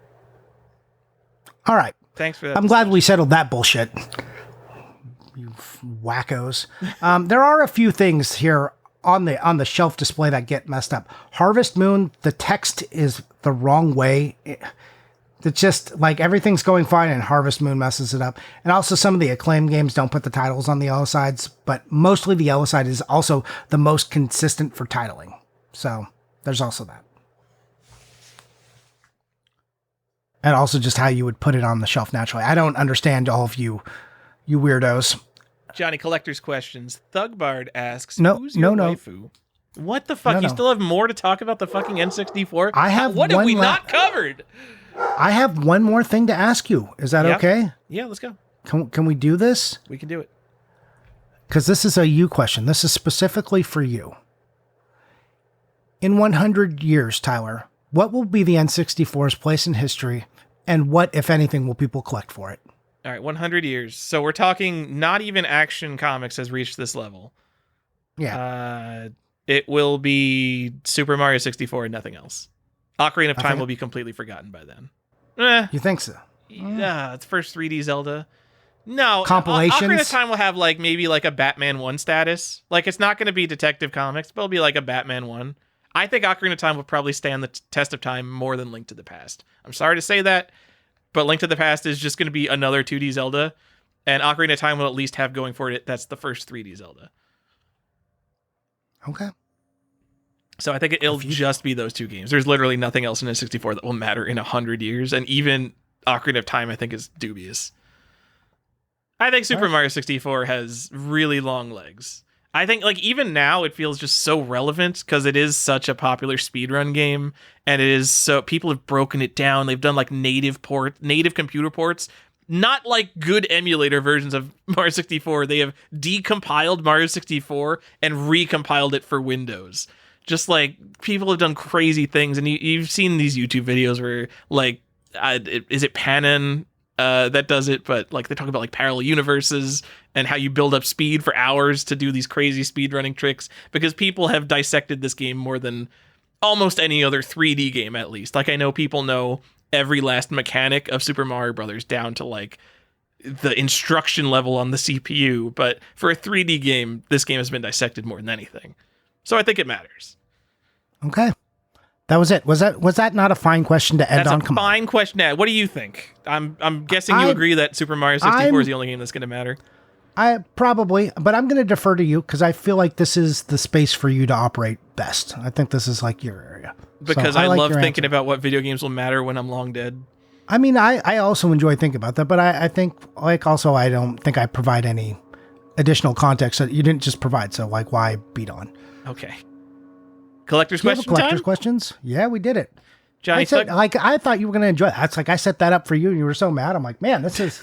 I enjoyed the question. You know, I like video game history. I know. That's why I saved it for last for you. To thinking spike about it. how everything that we love will never matter, and just like doesn't matter at all. Because you know what? In 2007, if I asked people like, what games do you think people remember in 100 years? There would be dumbasses being like, you know, I think Halo 3 and Assassin's Creed are really going to stand the test of time. Nope. You know, so Tyler, they may not be thought of about in 100 years, and neither will I, but I want you to know I think about you every day. Oh, thanks, Johnny. I'm going to be thinking about you in 100 years. Thank you. I hope you're alive. Well, we're going to be an internet archive, so people will still be listening to us. Oh my God. They're going to be like, we need to dig into what these historical dead people were thinking about video games. This is what the average gamer was really thinking. You know, the average gamer, I think, had thousands of video games sitting on shelves back then. Isn't that crazy? Now they're all built into our brain. They're like, oh, look at these people with all these undiagnosed mental disorders. Look at how they post on podcasts. Here's an example. All right, Johnny, Thugbard asks, who's your waifu? Give me a waifu. My actual wife. Okay. I'm sorry, Thugbard, for the lame answer there. I don't pine over fake cartoon women. I think that's weird. As a kid, it would have been Misty from the Pokemon cartoon, but as an adult, that's a very unacceptable answer. So you cannot say that. That's kind of a problem with cartoon waifus, is that children's cartoons tend to contain a lot of children. Yeah. No thanks. Johnny, Final Fight CD asks, if you had to make a list of games everybody should play, all caps, and these games should be based purely on gameplay and fun factor, so factors like, quote unquote, the first, the most important, or most influential cannot be determining factors, would games like Super Mario Brothers still be picked? Do you say the average 20-year-old can still enjoy a game as basic as Super Mario Brothers? Yes.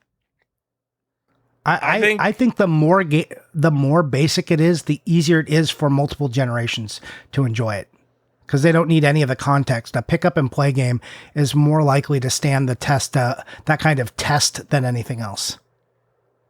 Okay, so I mean, there's really two questions here. So one question is, can the average 20-year-old still enjoy a game as basic as Super Mario Brothers? I think absolutely yes, because in general, quote unquote, they don't make games like that anymore. Even games that are throwback aren't made like Super Mario Brothers. Just the simplicity, like, what does it take to play through Super Mario Brothers for a normal person? Let's say 30 minutes to get to World 8, and after that 30 minutes, they will get to like 8-2 or 8-3, and they'll die, and they'll just have to start the game over again. And even the most like punishing 2D platformer throwback is just not going to make you start the game over when you get to the very end and lose.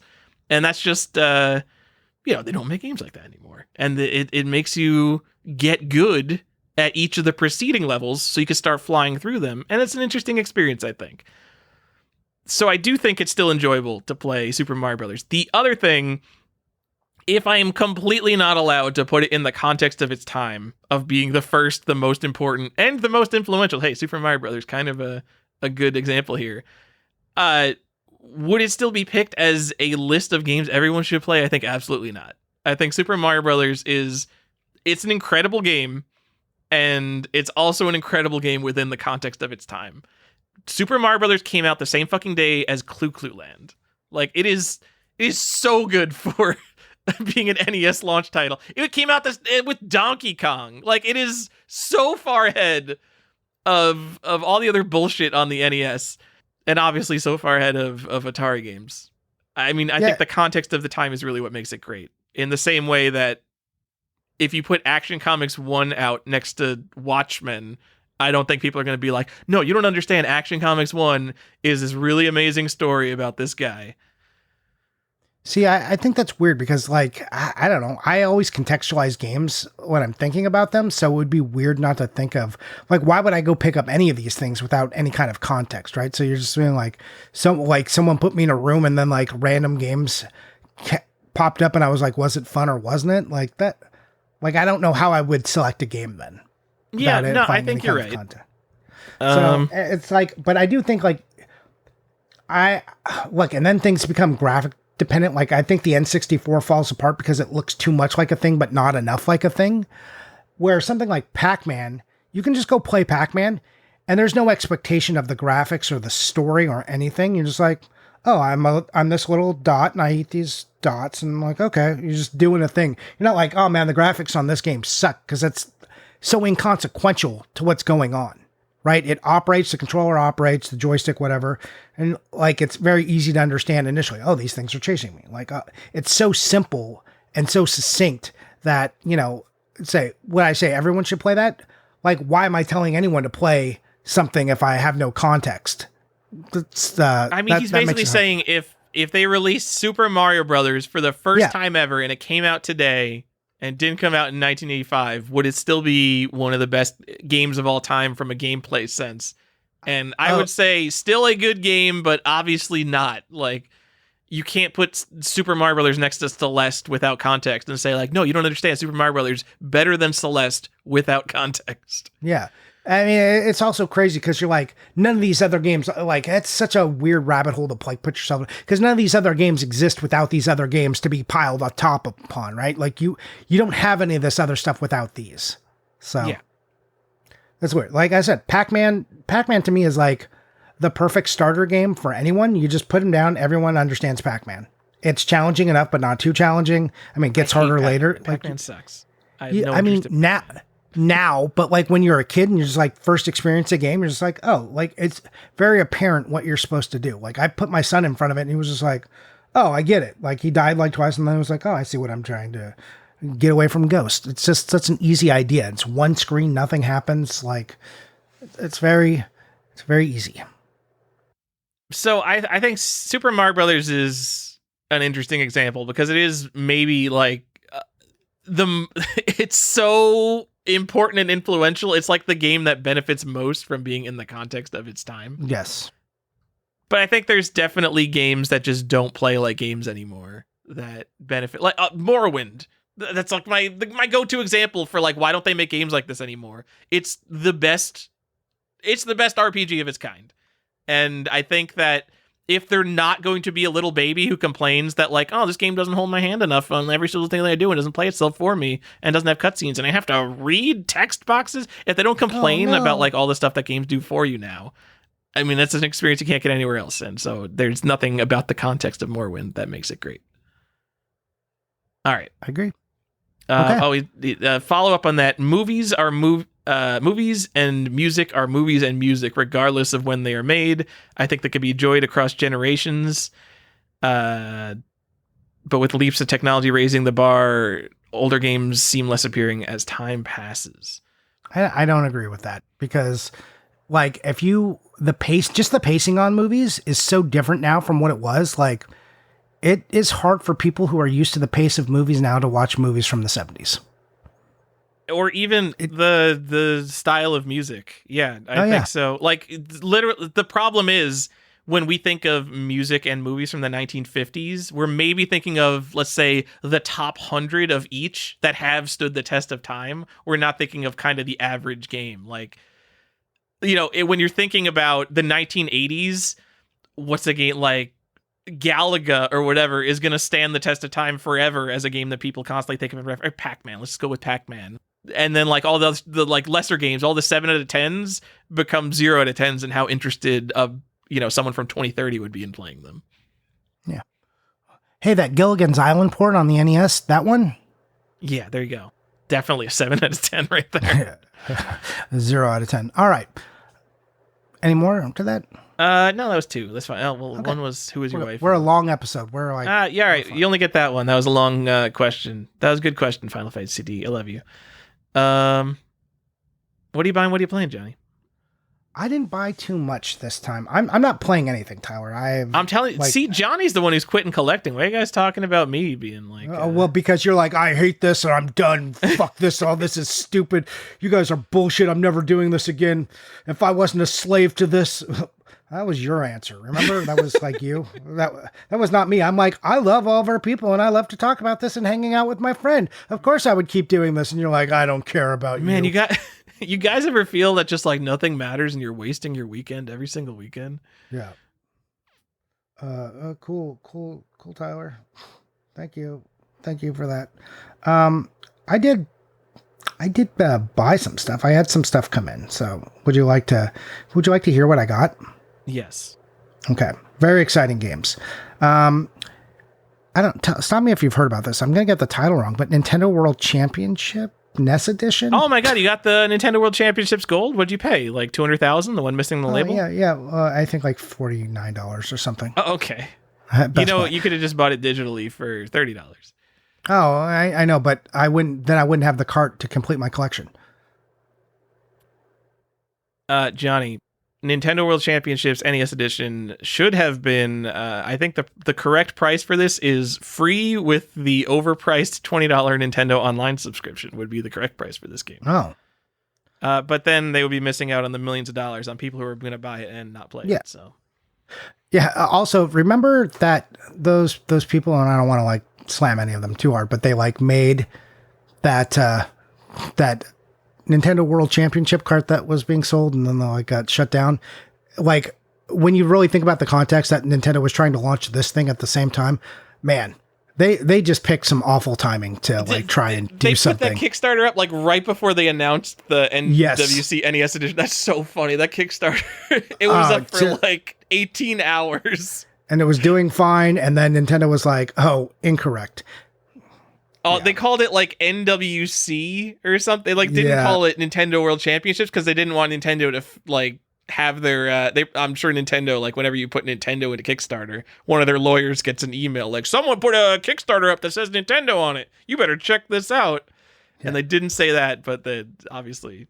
So this is my funny joke I made to Scott VG Collectaholic about this. I was like, because, you know, these are all like famous champions who are very good at games and very good at collecting. I was like, you know, you'd think guys who are really good at pattern recognition would have realized that Nintendo is super litigious and protective of their IPs.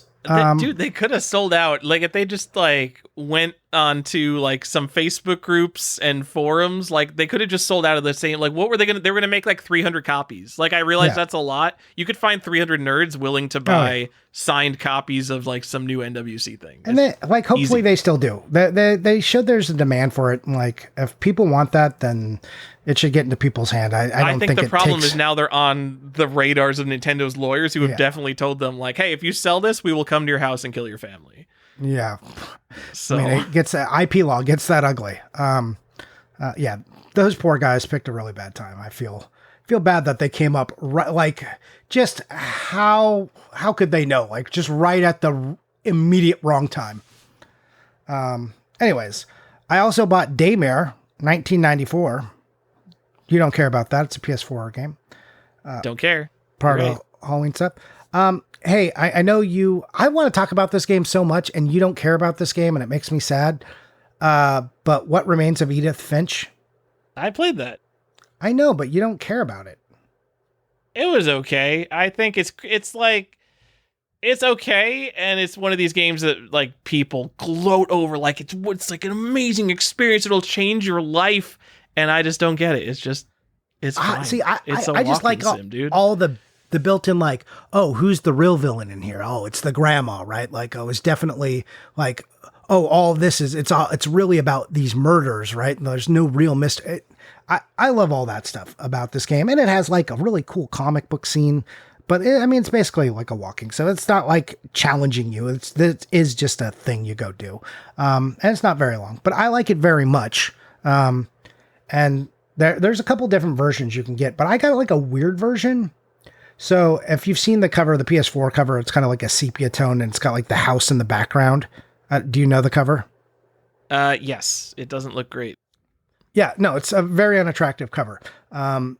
They made even a worse cover for the like Annapurna collection, which they like pack this in for the PS4. But I have a version that was like a promo copy. I don't know. It's got a hole punched UPC and it's just got like that sepia tone and you can very lightly see the house. Like it's barely exists. And you're like, what is this? And it looks like a sun faded copy of the game almost, but then like the letters are all bold on the spine and everything. And it's like some weird promo version. I don't know where it came from, but I got it on eBay and I'm hoping that there's like a story. I don't know how this was released, if it was like a press copy or what, but anyways, that's what I got. Okay, cool. I'm happy you got a cool variant of a game you like, Johnny. I like it very much. So, I'll talk about it more on Halloween. So, because it counts as a Halloween game, Tyler. All right, yeah. I mean, it's got some stuff. Is there like dismemberment that happens in the fish factory scene? Dude, it's got everything. It's got murder, mystery. It's got like weird fantasy.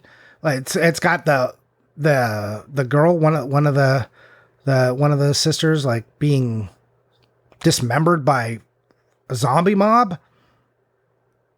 I remember. So my main memory of Edith Finch is that the fish factory was so much higher quality than the rest of vignettes in the game, and I think that was towards the end. And like they clearly saved like one of the best parts of the game for last. But to me, it just like highlighted like, oh, the rest of the game definitely wasn't this good. Oh yeah. See, I don't feel that way like at all. I thought like the part where you're like in the animal was like a little. It's like whatever. But yeah, I like the comic book scene where you like the zombie episode. So good. I love that. The style of it. Fish Factory real good though too. Just everything about that game I found really interesting. I would love to sit here and keep talking about, but what did you again, I played nothing. What did you play? What did you buy? Yeah, Johnny, I bought some Viewmaster reels. Oh. People don't want to hear about it. Listen to it on After Dark, I guess. But no, I don't think I talked about this 2 weeks ago. I played Return of the Obra Dinn. Oh, okay. Okay, so this is, man, I told you at the beginning of this episode that like I'm getting into games, like I'm finding games I really like again, which was something I've gone through a couple years where I'm like, okay, maybe games just dead and games aren't for me anymore. And like one of the reasons I would say that is games like What Remains of Edith Finch, like these games that get universal praise, and I play them and I'm like, what are you guys talking about? No, you're wrong. This game's fine, but like you're talking about like it's 10 out of 10 life-changing experience, and I don't get it. And like the game, like the movies people talk about like that are like real, like these auteur masterpieces. Like I could see what they're talking about, and I don't see it when people get into every last indie game like this, and it makes me feel like I'm just missing something, and games suck now. Anyway, I played Return of the Obra Dinn, which I'd been ignoring because it looks like one of these stupid artsy games. And all of these artsy, I swear, if your game has an art style, like there's going to be this core group of people on the internet who just praise it like it's the best thing ever made, no matter what it is. It could be the most boring, derivative, indie 2D platformer Metroidvania ever made, but if it has a cool art style, people are going to be like, man, that really is one of the best games of all time. But Return of the Obra Dinn, it's a detective game where you basically you see how around 40 people die in these little 3D scenes. There's like a time stop, and you walk around this time stopped 3D scene on a boat, usually of someone or multiple people dying. And the point of the game is to put together like the names to the faces of like 60 people on the boat, how they died and who killed them or what killed them. And it doesn't hold your hand at all. You just kind of have to go through the scenes, find different visual clues, who's hanging out with who, there's very minimal dialogue to kind of bring you through the story. So you don't really get like direct names of people. You have to figure a lot of it out through process of elimination. It's a very cool game. It reminds me a lot of Her Story, which was another non-linear narrative game where you're really on your own in figuring out what happened. And I really loved it. So yeah, it sounds cool.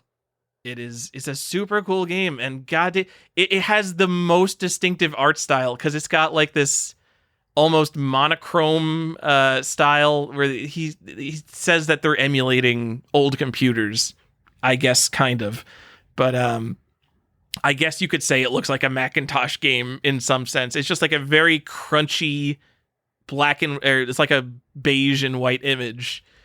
And I look at it and I'm like, people only like this game because it has the most distinctive art style in the world. But I was wrong. It's actually a super cool detective game. Now it's making me excited. I want to go play some more indie games that I've been ignoring. Maybe I'm going to play Tunic. I don't know. I've been ignoring that because that game looks like a stupid derivative Zelda game. But people love that game too. Maybe that game's actually good. Do. So go play Edith Finch again, and then we can talk about why it's so great. Then. God, that is see, Edith Finch is the opposite of a game I would ever play again. Yeah, I know. I can't. I understand how you got roped into playing that, but I'm like, this is not a Tyler game. It's like Gone Home but longer. That's not what you want. Gone Home's great because Gone Home is like 30 minutes, and it tells one story, and it's over, and it doesn't like drag it out. I'm not saying Edith Finch dragged it out. Like the whole point of Edith Finch is to see all the different viewpoints and everything. But I think Gone Home is just like a way more concise. It's better because of how concise it is. I don't know. Well, the mystery in Edith Finch is much greater, and it's covering a lifetime rather than a moment, really. All right. Next thing on my list is Outer Wilds, which is another stupid game I ignored because too many people praised it.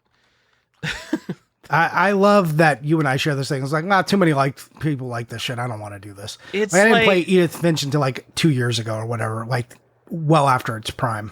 I feel like again, this is the episode where I said like Xbox Live was awesome, right? So I feel like what's the game that broke out indie games into the real mainstream? It was fucking Braid, a Jonathan Blow game.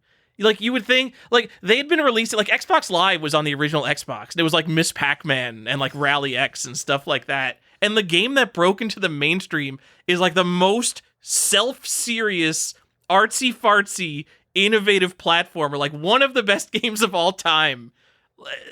Like, genuinely one of the best games of all time. Like, people weren't, like, bullshitting that this is really a great game. And then there were plenty of others. Like, you got Super Meat Boy, and Explosion Man was a popular one. What are some other, like, Geometry Wars? Geometry Wars Wars like $5. was, like, I think Geometry Wars was the first one, right? Because didn't that, like, come out at the start? I don't remember. But I think, I mean, Braid is a much more substantial game than Geometry Wars. I'm sorry to all the Geometry Wars high score players out there who know all the actual depth of Geometry Wars, you got to get good. You do have to get good. Braid, the only thing I care about, getting good. Yeah. But then, like, man, same console generation Journey. People talking about Journey like it was the most impactful experience of their life. It's just like, oh, okay, I guess never mind. The general public is idiots, and now we're all playing these games with quest markers. And just I have to ignore everyone's opinion because everyone is obviously wrong and likes only bad games now. So I was ignoring the popular indie games and like playing like this weirder stuff. Like one of my favorite games that I played in the past couple of years is like Brigand Oaxaca, a game no one has ever heard of or played. It was made by one dude and it's like the most janky, broken piece of shit in the world because I'm trying to ignore like all the super polished good stuff because I assume that it's made for idiots. Yeah, if you really want to get Tyler's ire up, you just bring up Journey. Oh my god, Journey, it's the most overrated game of all time. What is wrong? Like, collectively, everyone lost their minds. It's like if you saw Star Wars Episode 1, and then, like, you came out of it, and you looked at all the reviews, and it was just, like, all 10 out of 10s. And you'd be like, what are you talking? Everyone is, like, collectively wrong about this. What are you talking about? All right. Taking crazy pills over here. Okay, well, maybe I'll go find Oberdin. It's a really cool game. It's like just on the verge of making me want to break out a notebook to take notes of things I'm seeing in the world. Actually, I did take a few notes. That's kind of the hallmark of a good game for me. If I have to get out of the game and take physical notes on a notebook to keep track of what's going on in the game, that means the game's really making me think. And I like that a lot. Well, it was a limited release too, so it's kind of collectible. Are you going to buy a copy? Are you serious? There's a physical copy? Yeah, there's on PS4 and Switch. It's a limited run game. Wow, that's a good limited run game. This game is really good. $70? It's not too bad. 65, 70, yeah. I don't know, I might buy it. This is a really good game. I thought this game was kind of popular. I'm surprised that there's the fact that it's small release. Yeah, I mean, I don't know when this was released. It's number 78, so it's not like old, but not new either. I might wait for an auction and then like who is bidding on limited run game auctions. So I mean, who's putting up auctions for limited run games? That's another question. Oh, you got me there. Yeah. Yeah, it looks like people are actually buying. Oh no, see, people are buying them for 65, 70. Buy it now, and then an auction came up and it went for 54. So okay. Yeah, I'll say the thing. I really like this game. I'll buy this. All right. It's like a 60-person whodunit. So you like can't play it again. It's like completely not replayable because like the whole point is figuring everything out. And now that I know, it's like, all right, well, there's nothing surprising anymore. So you're gonna go PS4 or Switch? Switch. Okay. It's a PC game. Forget these stupid bullshit versions. I'm just gonna get the Nintendo one. All right. Just asking. It's always a successful episode if we can convince Tyler that he should buy a game. No. All right, now I can't buy it. I gotta use my discipline. You're right. No. Don't buy this. It's a limit.